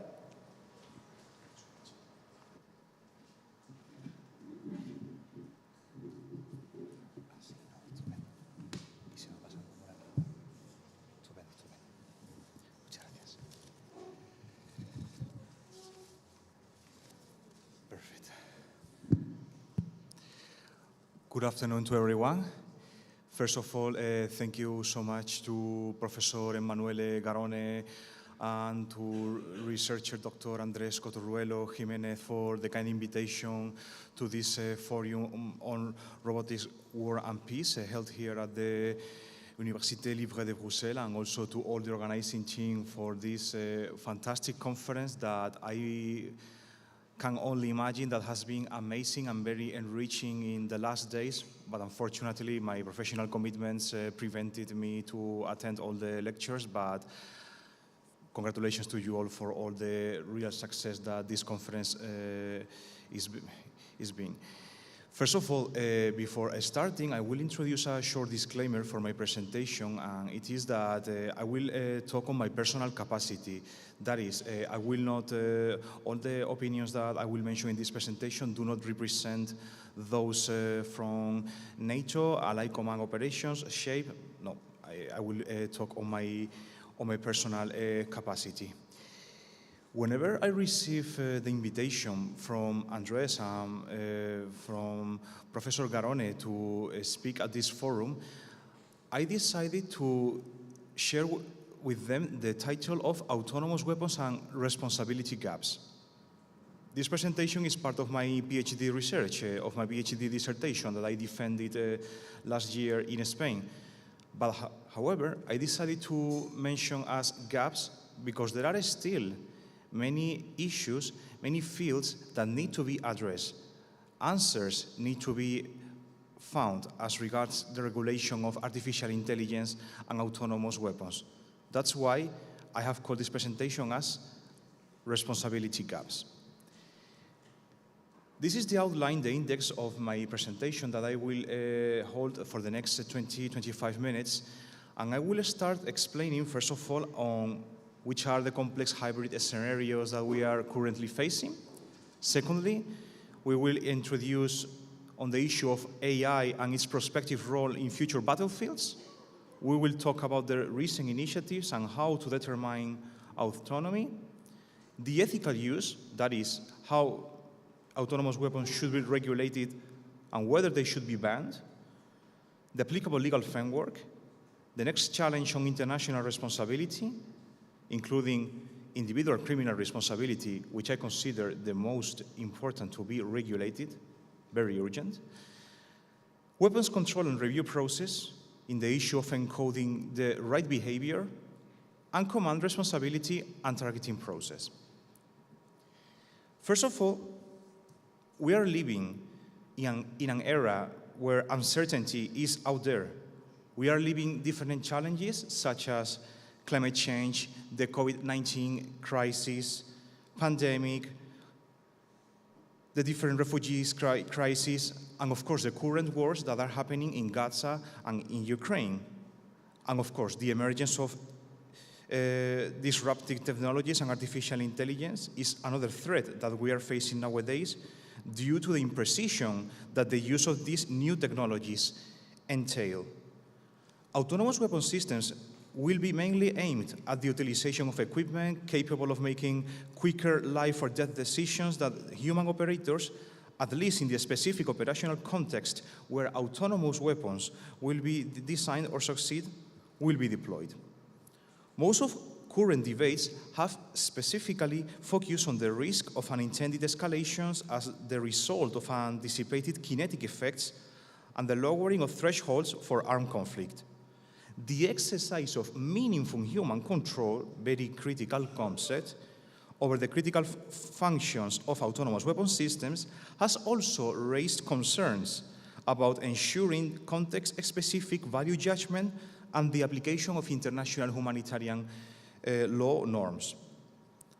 On the other hand, the question of human control has recently focused on whether human supervision can prevent redefinition of autonomous weapon systems mission without human validation and on the performance of the task assigned.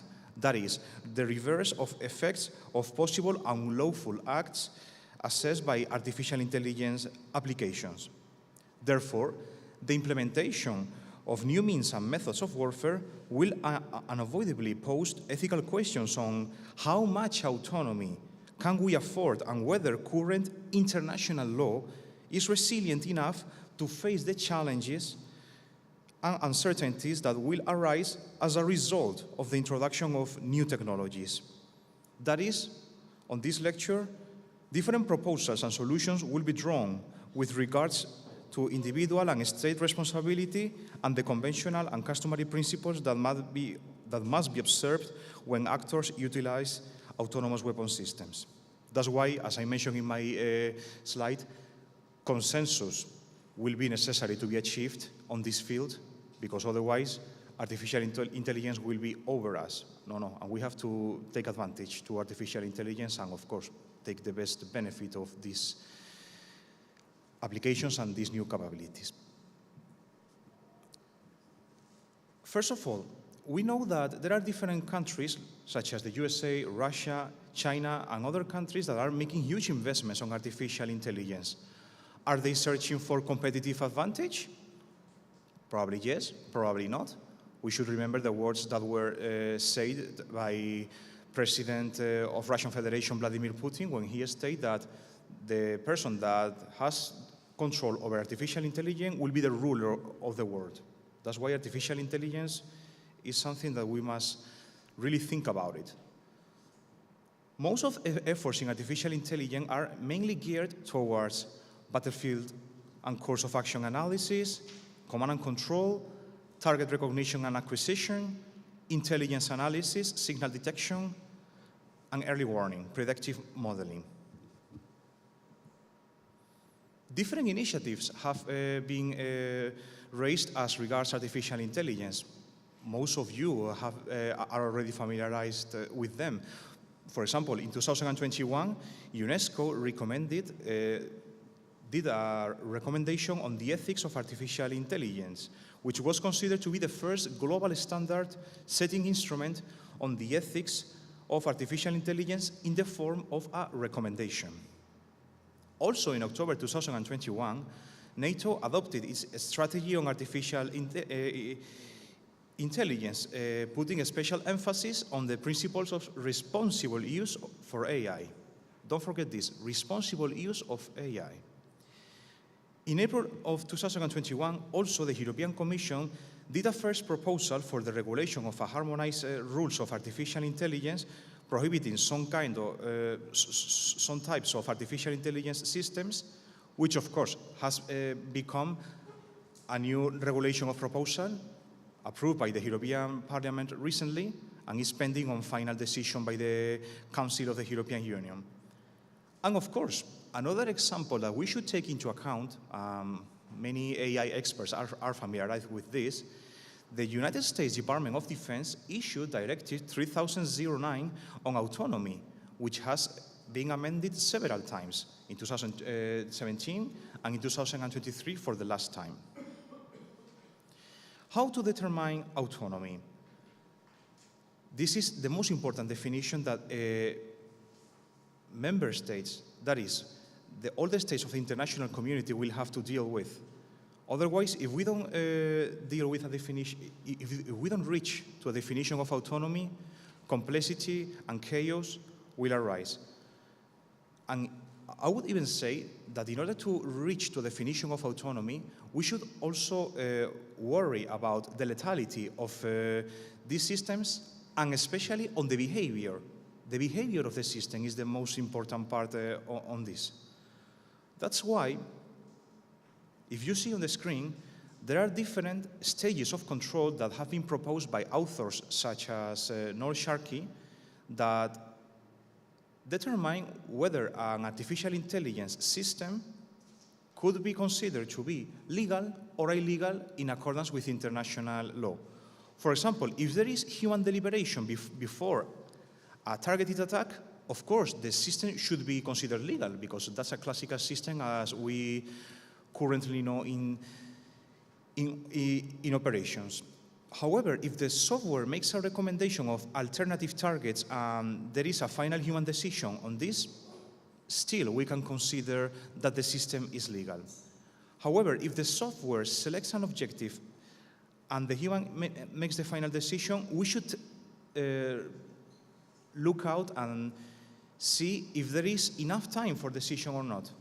For those of you that are not familiarized with the military environment, you just cannot perform a targeted attack in a few seconds. You really need deliberation on if the attack is feasible or not, if you are before a lawful target, and once the target it is determined that it's lawful, you should proceed with the attack under the responsibility of the commander. But that's a very important issue. If there is limited time, we shouldn't assess that the issue, so that the autonomous device is legal. And of course, if there is no human involvement and the software selects the attack and initiates the attack, we should seriously consider that the system is not in accordance with international law. Many officers at NATO and outside NATO have even suggested me in private that, of course, why not deploying a system, turn on the button and do the whole job as a soldier? Personally speaking, and that this is my opinion, I wouldn't leave a system without any kind of supervision because you never know which kind of attacks against civilians or civilian objects could happen. So that's something that you all should take into account on different stages on how artificial intelligence should be. That's why,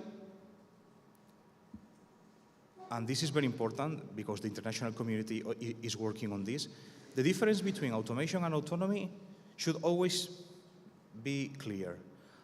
We always should strike a balance between automation and autonomy. And of course, we should always take into account whether the algorithms that are going to be encoded in autonomous weapons and in AI applications would be predetermined, and of course they would have a list of pre-programmed objects because otherwise we cannot just land these systems and act in the best capabilities. No, we should always try to encode the best behavior and how to undertake the necessary mission. That's why since 2005, since 2000, when artificial intelligence concerns started, there were many questions on whether artificial intelligence could affect the dignity and the humanity in accordance with the well-known Martin Clause in international humanitarian law. Of course, we must take into account that the ethics on artificial intelligence is only related to human decision-making processes. But also, we have to answer to the question on whether we should delegate tasks, especially lethal tasks. And of course, if you wish to delegate such lethal task, you should bear the risk that there should be interaction failures between machines and humans. There can be a lack of appropriate software codification. There can be cyber interferences and countermeasures. That's why in 2015, several experts, starting with Stephen Hawking, Noam Chomsky, they called on banning autonomous weapons systems, as the previous speakers mentioned. But of course, autonomous weapon systems that could surpass the criteria of meaningful human control, or as others say, appropriate human judgments. In the USA especially, they defend more this kind of notion. The most relevant question, the most relevant ethical question that we should ask to ourselves is, which should be the acceptable risk threshold to reduce the liability and to maximize the use of these technologies? This is one of the most important questions that policymakers and, of course, the armed forces should pose to themselves in order to, of course, strike a balance between efficiency and responsibility, not causing harm to civilians or to civilian objects. So this is something very important to take into account. That's why even we should think about answering questions in order to solve these accountability gaps on the definition of weapon or weapon system, especially taking into account that the additional protocol 1 to the Geneva Convention does not enshrine a precise definition on this weapon system. And of course, traditionally speaking, international humanitarian law and international human rights law obligations are applicable only to human beings. And of course, states are also accountable to comply with international law obligations. That's it. There are proposals even to consider that autonomous machines could be granted personhood, and of course to consider autonomous weapon systems as moral agents. But in any case, even if you want to grant an autonomous machine legal personality, or if you want to consider as an agent, they will never have the level of consciousness as human beings have. That's why the debate on a preemptive ban on autonomous weapons is still there. I'm happy to hear that Antonio Guterres has asked for a ban until 2026, as we heard previously. Of course, the preemptive ban can be more successful, but of course that can have a real disadvantage, as you can see on the slide, and it is that it can hinder the development of artificial intelligence technologies. On this precisely, Major General retired Charles Dunlap from the USA Air Force said that if you want to ban a certain weapon, that of course can incentivize fighters to employ legal but more destructive arms. This is also very important to take into account if you want to consider the issue of prohibiting a certain kind of weapon. Applicable legal framework. As regards the applicable legal framework, another challenge that we have to face, and of course, a very important gap that should be that needs to be filled in is the issue on which regime we have to apply. International humanitarian law because we are in a situation of armed conflict, or international human rights law because we are in a situation of law enforcement. And of course, we have to take into account that we are living in an era of hybrid threats, an era in which you don't know how your adversaries are going to attack you. That's why there are many gray zones, as defined some scholars, gray zones in which there are employed conventional and non-conventional tactics. So this is something that you have to take into account. And of course, as I have put a special emphasis on the behavior of the machines, you should, for example, have a look to Rule 92 of Tallinn Manual, and of course to different opinions stated by scholars like Michael Schmidt from West Point Academy that have talked about the certain level of intensity for the appearance of an armed conflict. And of course, focusing more on the violent characteristics of the acts, that is, of the behavior, as I have previously mentioned to you all at the beginning of this presentation, and not the violent characteristics of the act itself. So this is something that you should also take into account. And of course, how to frame autonomous weapons? Do we consider them as, because if we want to grant them personhood or not, or consider them as agents or not, shall we consider them to be regulated in the field of weapons law or targeting law? And of course, you have to take into account that autonomous weapon system, if you want to deploy them in a free way in a battlefield, sometimes they can violate the peremptory norms of international law, compulsory norms of international law. And of course, this is not easy because the process of modification of these norms is not the same as its creation. And of course, unilateral acts cannot modify use cogent norms. And of course, only states and international organizations are the key sovereign actors in order to create, practice and form opinion juries. This is also very, very important. We know that there are many private companies that are working on this field, but of course, the standards in the end must be issued, must be created by states as sovereign entities that, in the field of international relations. Now comes more the title of my presentation, which is the challenge of international responsibility, because the title of my presentation is Accountability Gaps, so that's the title of my presentation. In 2018, the United Nations Group of Governmental Experts of Autonomous Weapons, and I think they are gathering this week in Geneva, they reached to the consensus of not transferring accountability to autonomous weapon systems. This is a very important thing that we must take into account, because we cannot consider anymore that autonomous weapons are going to be agents or are going to be granted legal personality. No, at all. So first of all, we don't transfer accountability. That's a very important thing. In any case, internationally speaking, there is no accountability mechanism available for stakeholders involved in autonomous weapons. That is, there is no regime foreseeable for manufacturers, developers, operators. No, there is no regime, unfortunately. And of course, there have been different proposals on whether to consider someone responsible, because if the system acts outside specified parameters, of course, it should be the manufacturer's or programmer liability. Why? Because both manufacturers and programmers are in the best position in order to know how the system works, which course of action should take. This is something also very important that you must take into account.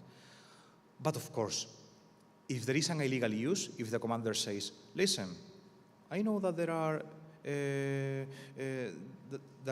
that we are in a certain neighborhood, and we know that there are terrorists that are using human shields. That's illegal in accordance with international humanitarian law. The use is more the responsibility of the commander and the responsibility of a state, which is also important to take into account. That's why we need to stress on the methods to determine how is the possible perpetrator and how to trace the contact that has been performed by the autonomous weapons in order to determine the original source code. Next challenges, because now I have gone to the slide of individual criminal responsibility. We must take into account that in international criminal law, there are two main elements that determine whether a criminal offense is happening, actus reus and mens rea. Very difficult, we can say that a machine has a mens rea if it doesn't have the level of consciousness as a human being. That's why we have a first debate on this. That's why I want to leave these questions open, because our policymakers need to answer these questions in the coming years. But also, there is no intentionality that the machines can show. But of course, we should analyze whether an operator of the machine has such kind of intentionality because he was not careful enough. And of course, that's why we mentioned the issue of negligence. But in any case, as you can see on the screen, a manufacturer wouldn't be responsible if the government approved the specifications, and of course, if the weapons were not in accordance with these specifications, and of course, if the manufacturer did not deliberately fail to inform the government or any expected on the danger posed by the autonomous weapons. That's why also, in order to know how to distribute the responsibility between manufacturers, developers, companies that sell these autonomous weapons or the commander, we should take into account, for example, issues like specific intent. Some crimes in international law, they have this particularity, such as the crime of aggression or dolus eventualis. This has been defended by researchers from the Asser Institute. Assumption of a risk, or for example, if you are a different group, you can't be in a situation of joint criminal enterprise, instigation, contribution, and of course, what has been proposed recently by the European Commission on high risk or low risk system. High risk, manufacturers, and low risk, of course, manufacturers could be responsible if you can prove that they have been responsible on this. For state responsibility, and I finish soon, you have to determine whether you can attribute an act to a state or not. If a state organ and a commander has been involved in the deployment of an autonomous weapons through the issues of instructions, assessment, control, but both responsibility don't exclude each other. This is also very important for you all to take into account. Here I also have made some descriptions on the main steps that are necessary for the deployment of autonomous weapons, technical description, technical behavior, health considerations, and of course, doing the best differentiation between means and methods of warfare. Means, the device itself, and methods, the behavior. This is also very important to take into account, and of course, the necessity to find probably a new definition on method of warfare.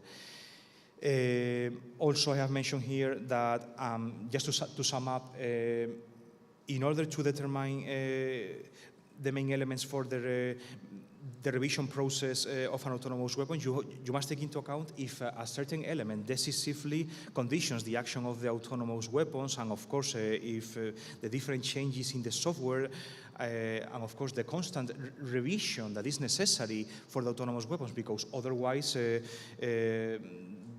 the procedures, the process is obsolete, and of course you cannot have the necessary accuracy. And on this, I have also defended that for the targeted process, we should think if encoding rules of engagements on autonomous weapons.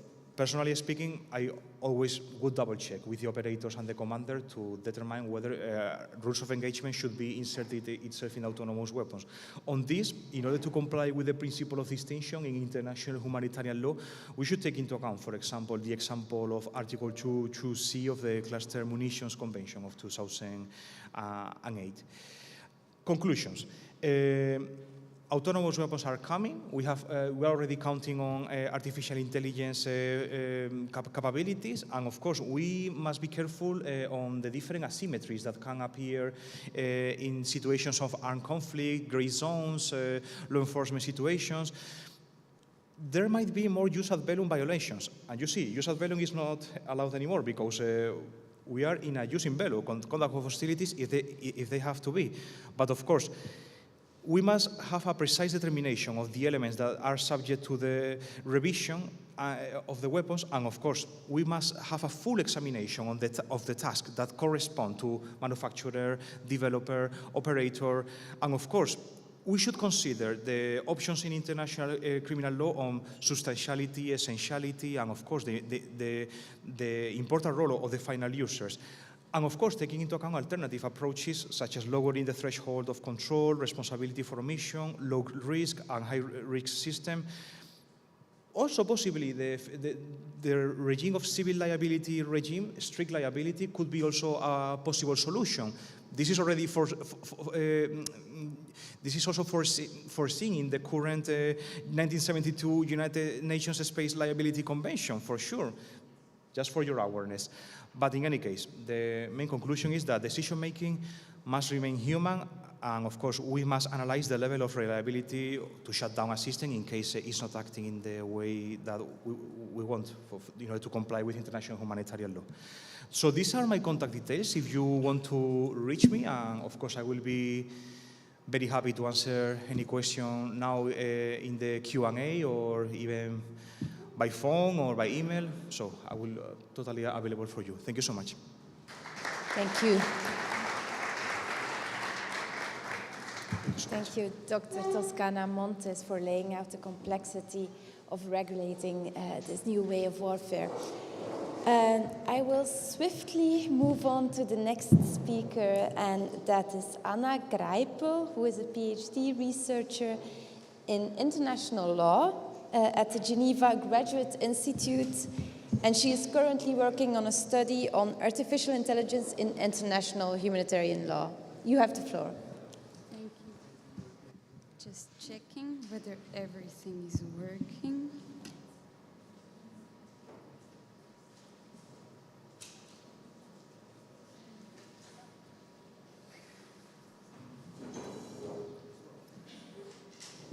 Let me just check. Okay, so you can see my slides. Do you hear me? Because I'm a bit smaller than the former speakers.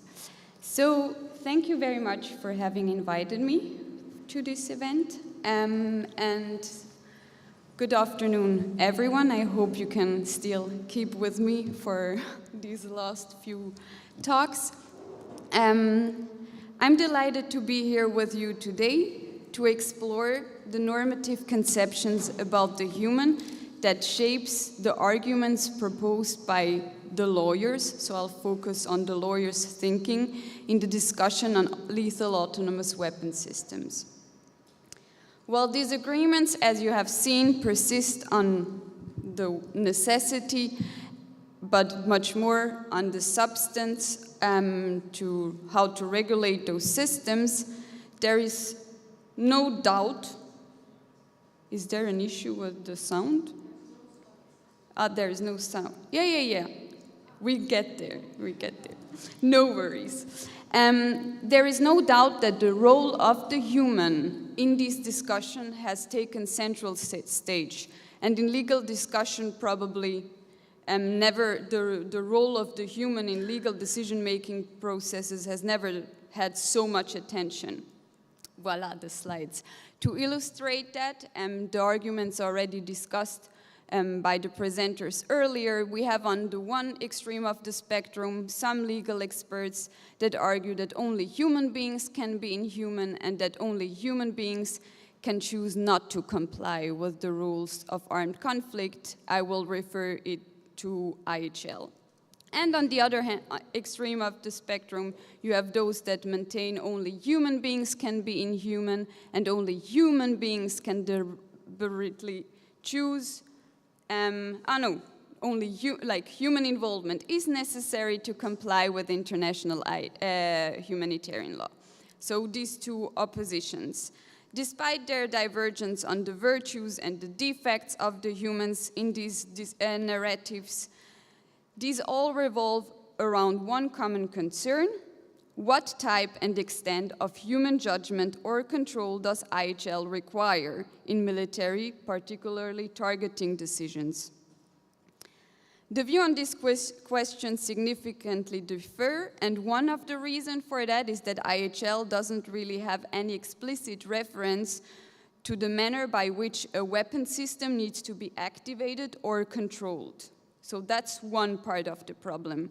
But there is, in my view, also another part of the problem, and that's where I will focus on in today's presentation, namely the fact that the discussion or the perception of the role of the human that is not explicitly defined in the law, but the conception that the legal experts have about the role it should have, remains deeply ingrained in a traditional normative conception of the human that seems increasingly under pressure given the present context where humans are inherently dependent on and intertwined with technological forms of existence. And it is this pressure on this traditional normative standard that I want to explore with you, as well as, and much more, the consequences that this attachment to this normative conception of the human has on the present legal discussion on lethal autonomous weapon. In the end, what I hope is by critically engaging with that is that we can also have better communication among us, different experts, communities, and ensure that IHL, why is it going without me clicking? Sorry for that. To ensure that IHL remains relevant in those armed conflicts.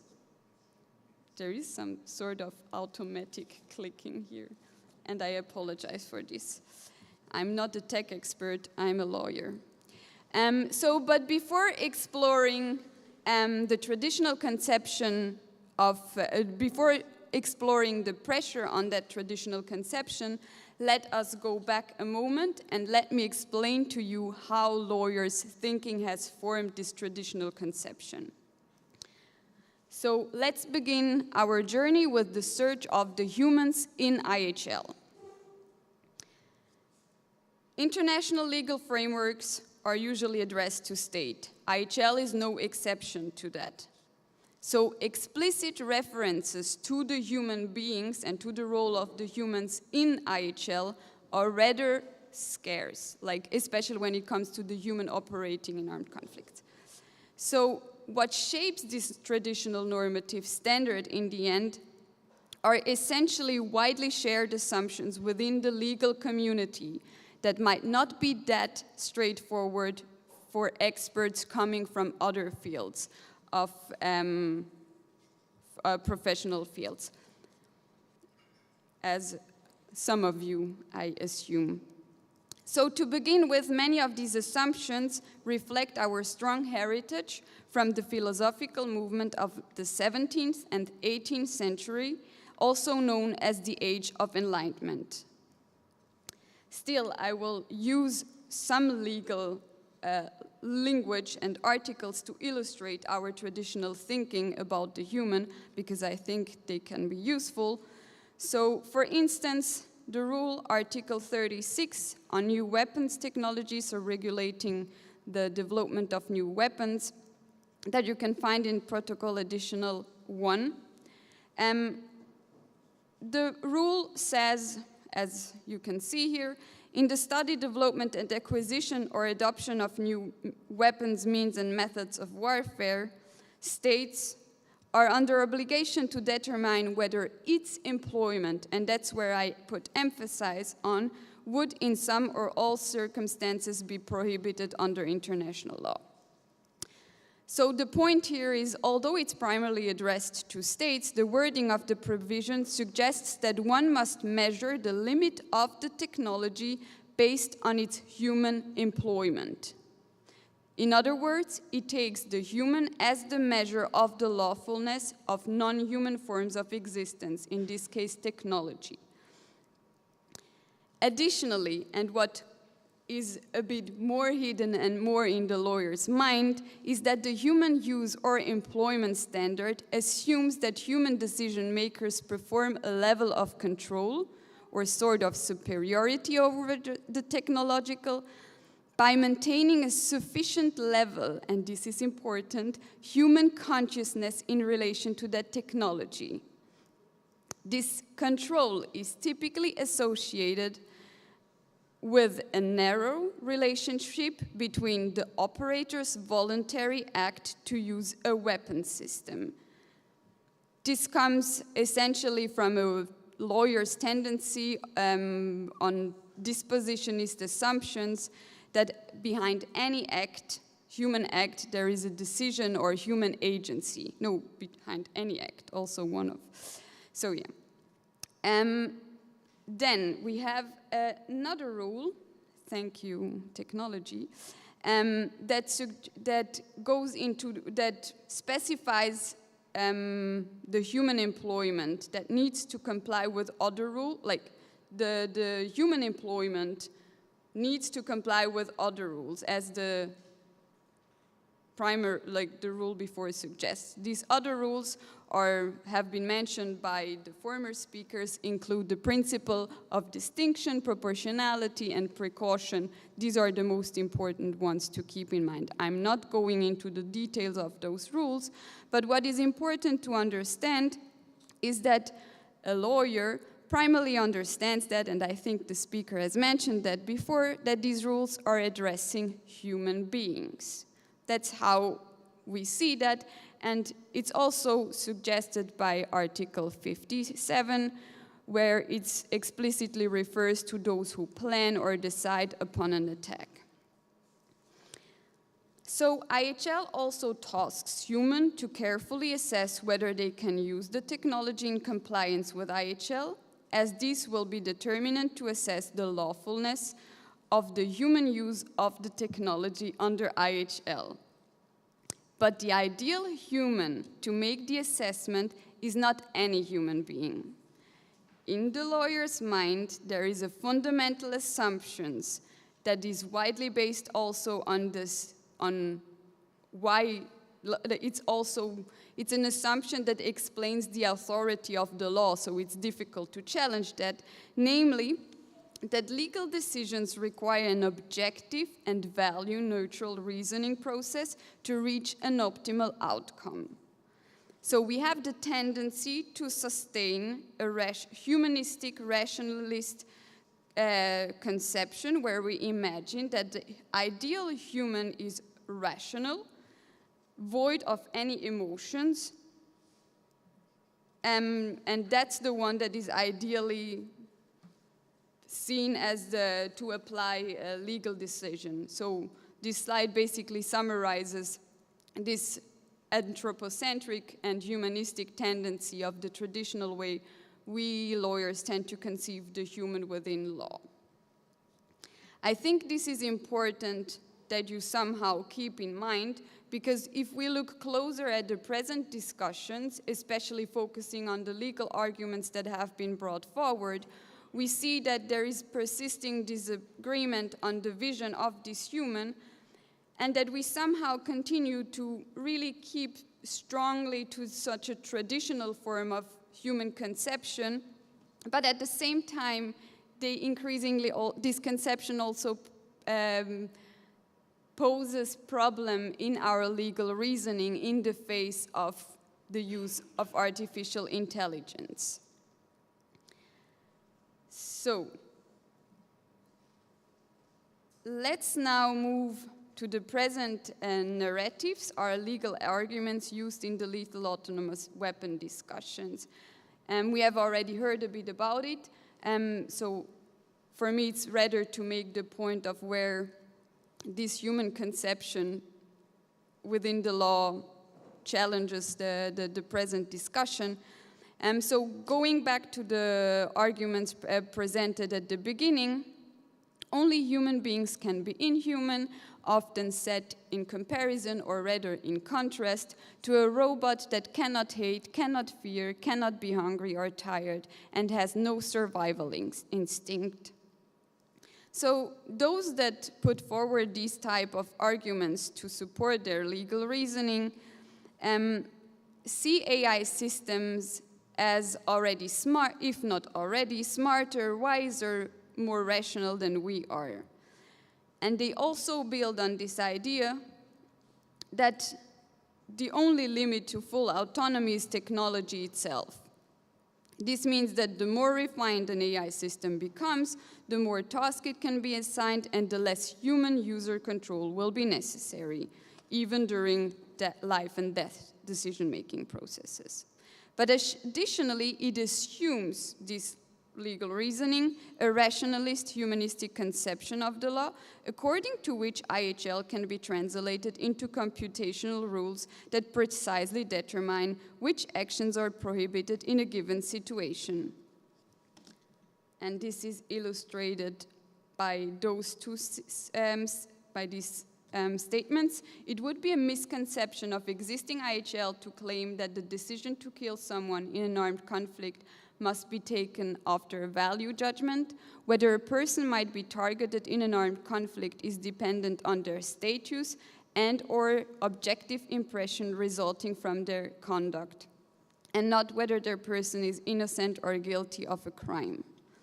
Well, I'm not going to go into that debate, but in the same way as rule-based algorithmic decision-making processes work, legal decisions emanate naturally from prescribed forms of logical interference, such as deduction, induction, and analogies. That's their mindset. The implication of this vision of the human standard under IHL is, in my view, significant, because it reduces the human to an underperforming completer of legal decision-making tasks. Plus, it not only takes the human role out, like the importance of the human role in decision-making processes out, but also it doesn't give much value to the role of emotions and morality. It actually buys into this binary vision of reason versus emotion, considering emotion as something necessarily bad. On the other hand of the spectrum, we have, this just summarizes the points I've just made. On the other hand, end of the spectrum, we have those that consider human involvement necessary, and they often highlight the virtues of the human to support their argument rather than the defects of the human. They view the human involvement also necessary from an IHL and accountability perspective, as we have heard. So on the one hand, IHL speaks to human beings, those who plan and decide, as I have shown in the previous article. But on the other hand, it also buys into this dispositionist model of accountability, under which one assumes that human agency is behind any act or decision. Yet, against the former view, they seem to imply that IHL, and this is a bit new, I would say, from lawyers, that they start to recognize the value of not emotions as such, but the necessity of consider IHL as evaluative judgments and not purely objective. Yet if you speak to lawyers, they would still be very careful in accepting that there are emotions involved, but this is another story.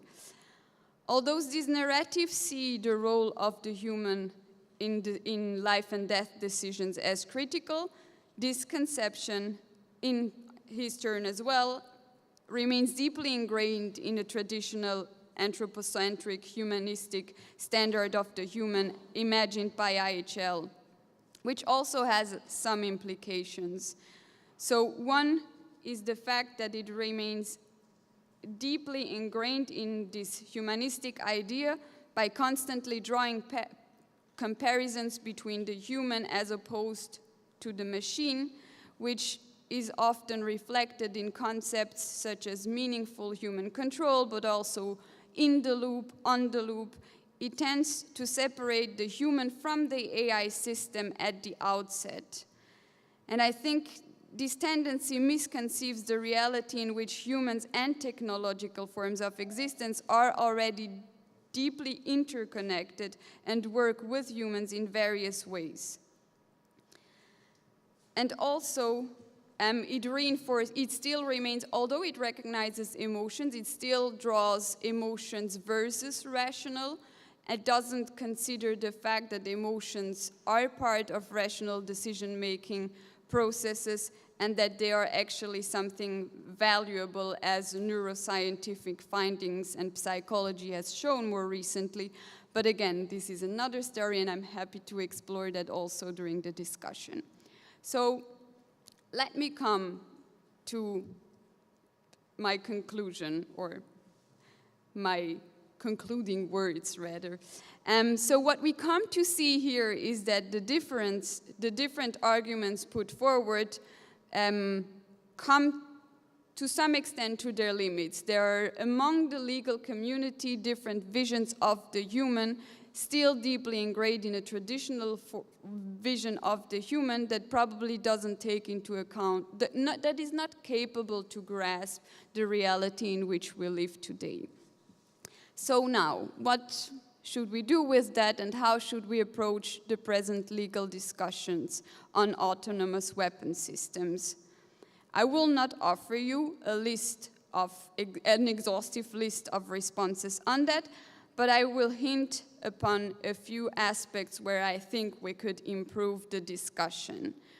My first point, and here I speak not only to lawyers, but a tendency more broad that we can see reflected more broadly in the society, is to anthropomorphize AI systems through the use of metaphors such as training, learning, neurons, memory, autonomy as in autonomous weapon systems, because it makes the technology appear as it has its own mind.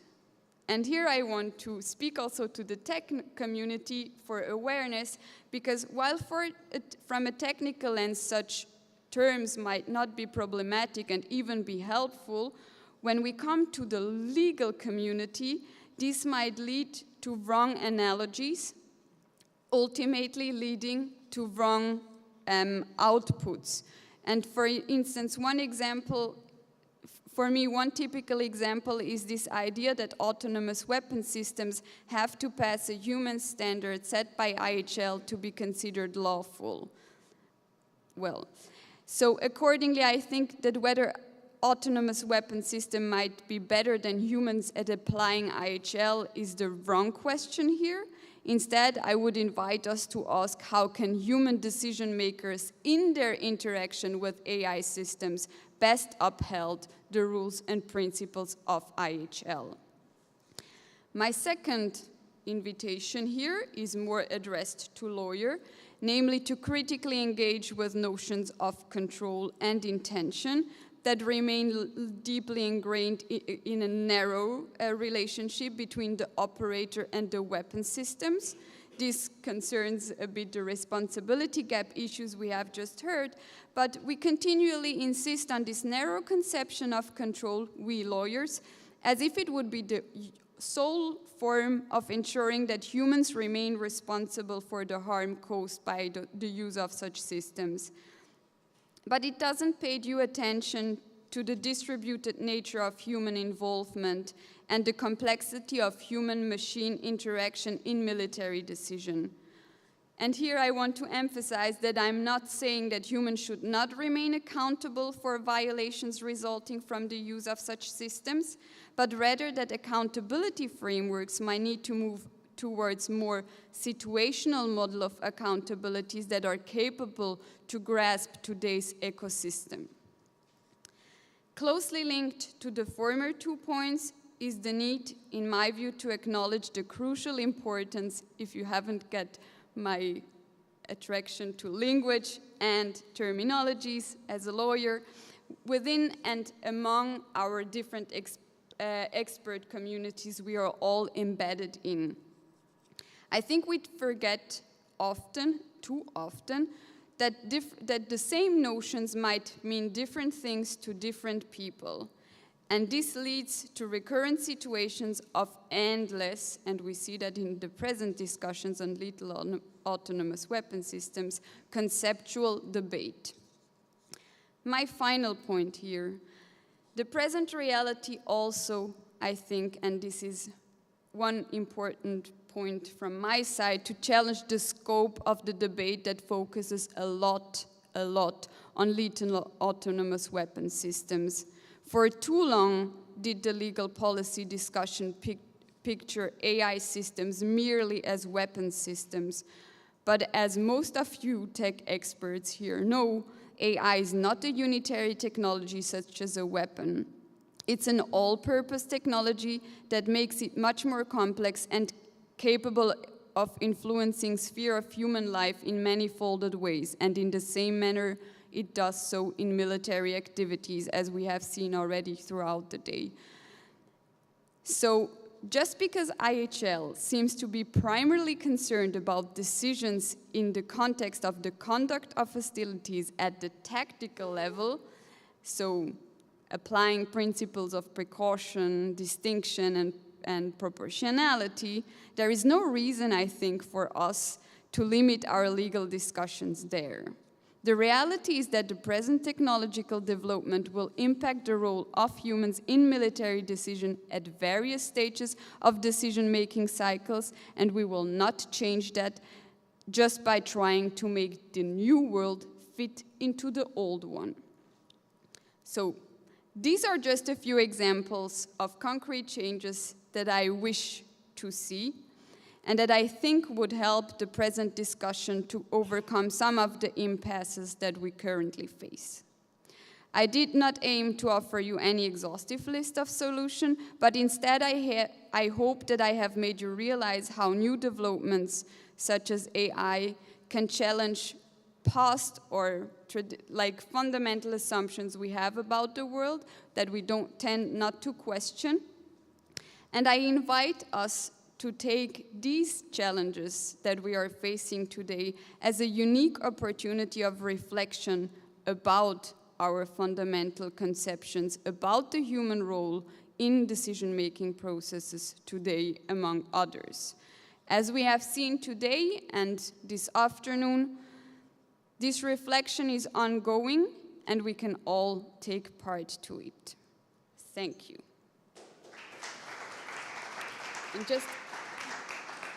And just some quick promotion on legal issues beyond lethal autonomous weapon systems.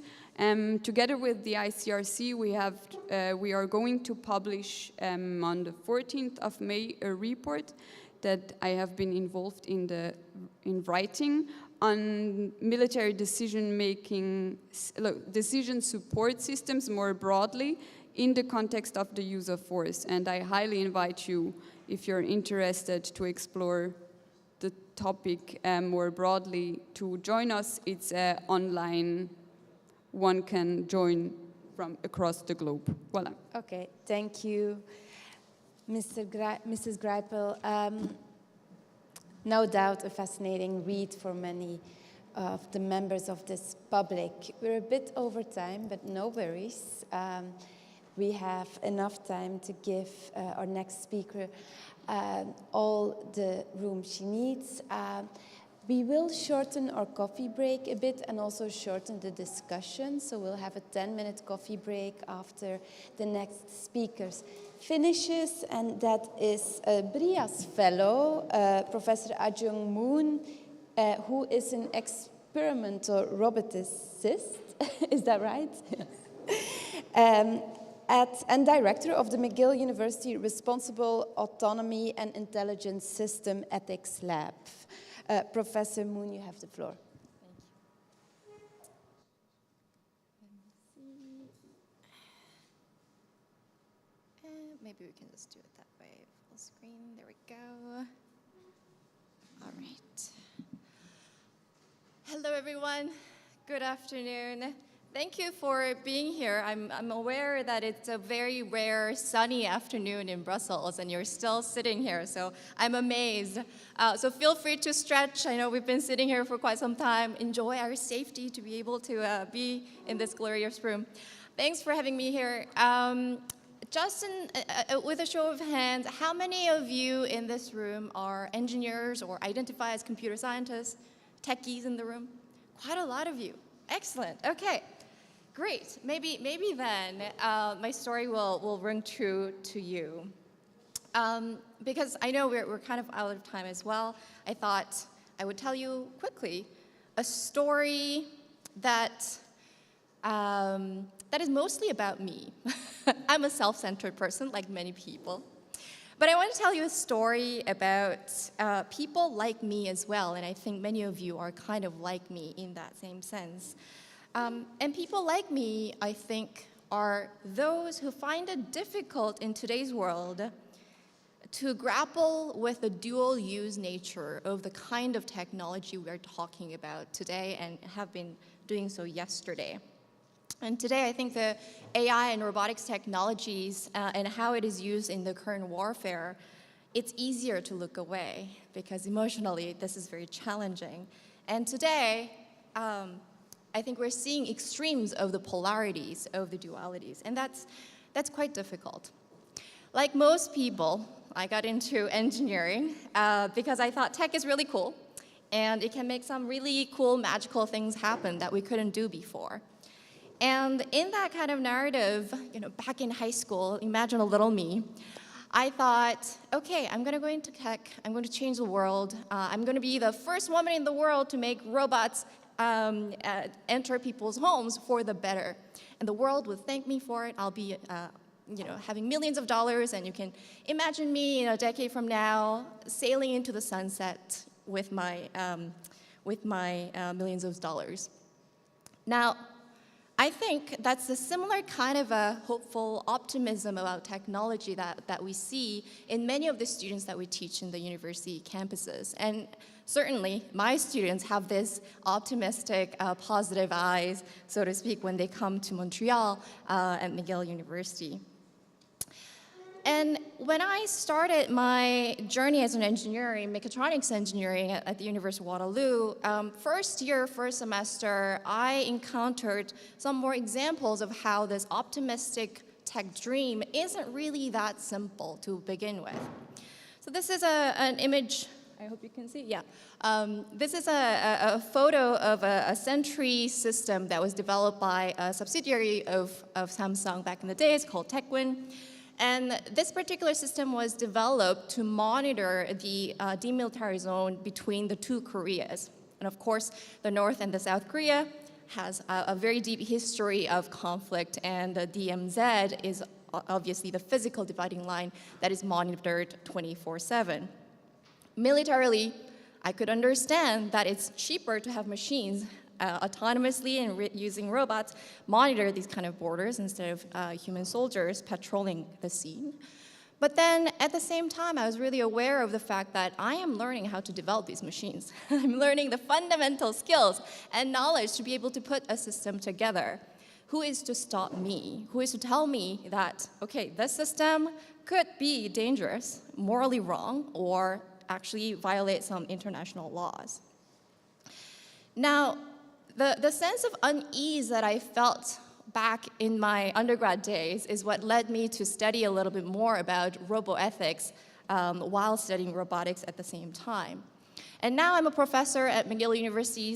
At McGill University, I teach a lot of computer science students and engineering students about AI and ethics and so forth. One of the pictures that you see up there is our McGill campus. Typically a very peaceful campus, downtown, heart of downtown Montreal, very beautiful.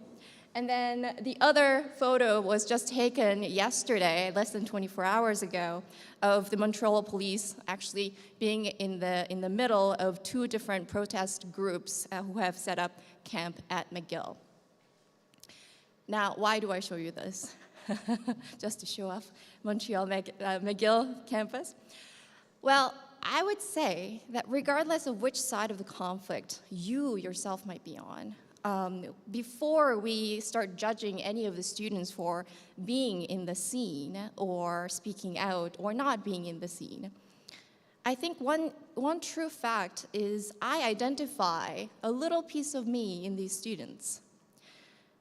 I bet you many of the people who are there, who are touched by the scene, are software engineers, computer scientists, people who are drawn to this particular city because they thought tech is cool, tech can change the world. And I bet you there's a little bit piece of you that actually say the same thing as well.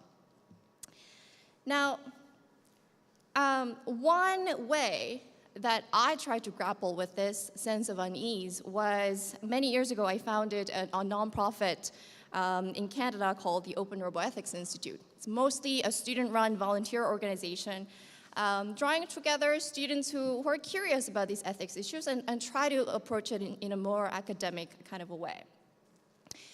Back in 2015, we ran a multilingual survey online, and we were just curious about this notion that if the kind of technologies that we are developing today could be used for developing a weapon system, it could be remote controlled, it could be fully autonomous, what do the world think about it?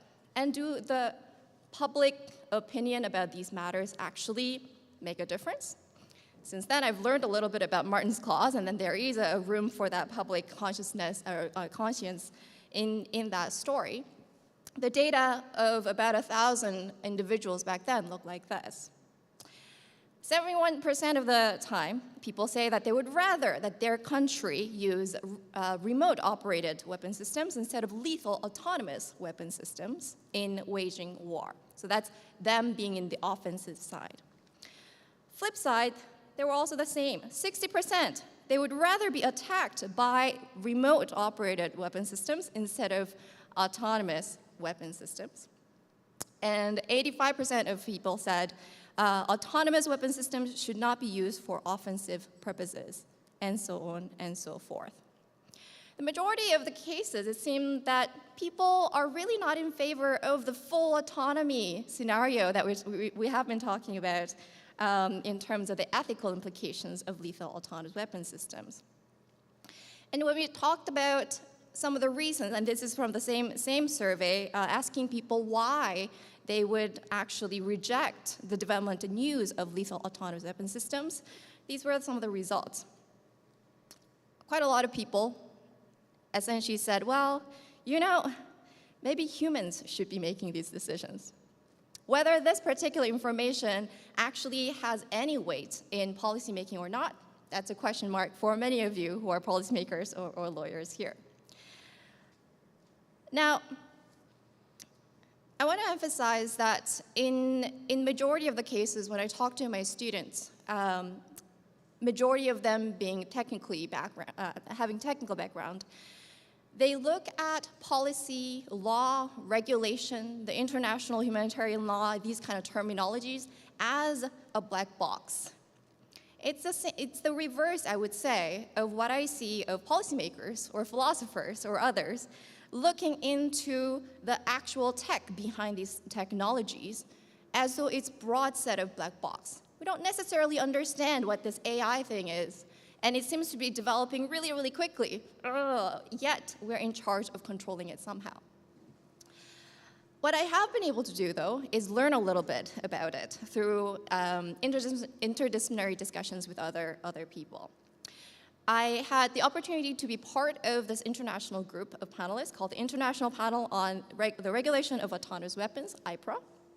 And this is essentially a panel that was put together with interdisciplinary set of experts, with people who were definitely on the pro campaign to stop killer robots, and those who are not, and those, including academics myself, who are not necessarily taking a very clear side in that sense and taking a very alternative approach. Now, something that was really interesting about being engaged in this particular panel, where we were flown into Berlin and taking multiple days to hash out details of these kind of discussions together, was I got to ask questions to people who know better about things that I don't necessarily know. And one of the questions that came up was, okay, well, let's say there is a particular ban at the universal or international level. How does it actually work? How did it work before? How do we actually govern or make sure that everybody follows all the treaties and rules? And somebody at IPRA explained to me, well, actually, there are different ways in which we try to control. And one of the ways is actually expert control. For physical weapons systems, such as nuclear systems, many of you probably are more experts than I am. Well, the kind of experts of specific kind of technologies that are involved, or pieces of hardware or materials that are involved, that's actually regulated. So you can't just willy-nilly hand cook it from your garage. That's not how it works. Whereas when it comes to lethal autonomous weapon systems, I think we've kind of understood from the 2 days of discussion that software is really at the heart of it. That is what makes a big difference. Now, there was this question then, how do we control this system, maybe expert control of a lethal autonomous weapon system, when it's so software dependent? Can we find an alternative approach to this? So I had a brilliant undergraduate student who also shared this tech optimism with me, and then we launched into a little bit of a quest. The IPRA staff had actually broken this question of expert control as a means of regulation into the component level. They looked at 4 different kind of existing regulatory frameworks that are out there and said, okay, well, in order to build a lethal autonomous system, we need the hardware, the only tangible in the story. We have the software, kind of intangible here. Know-how, mostly intangible. And data, which is also mostly intangible. Turns out, regulating from the expert control point of view for intangibles is super hard. So the question that we asked ourselves was really this. Okay, well, understanding that software is a differentiator, can we actually focus on that and maybe lean on the fact that open source is everywhere? And it's actually the bedrock for many of the AI and robotics software that you can encounter today. A 2016 report, Roads and Bridges, about open source software and its role in software broadly speaking, and that's not just about weapon systems, this is just about broad software. This author said nearly all software used in society today is built off of open source software. More recent, I guess 2019, report had said that open source technology will underpin future advances in lethal autonomous weapon systems. And I think we've already heard from this morning mention of a few different open source tools that are accessible to the military uses. Robot operating system, this is one open source system that many of you may be familiar with already. It changed the course of my graduate school career because I did not have to design everything from scratch. The system was already there, I could develop on top of it. That is a major differentiator for all of the robotics research. OpenCV, any kind of computer vision algorithms that you might be encountering, you might be interfacing with OpenCV, which is also an open source software. And then many other kind of logos I'm throwing in there, just a sample of a landscape of different open source libraries that are out there that are developed by, in part, a lot of volunteer hours, contributors who are creating freely accessible software, and in part by large corporations that understand that freely accessible software is actually quite powerful for their own uses as well, and have putting their engineers or computer scientists to develop the software libraries and so forth. So, why is this important? Software today, compared to the 90s, is mostly open. It is not something that you go to a big tech and say, hey, I want to buy this piece of software library, and now we'll go through the legal and procurement procedures and so on and so forth. That's not how this works. You go onto GitHub, you access whichever libraries, and you build off of it. That also makes development of the kind of software that enables autonomy of these systems very cheap and very quickly accessible. So the question was really this. the fundamental rooting of open source movement was this notion of an open source license, which means that every single open source software that you encounter, there's a license that is attached to it.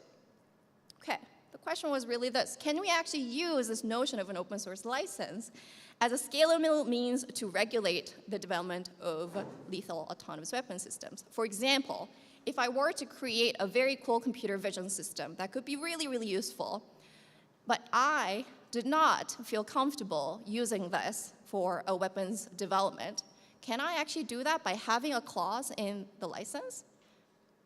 Because given the fact that we build on each other's work so much, this could be a very powerful means of creating a resistance, so to speak, or reducing the amount of flow of this particular use.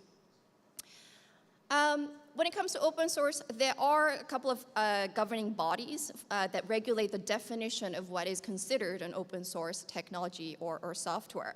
The Open Source Initiative and Free Software Foundation are some of the governing bodies that we go to. They take a look at the open source definition, and they monitor it, and they manage the community around this. Now, the open source definition also includes a lot of different questions and debates around it. One of the ideals or philosophies behind it is that you cannot differentiate the use of this freely available software just because you don't like the way people will use it. There's an explicit FNQ that says, can I stop quote unquote evil people from using my program? The answer is no. Why is that? Well, one of the ways in which the open source movement has become so popular and so powerful is that it decided to be apolitical by nature. By having a say on which particular use of a software is good versus bad, people thought that that would actually politicize or lead to a political discussions about the software or who is making these kind of decisions, and ultimately block the spread of the software freely that was seen to be a good thing. The logos that you see in front of you are some of the many different open source licenses that are very, very popular and used throughout the world today. So what we've done is essentially sweeping through the internet and looking to see how many of ethics-related open source licenses have been created to date, and to what degree have they been successful. The answer is not very many. I am listing 3 different licenses here for you that are the most popular. There are a handful more. Essentially, there are some actors who believe that generating software takes a lot of work. It typically shares that notion that it will be enabling some good in the world. And so, because we're not happy with harmful or violent causes or uses of the algorithms, we have something like do no harm license. Harmful activities not allowed, including violence, environmental destruction, human rights abuse, and so on and so forth. 19996, a very different kind of a license. This particular license essentially says, well, if you're using any of our software, you cannot be avoiding all the labor rights laws that is specific to the local jurisdictions or the International Labor Code. This was a movement against the very harsh working conditions of people in China working 9 a.m. to 9 p.m., 6 days out of the week. Highly popular and very active. Hippocratic license, a little bit similar, a slightly different kind of a implication there, more towards the human rights law. One of the common issues that we found of this and many other licenses is that many of these licenses are actually quite vaguely worded. And this was based on the versions that we saw many, many years ago. I took a look at it very, very quickly to see if things have changed. Not much have changed. Many of these licenses are drafted without much of a legal counsel. And actually, creating the much more refined versions of these definitions is actually really, really hard. Another hindrance was that open source licenses doesn't seem to be legally binding. We don't actually have a concrete case in which open source licenses have been violated to a detrimental effect. Now, I will lead you with an imperfect analogy as to where this is all going. Our efforts were really trying to look at more of an innovative ways to governing this kind of technologies, or at least giving some voice to people who might be wanting to engage in technology activism, or essentially acknowledging the fact that we may be entering this particular field of technology with a particular intention, and we would like to keep it this way. If we were to consider software engineers and computer scientists as the power sources, and software as the electrons that flow through, the electricity, so to speak, then the question is, okay, well, somebody could be using that power to light a light bulb, or just as well, put an electric chair, or something else. Okay, well, we have seen some ways in which technology workers have come together to do walkouts and other collective movements to actually change the course of specific projects that are within the boundaries of the light bulb in the previous slide. I think going forward, I don't think open source technologies will actually have the same fate as in Google walkouts that actually changed the fate of Dragonfly project. What does this all mean? Well, I think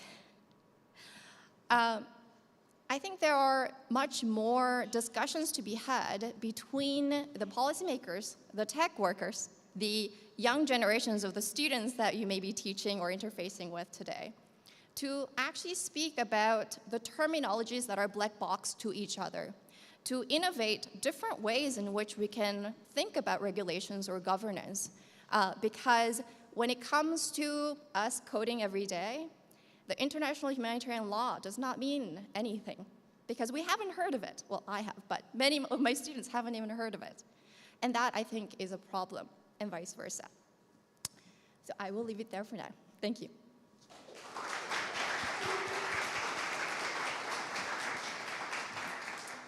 Thank you, Professor Moon. Also, thank you for staying well on time.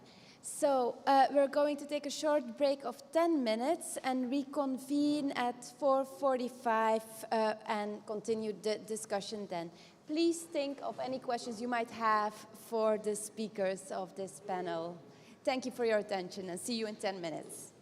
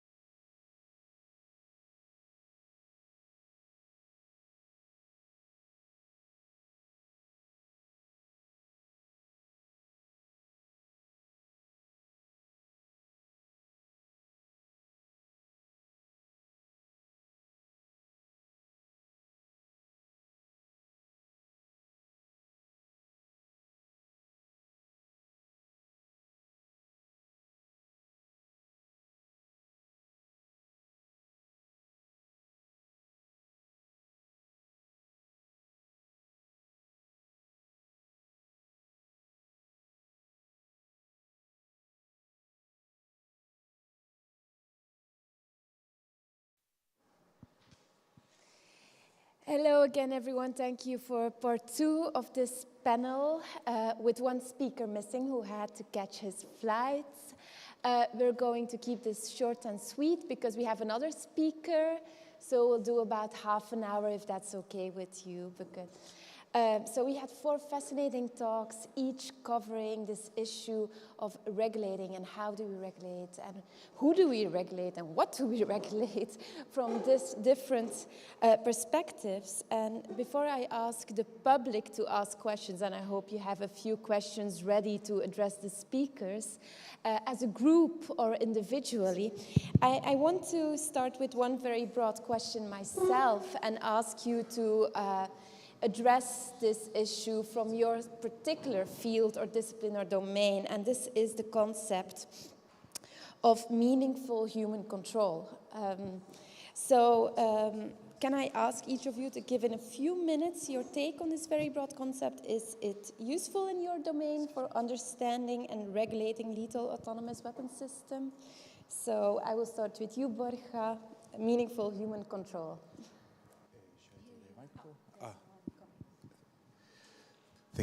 Thank you so much for your question. I would say the question of meaningful human control is very important to be answered because operators and programmers should first of all understand how the autonomous system works and of course how to encode the necessary behavior to know the possible consequences of the machine, how it's going to react, and of course take into account if the effects of the autonomous system can be reversed in case you can affect a civilian or you can attack a civilian object. So meaningful human control entails having a clear picture on how the system works and knowing its particularities, its features, but of course from a multidisciplinary perspective, from the perspective of the operators, from the perspective of the programmers, and also from the perspective of the commander. In any military operation, commanders have the burden on leading all the forces, and of course, he or she must have the best picture clear in order to know which course of action take. And of course, as regards AI and autonomous weapons, if there is not meaningful human control, that is, if you cannot foresee the effects, it's better to have a more restrained approach in order to avoid any kind of violation of international humanitarian law, for sure. So this is from more of a military perspective. And I think we can move to a more legal perspective from there. Is this a useful concept in your domain?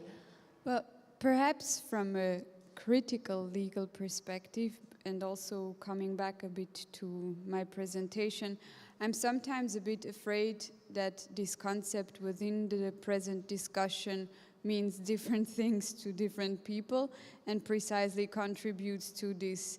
We make it fit whatever community we come from, we put into that concept whatever we think is useful for ourselves, instead of actually trying to have the conversation about what we want to achieve with the meaningful human control concept.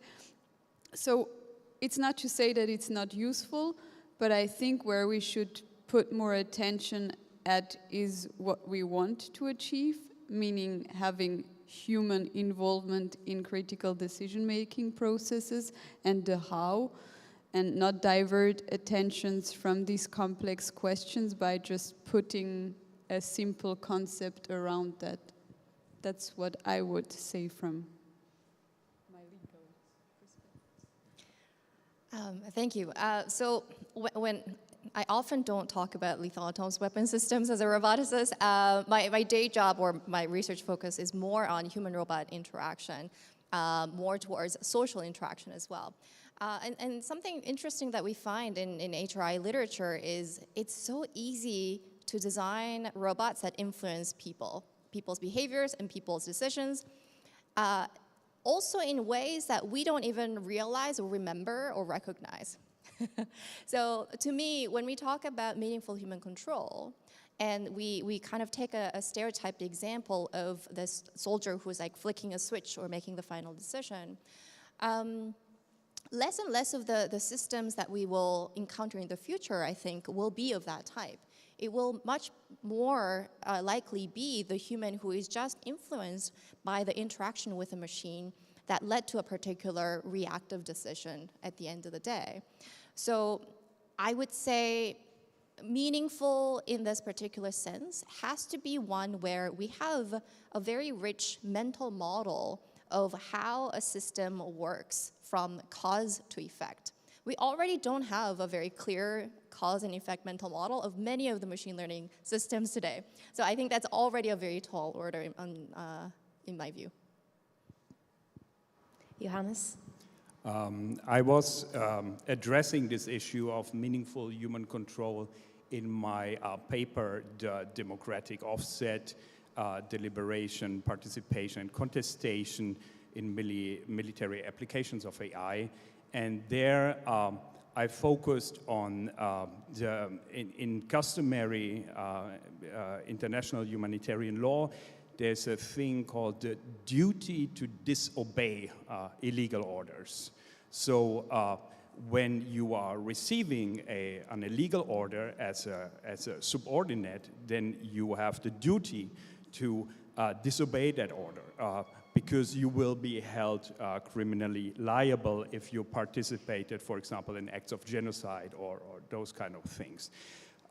And from this perspective, which is in a sense like the most extreme form of human control, really to disobey orders that you receive, I focused on the societal context of control. Because of course, if I exercise my duty to disobey illegal orders in Russia, or in any other authoritarian regime, then I will face very, very harsh consequences, up to like being killed.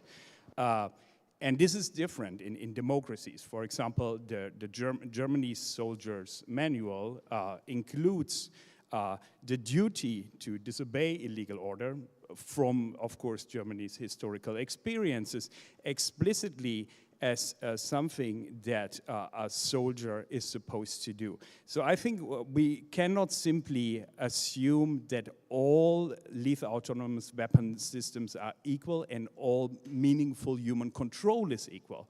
But it depends very much on the society within which this human control is exercised. And yeah, so I think this is very important to look not only at the technology and the military chains of command, but also at what I call in that context societal affordances. Like, what does the society specifically afford to me? And I think that's important to look not only at the soldier and the weapon, but also on the surrounding society. Okay, thank you for these very different takes on this concept. And I have a few more questions, but first I want to give the floor to the public.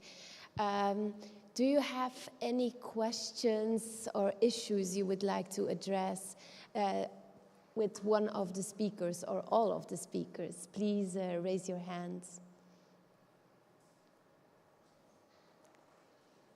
Yes.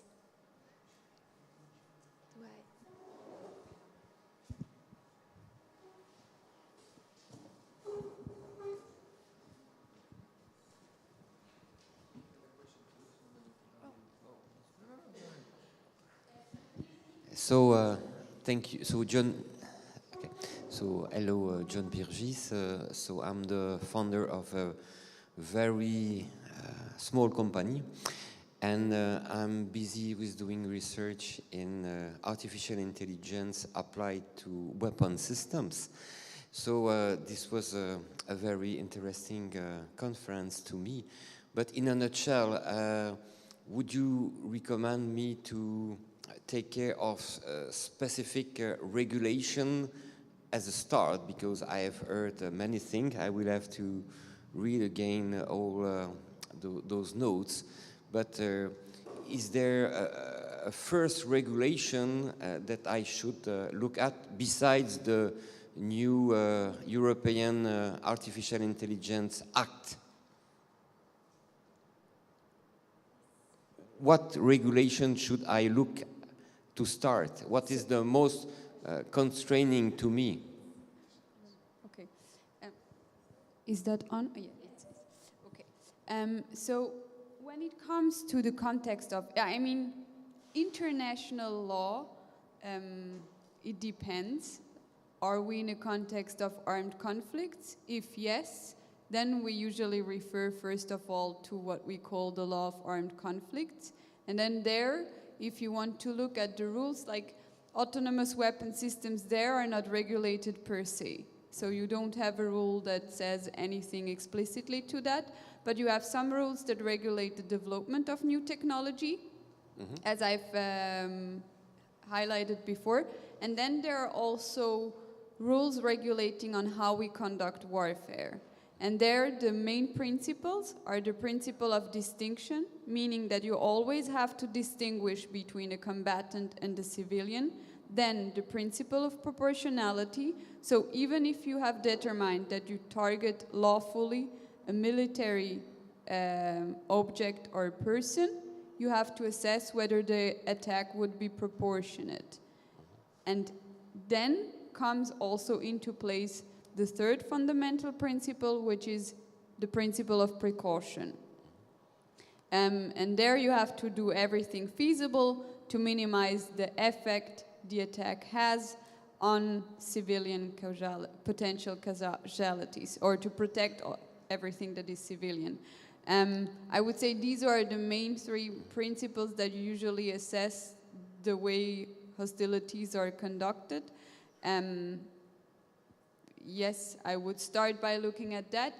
Usually the distinction on the lawfulness of autonomous weapon goes to how the human can use those systems in this manner. And there are lots of challenges because those rules, in my view, are very far from being purely objective formulations. So just for you to have an example, what is a military objective might for many people seem straightforward. Legally speaking, it is not. A military objective is not only something by nature military, but a bridge can at any point in time become a military objective, even if it's essentially civilian, because of a military advantage that it produces. So just to give you a sense of the subjectivity of the application, or the very contextual related application of IHL, and the way we want humans to interact with machines to do so, brings up complex challenges that I think we need to engage with. But I was not talking about use in the first stage, it's just about development. So if I start to develop an IA system, should I be compliant with some rules, regulations? Or not, maybe not. You mean the rules of developing? Yeah. The rules of developing, it's very similar. You have to ensure that as the rules showed, you have to ensure that the use of a new weapon system is capable to comply with those rules when it's being used. So you go back to the principle of distinction, proportionality, and precaution. Okay. And if you during the development phase, you can assess that your system, like either it's per se indiscriminate, let's take an anti-personnel landmine, then it's prohibited. That's the first rule. But then, if it's not prohibited, it cannot be assessed per se, then you need to make sure that it complies with these other rules. Yes, if I may, and if I have understood well your question, you were asking about the developments in the legal field for artificial intelligence. Apart from the great assessment that my colleague has made, which is awesome, of course there are different normative developments at the domestic level as regards product liability and service liability, because normally you should determine and you should ask whether it has been a fault, if it is the fault of the manufacturer or of the developer of not only an artificial intelligence military application, but also applications that are going to be used in our daily lives as consumers. And of course, there will be always questions on extra-contractual liability, tort liability, and of course there are developments both at the domestic level, European Union level, more difficult at the international level because most probably at the Council of Europe there could be multilateral instruments, but that's what I can tell you, sir. But also, apart from the responsibility for the uses of the system, manufacturer or the user, there can be implications in the privacy, in the right to private life. If I'm not mistaken, Article 8 of the European Convention on Human Rights. We have been already witnessing several cases that have been pronounced by the European Court of Human Rights on this since 15 or 20 years ago as regards data storage. And the same can happen for artificial intelligence, how this data is stored, if there can be some cyber interferences, if there can be some kind of automation bias.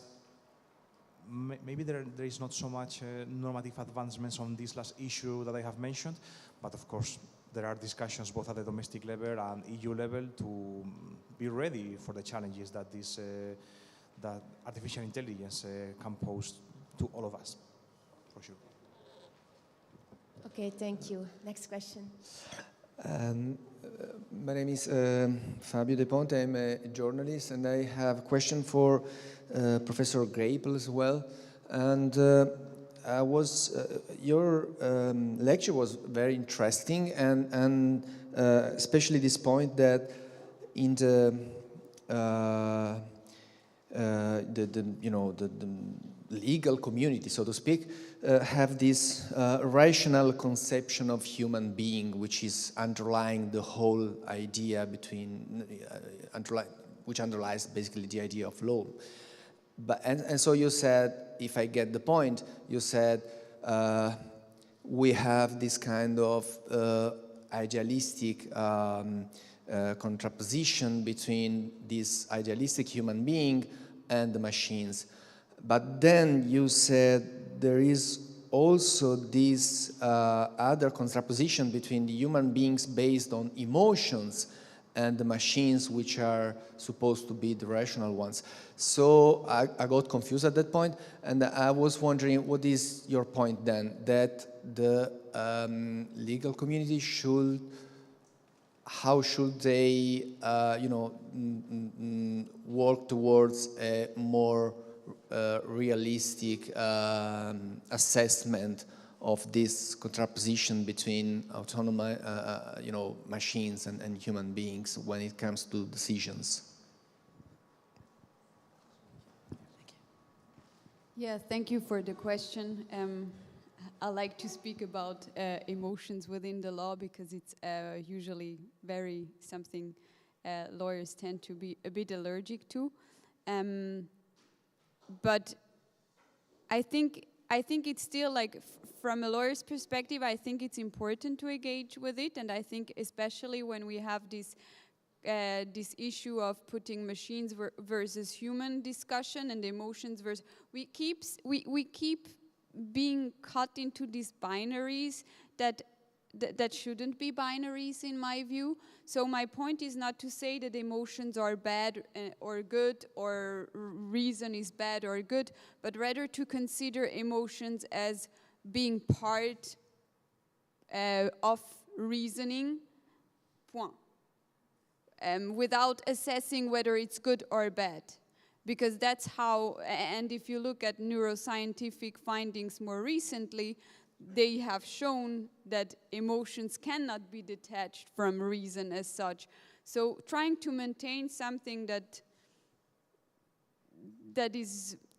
doesn't reflect the way we human beings function, yeah, I think we should challenge this. Then I understand the concern of authority of the law that might be challenged by losing its neutrality and objectivity. But I personally invite lawyers in their everyday practice to engage with what they do and stop hiding behind the objectivity and neutrality of the law, because their practice has an actual real impact and their work is based on their judgments, and it's not a mere executory process that we are involved in. So I think my point is essentially there, like awareness rising about what we actually do and not trying to hide behind theoretical conceptions that do not reflect the reality. That's a really interesting question. Is this working? Yes. And I feel like I want to hear a philosopher's take on that. If that's okay, Johannes. Yes, it's okay. We were discussing that yesterday over dinner already. I think that's a very interesting approach of Anna. I think I'm doing something very similar in that democratic offset paper, in a sense that I try to overcome the rationalistic construction of the individual in law as like an isolated individual or like an atomistic individual. That's how the criticism often goes of people, for example, like Giorgio Agamben or so, that kind of critical legal thinking, and instead look at individual in its concrete societal, historical, also psychological context. So I think that is a very, very reasonable approach to focus on that, but also at the same time a very dangerous approach, because somehow international legal norms are applicable across contexts, across cultural contexts, because we decontextualize the individual and its responsibility, and to go in the other direction, to like recontextualize, always contains the danger that international law loses its universal validity, or at least that what we believe its universal validity to be. Yeah.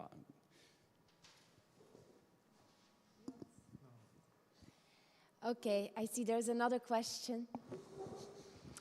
Hi, Alessia Capasso. I'm a journalist for Today.it. I would like to know if after the war, the beginning of the war in Ukraine, you felt that the approach changed in the sense that society decides, so the enemy seems to be closer and closer to the European Union. We changed a lot our approach to defense and military expenditure. I would like to understand if also in this kind of domain, so decided how AI has to be, I don't know, controlled or limited, changed, and in which direction?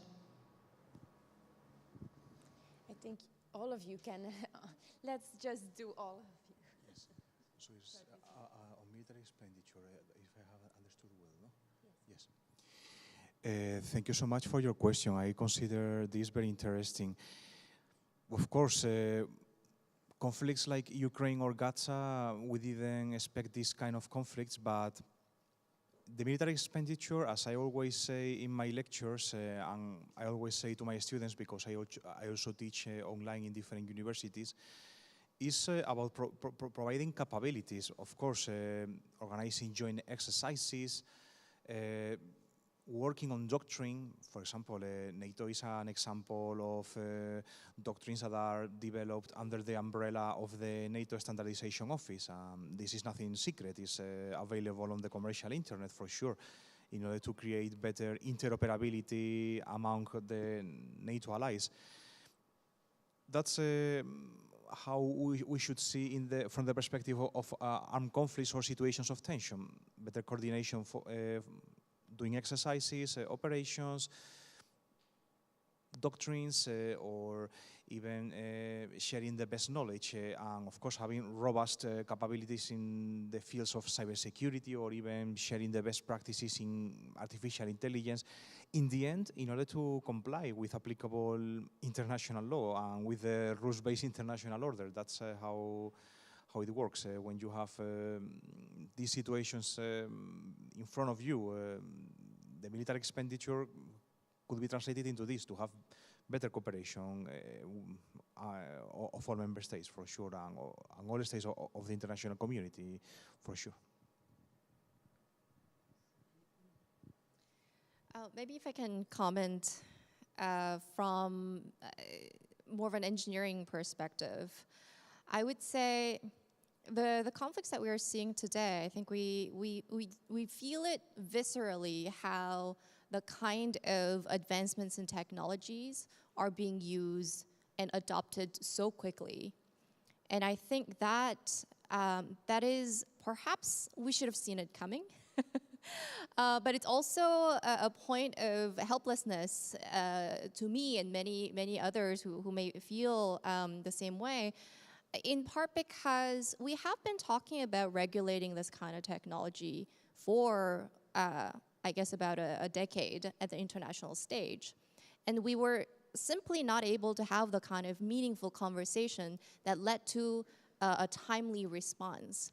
If it took about a decade and we still don't have a very clear answer or a mechanism or a process forward, and now we are seeing some reactions from maybe politicians or even the UN Secretary General and making specific statements, okay, that did not come back in 2015, back in 2016.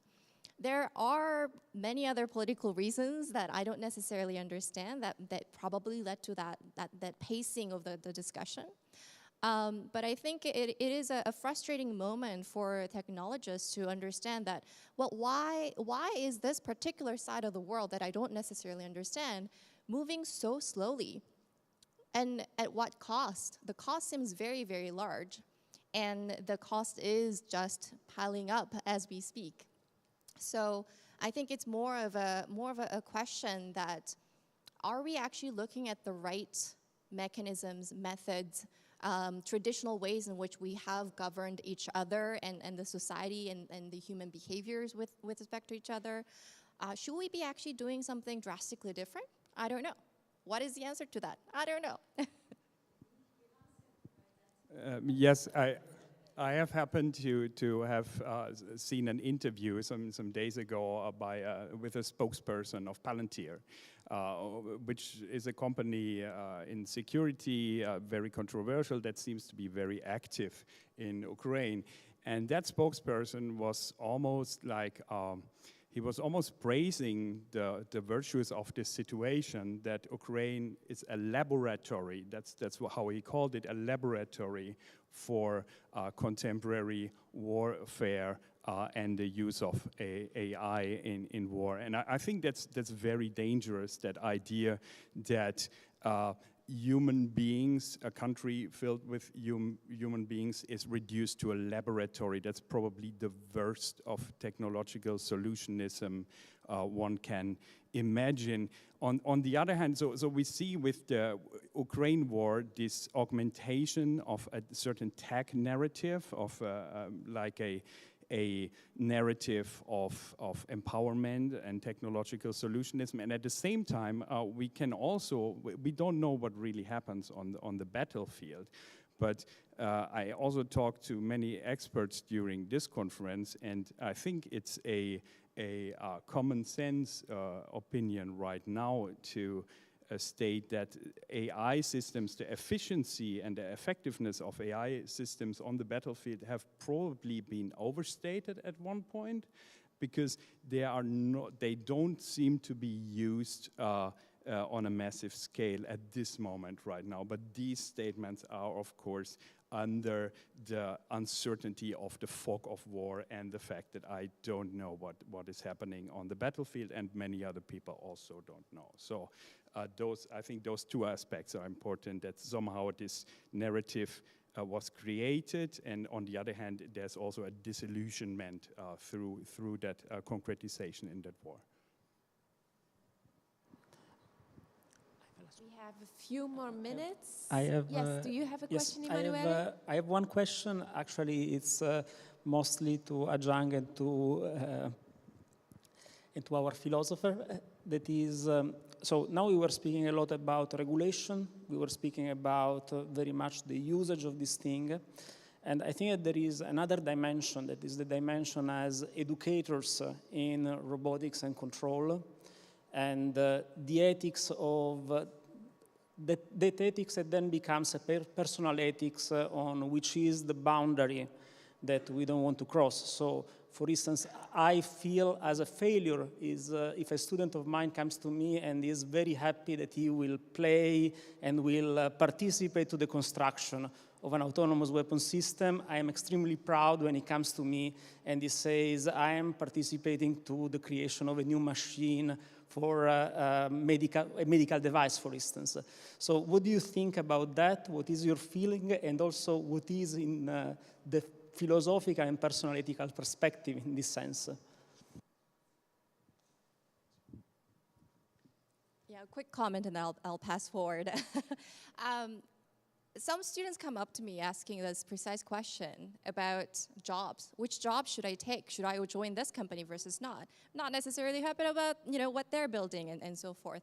I think the nature of the question is very similar in the sense that one of the most powerful resources that we have control over is our time. If we decide that, yes, the little light bulb dash line, if we decide I don't want to be part of the system design of the direct weapons development, then I think we need to vote with our feet. But then I do understand some people believe I need to be developing these weapons and do it well so that it actually hurts less people. I think that's a value judgment on the individuals, and I don't think we should be judging them for actually being a better engineer in either way, because better engineer in a way, just because you're part of the weapon system or just because you have a defense contract, that doesn't necessarily mean that you're a bad person. It just might mean that we actually share a different kind of set of values and we probably have different life experiences. And that was very concrete and very good, so I just try to build briefly on that. I think that relates somehow to the international relations conflict between realist and liberal standpoints. So from a liberal standpoint, like universal norms and so on, we would say that a occupation with autonomous weapon systems is per se a bad thing, no matter where you live and so on. On the other hand, people, as we discussed earlier, are not atomistic individuals. They live in societies, and sometimes, for example, in the case of Ukraine, that can also include the felt duty to defend that society and the values of that society. And it might be, or it's certainly the case that from a realist perspective, it is very much depending on the society that you live in, how your participation in the development of autonomous weapon systems should be morally judged. So if you are working within the conditions of an authoritarian regime and those weapons are used to reduce freedom, and I think that they really have a strong potential to do so for various reasons, again elaborated in my paper, then this is certainly, if you say that human freedom is valuable, then that's a morally repugnant act. But if you are part of a society that defends that very value and that value is in danger, then that might be judged differently. I know we're again a bit over time, and I feel the look of Anja that we need to go forward with the program. Thank you for doing that, by the way. But can I ask you one concluding question, each one of you? And I think you could answer that quite shortly. I really liked in all your lectures or all your papers how you were both very holistic, showing the complexities of the autonomous weapon system and really teaching me on how many aspects and actors are involved, but also being very concrete. And I was wondering while you were talking, which would be their dream public? At which table would you like to be invited to advance your ideas on the ethics and how it could be regulated?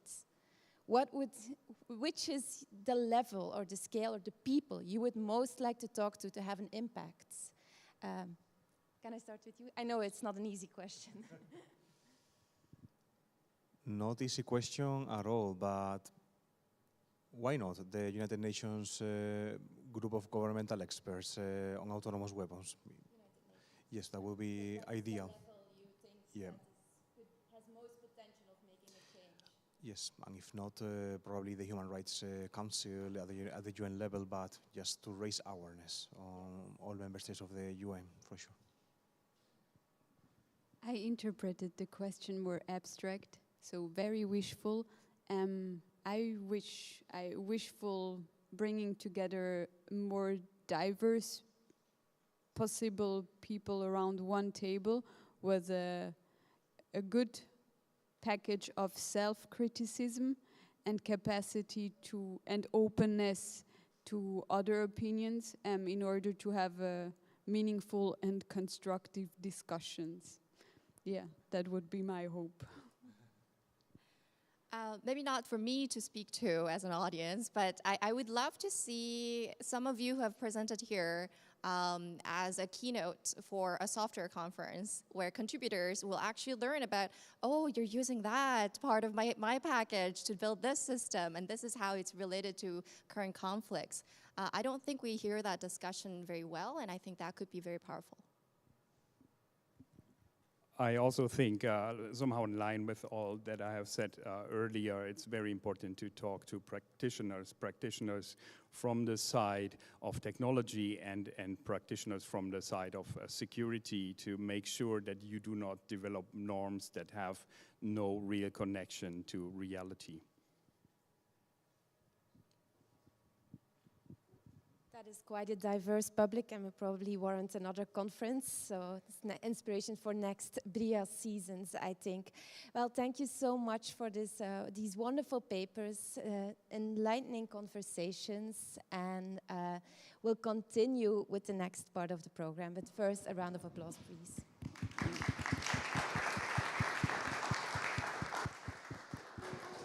So it is. Thank again for the speakers and panelists. We have exploited them in, oops, I've done a little bit of a mess. We have exploited them in a double capacity today, so we were on people exploitation, kidding. Next and last talk actually is Pier Domenico Memeo, who I must say, he promised me something, because he promised me to come with a Star Wars tie, and he didn't, so I'm very disappointed, because he has a... I have it in my bag. Okay, you will be partially forgiven for having it in your bag. So, as a last talk of today, I wanted to... So we wanted something that made us think and also made us maybe smile a little bit, I hope, because of course the themes have been not light themes today in particular. And so I asked Pier Domenico to prepare a talk about how science fiction and what's happening and what will happen are related. So Pier Domenico is a scientific dissemination person. He is an astrophysicist, and its own definition is a science fiction nerd. So I will leave him the stage. And okay, I see that. I'd like to have it on my hands if possible because I jump around a little bit. No, because I have to be recorded. Okay, you are forcing my hand here. Okay, let's try. And let's regulate the height because nature was not generous with me. Okay, that's fine. Okay, let's try this. So, I noticed the change of terminology. The other speakers had the floor and I have the stage. So it's something that will signal the change of topic. Today I would like to speak about something that is more playful and light with respect with the previous speakers who had such important and thoughtful and sometimes even ponderous topics about artificial intelligence and autonomous mechanism in conflict, both for peace and for war. So my job today is maybe have a look, not for today, but to the future, and see if I can strike some nostalgia chords within your heart about science fiction, because maybe inside of you there is some huge nerd that is just want to play battleship in the space. Okay, so it is working. No, it works better when it's on. Yep. The title of this section is Robot Soldiers and Machine Wars, Cautionary Tales from Tomorrow's Battlefields.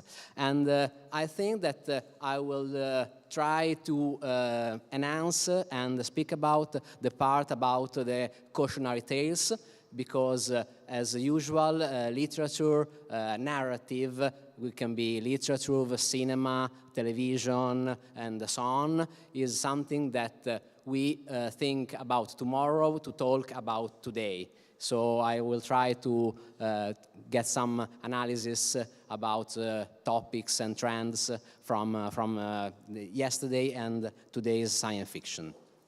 So I choose this title, Automatomachia. It's a kind of difficult to say, but I like to make it difficult to myself. Is a curse. And when we talk about robot wars, are we all agreed that we are talking not about this? Okay? So it is something that was a kind of a guilty pleasure when I was a kid to watch this this program on TV. Anybody else know it? Show your hands. Okay, okay, I see you. We are brothers and sisters in that. Okay, so of course this is not the wars that we have been talking and I will talk about, but it is interesting that we kind of personalize and characterize and build stories about the robots in this kind of endeavor. They have names, they have history, there are fans, there are groups and teams. So just the fact that we strike a personal relationship with machinery is something that cannot be put aside when we talk about automation in whatever field. Just as Emanuele gave me his introduction, I'm an astrophysicist by education. I studied in Bologna, in Como, and in Ferrara, and in the last years of my life, I've been doing scientific outreach and popularization. I can lie to you and tell you that these are the reasons why I've been called today, but the actual reason is this. I am a huge nerd. And so my knowledge of science fiction and obscure TV series is at the moment my most valuable skills. Thank you. Well, to start with a slightly serious note, I would like to answer the question of why are we talking about science fiction, and the reason is that science fiction, the imagination of the future, has always shaped the innovation in the present. So I put up just a couple examples. For example, the communicators for Star Trek, which came out in 1969, well before the time of cellular communication, but have shaped all the machines, but also our relationship with them. And for example, Star Trek: The Next Generation, some 20 years later, introduced the idea of what today is the tablet.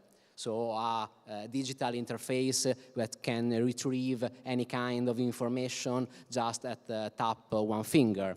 We have prosthetics from, for example, I took a scene from Star Wars, or to talk about not just cinema and television, but also literature, the ideas of traveling to the moon by the power of chemical reactions is something that is in the course of every scientific nerd since 1875, from De la Terre à la Lune by Jules Verne. So, this is one reason. The ideas that we have about the future and the stories that we tell ourselves about the future shapes our research today. But it's not just that. There is something also called science fiction prototyping, which is a field of studies about the use of speculative fiction to try to collect and direct information about what will be the next steps in various technological development. This is used in various fields for science, technology, engineering, but there is also a military and defense application that from 2015 about, and this is called fictional intelligence, FICINT. This is something that is used marginally, but interestingly, by different agency and government divisions to get science fiction writers to create an imagination team about what new weapons and new interaction between the geopolitical situation and the possible future will interact. So there is not just the flight of imagination just for satisfaction's sake, but also the fact that it can be used to imagine and shape what step we are going to take in the next 5 years, 10 years, 20 years, and so on. So I found this very interesting, and I thought that could be an interesting addition to the stark nostalgia of the rest of my presentation. Just for a bit of history, not a very long section, but of course the idea of automation is long as humankind imagination, starting with mythological beings, for example the golem or the Talos, the giant of bronze, which was created by Hephaestus for the defense of Crete from all invaders and intruders. And I choose this one because it was in mythology itself called an automaton. So a self-propelled or a self-operating machine. So not a creature, but something built, but with autonomous decision. An objective to defend the island, but autonomy of decisions on how to do that and with what kind of strategies. Of course, we cannot talk about science fiction and the creation of intelligent life or intelligent mechanism without mentioning the mother of modern science fiction, Mary Shelley, with his Frankenstein, or the modern Prometheus. Of course, we have focusing on mechanical, electronical, and technological intelligence or autonomy, best said autonomy and autonomous decisions, but there is also a field of science fiction about the creation of biological life, of artificial biological life. I will just have a couple of examples of that, but we cannot start without mentioning, for example, this one and a couple of others. But the idea of not just creating machine, but the evolution of machine is something that is quite old. We have this author, Samuel Butler, that in 1873, in an article on a newspaper in New Zealand, was the first recorded thought of or ideas about the evolution of consciousness in the machines. I will take a couple of minutes to read you the specific words because it's very interesting to see how visionary was for the time. We have the idea that the theory of evolution was published just a few years earlier by Charles Darwin, and in 3 to 5 years there were ideas that the evolution was not limited to biology, but could be applied also to technology. So, what sort of creatures man's next successor in the supremacy of the earth is likely to be? We often heard this debate, but it appears to us that we are ourselves creating our own successor. We are daily adding to the beauty and delicacies of their physical organization. We are daily giving them greater power and supplying by all sorts of ingenious contrivances that self-regulating, self-acting power, which will be to them what intellect has been to the human race. In the course of ages, we shall find ourselves the inferior race. Day by day, however, the machines are gaining ground upon us. Day by day, we are becoming more subservient to them. More men are daily bound down as slaves to tend them. More men are daily devoting the energy of their world lives to development of mechanical lives. And I think that many of you can feel the ponderous weight on their shoulders that we are dedicating life to the advancement of machines and intelligent machines. The upshot is simply a question of time, but that the time will come when the machine will hold the real supremacy over the world and inhabitants is what no person of a truly philosophical mind can for a moment question. So Butler was sure, completely assured that one day in the near or far future, there will arise a race, a sequence of being of mechanical intelligence. And to think that this is something that was written more than 150 years ago is to me very, very striking. Samuel Butler expounded his own philosophical thinking in one novel, which was titled Erewhon, or Over the Range, and inside this novel he described an island in which mechanical creatures were deemed so dangerous that they were banned and destroyed altogether.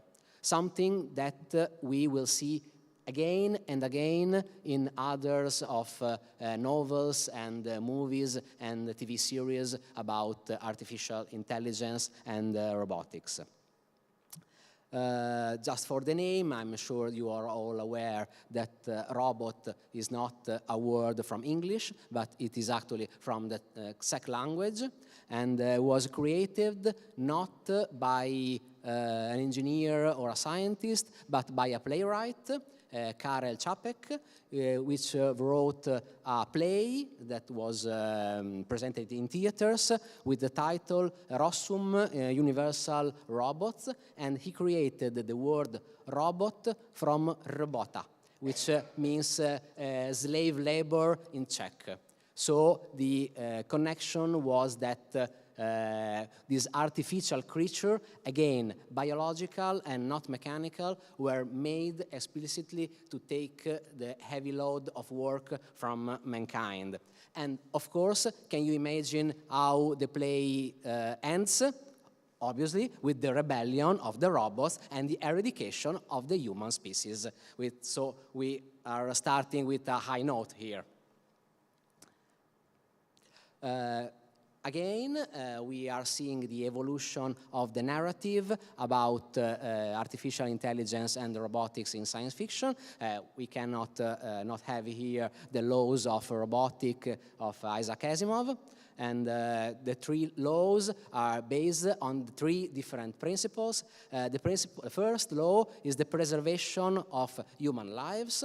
The second law is about obedience by robots to humans, and the third is self-preservation.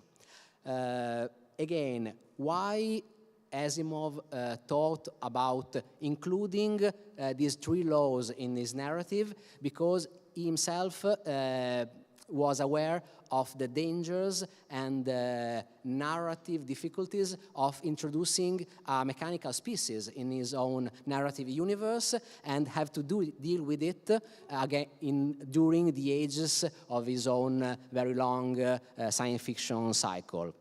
So the regulation of robotics was the way he decided to take into account in his own narratives. It's not the only way to deal with robotics in science fiction. For example, a completely different approach was the one of Frank Herbert in Dune, where we will not find any kind of artificial intelligence, completely absent. But this is justified by the fact that in the narrative universe of Dune, some 1,000 years before the events, there was a rebellion of machines, and the humans have to fight a war called the Butlerian Jihad against the machine. Butlerian was chosen for the name of Butler, the philosopher that I speak about earlier. And in the end of the Butlerian Jihad, the humans put a complete ban on the creation of artificial intelligence, and one of the commandments of the Holy Book in the Dune universe, the Orange Catholic Bible, one of the commandments is, "Thou shalt not make a machine in the likeness of a human mind." And to compensate for the absence of artificial intelligence, different kinds of brands of different subspecies of humans were created. For example, the spacer navigators, which exposed to the spice, the psychoactive and geriatric drug from the planet Arrakis, gave them the power of prescience, and so the capacity of navigate at superluminal speed, having the possibility to recognize the right path even before the motors began. Or the Bene Gesserit that were intent on creating the perfect human being in the body of the Kisata de Acht. So again, let's do more, and I have focused on 4 issues about the use of robotics in science fiction, the use of robots as a cannon fodder, what we can call the Frankenstein complex, the fact of the rebellion of the creator against the creature against the creator, just a point about the all-seeing eye, the concept of artificial intelligence and surveillance, what I like to call the anime exception, because science fiction in anime and manga about robotics was treated a bit different, especially about the use of military robots, and we'll talk for a couple of minutes about that. And the last one is, of course, the more philosophical, intense, is the evolution of artificial intelligence in something that we may call human or human-like in some ways.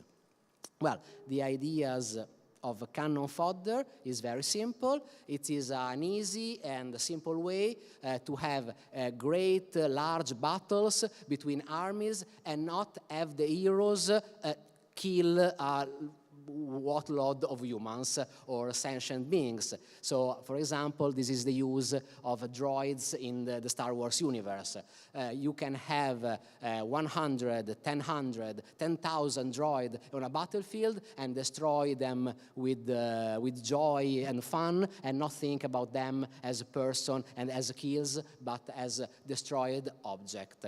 This is the approach of the Star Wars universe, but not just that. We have all what are called usually the Saturday morning cartoons, in which showing killings was banned by the rules of the platform of the TV channels, and so the antagonists were often robots or robot soldiers that can be destroyed without violating the ban on killings. For example, G.I. Joe or other cartoons like this.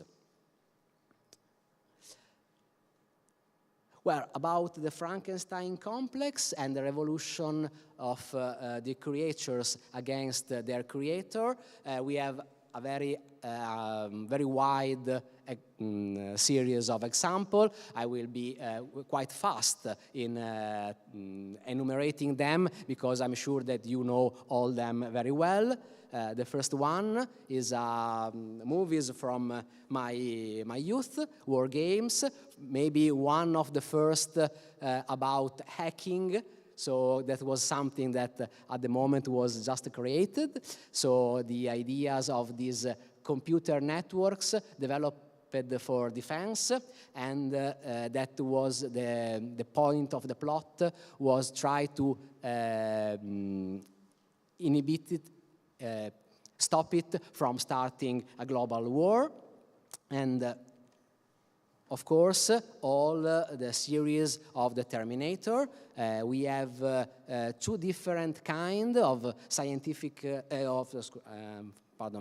two kinds of artificial intelligence. We have the distributed network of Skynet, who was the perpetrator of the first attack against humankind. Again, a software for defense that was created by humans to protect themselves against other humans, and gained sentience and decided in a microsecond that humans, all humans, were the enemies.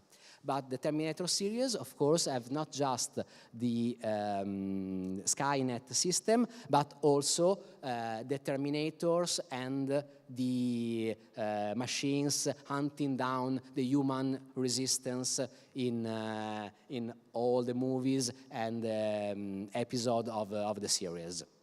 So, Terminator with a lot of examples, Matrix with the Sentinels from the war against Zion, the human cities, and the city and the world of the machines.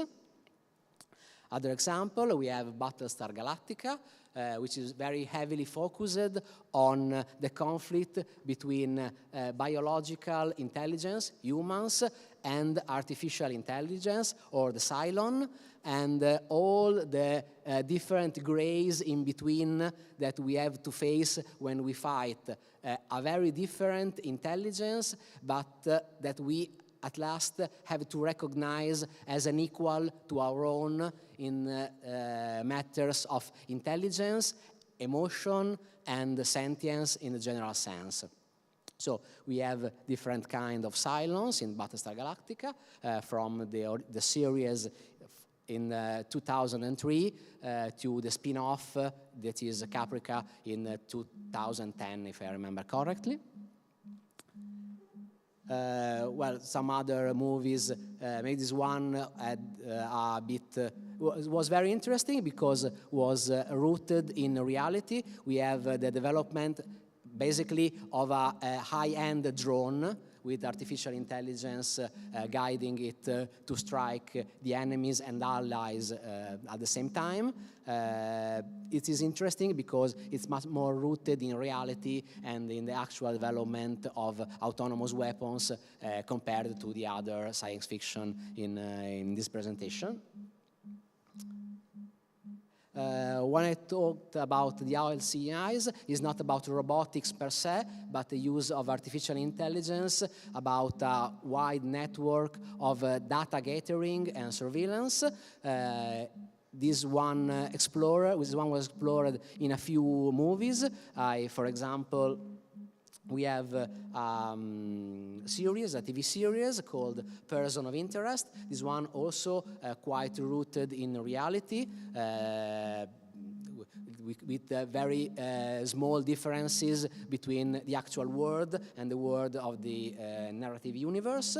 And if you want to go from rooted to more fantastical science fiction, another example can be the Marvel series, when we have Project Inside, which was exactly this, a global surveillance and algorithm that can recognize enemies of dangerous individuals and eliminate them.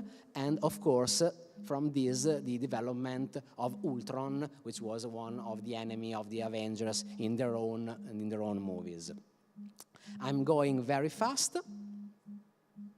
The anime exception is because I have found that when talking about military science fiction, even if the first, one of the first cartoon series from Japan, Atom or Astro Boy, it has different titles in different countries, was about an autonomous robot child. When told about military science fiction, we always have a pilot. Even in the two more famous series of Japanese cartoon, the Real Robot series, for example, from Gundam or Patlabor of Macross, which are three series of three animated series when we have some kind of explained technology about robotics, and we have a pilot seated inside the cockpit of the robot, guiding them and piloting them with reasonable explanation about the technology. And the other branch of animation is that of giant robots.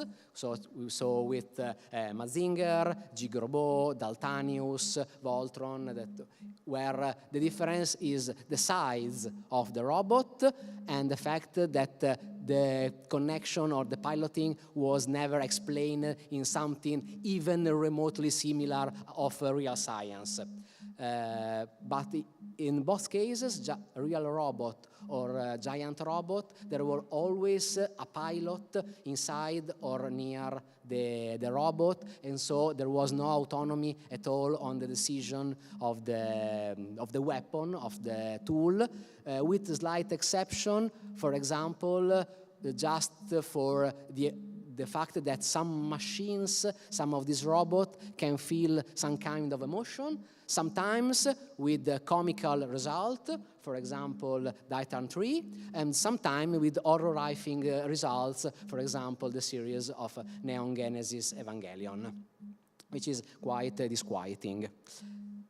And last but not least, just to talk about the evolution and how we see the evolution of artificial intelligence and becoming something that is more similar to our way of thinking and the way we perceive ourselves as sentient beings.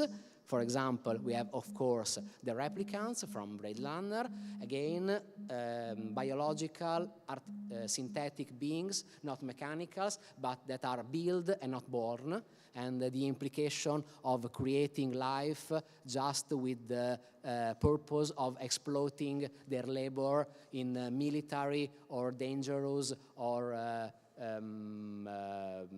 repulsive kind of jobs.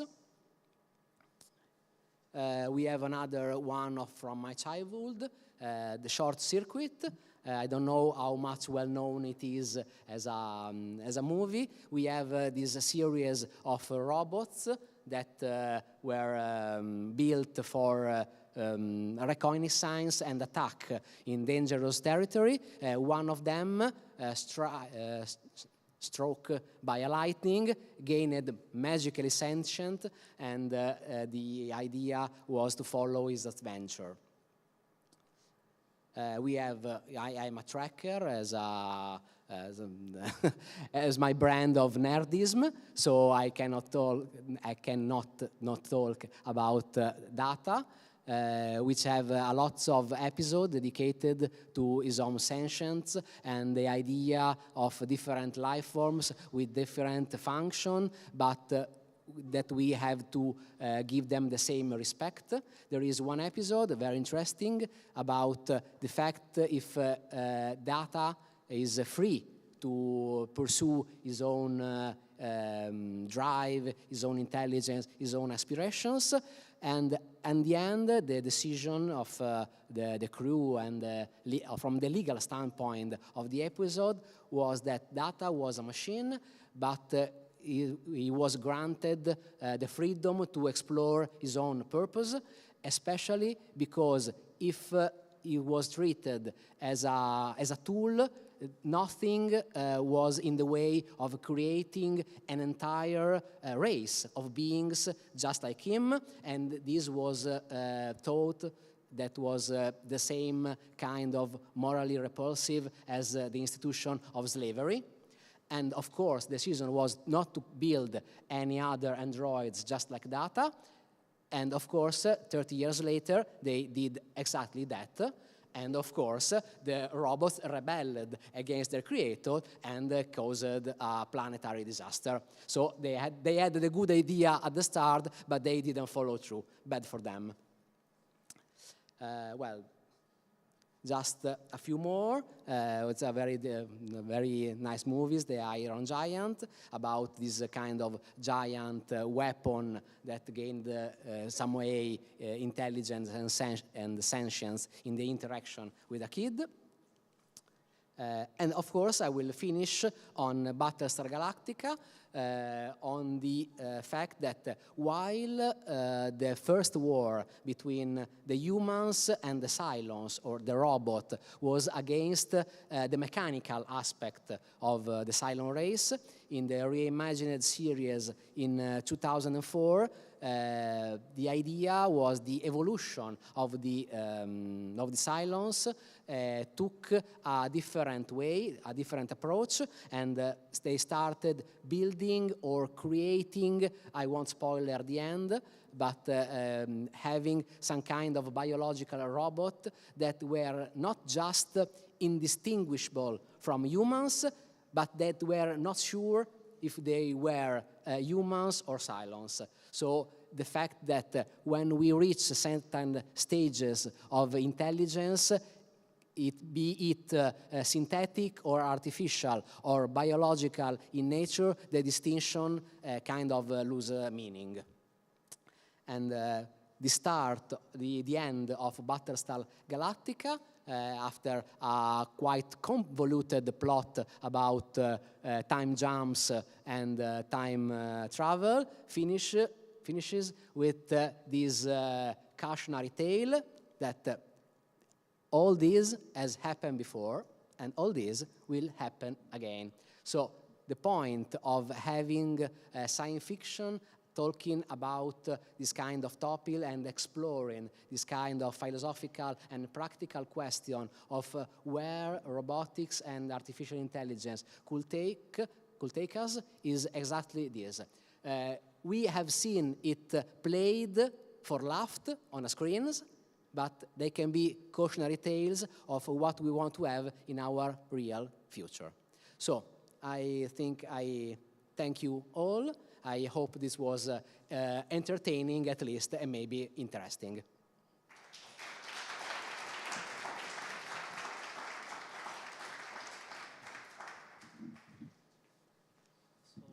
As a fellow nerd and a fellow Trekkie, I have a fast question for you. Yeah. That is, so science fiction speaks more about us today and yesterday than about us tomorrow. Yeah. So in your opinion, what it says about us in the theme of this conference that is robotics and war? Yeah. After hearing the very interesting and thoughtful presentation, I thought that in science fiction lacks something that was very present in all the discussion that we had here in these 2 days, which is the fact that we humans have the ideas of what is right and what is wrong, and we can make autonomous weapons go awire. Science fiction focused on the danger of robots and of artificial intelligence, but very rarely deals with the responsibilities of the people that created it. Often there is the mad scientist or the dangerous corporations, but it lacks sometimes the self-reflection of which kind of societies develops and use this kind of technological dangers. So maybe we will have a new wave of science fiction about more of the social and the psychological implication of robotics instead of just the part about conflicts and wars and weapons and defenses. Thank you, Pier Domenico, and thank you very much for really coming and obliged to our strange request. So, strange is my third name. So another round of applause for Domenico. Grazie a te. So with this, we are almost to the end, so I will take, I promise you, not more than 2 minutes to conclude. I think we have seen this theme from various different aspects, and the starting point, if you remember, was robotics as a mean for succeeding in achieving the Sustainable Development Goals or as a possible obstacle to them. And yesterday it was very clear how robotics can help in recovery from war and accelerating what is real peace. Today we have discussed about dangers, ethical issues, what is going on that is also quite hard to really understand from the various news we have, and also how many questions there are related to what we do with technology, what we do with what we develop, and what it's used in reality. What this means from the practical viewpoint, from the ethical viewpoint, I would say also from the emotional viewpoint, because that's not a dimension that we should completely forget, because we are not just our intelligence, we are also something more than that. And we should always aim at higher things, not at just saying this is the status quo and it will be like that forever. This said, I want to thank you all the speakers. I want to thank all of you, and I want to project a very last slide to thank all the people that have allowed us to do this, to put together this this event. Let's see if it works. So first of all, the organizing committee. So my co-chairs, Mauro Birattari and Geert de Cubber, that were a huge support in finding the various speakers, and in the last week that I was completely tired in also giving me the right suggestions to not go off track. Well, the logistic chair, Anja, that is unfortunately for her also my wife. So just to tell you how it was the last month, it was like one of the two was waking up at 2 o'clock and asking to the other, have you remembered to do this? So a huge thank to her. It's, you can see that she really loves me because she's still here. So I'm very blessed about that. Then the member of the program committee, Vande Wouver, who could not be here with us in these 2 days, and Andres and Johannes that have helped me a lot in finding some of the speakers. Andres, we have worked not only in that, but much more. We started organizing this in November, I think. And Johannes for passing with me hours and hours and hours to teach me something about ethics and legal aspects of these things of which I knew nothing, so that I could more or less understand who to invite, who to try to contact, and so on. So I'm very grateful for that.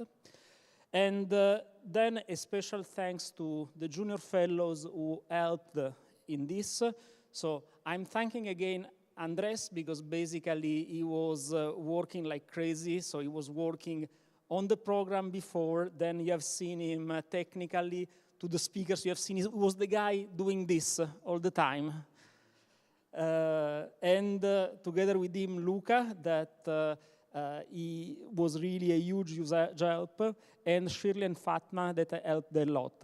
I've also, as usual, a super special thank that is to Pascal, that is there at the entrance, and that was helped us with a lot of technical things, a lot of help, a lot of also of the paperwork. That is the part where I'm completely not the good one. So she's the one that allows our department to not go bankrupt because I don't know what I'm spending and what I'm not.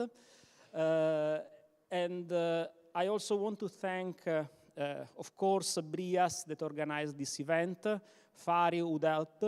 A huge, huge, huge thank to the Royal Military Academy and to the Defense for the help in really in supporting this initiative that we thought at the beginning we would like that academia is the place where this kind of debates are carried out, because academia is neutral.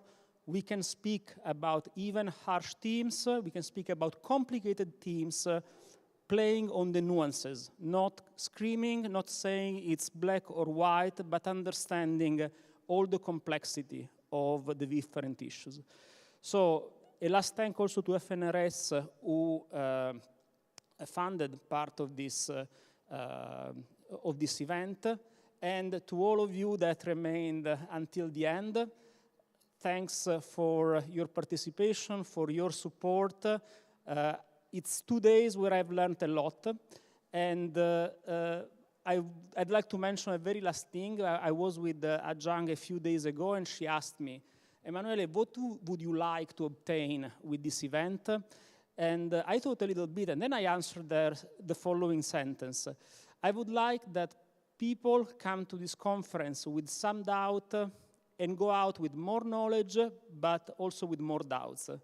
Because I think when we are speaking about these themes, again, there is complexity, and the more we understand the complexity, the more we can understand that there are different positions, that we stand in different places, and that we have to respect each other and try somehow to converge toward the common good that is, at the end, the theme of this year. So with this, I would like to thank you all again, and you can go. You are free.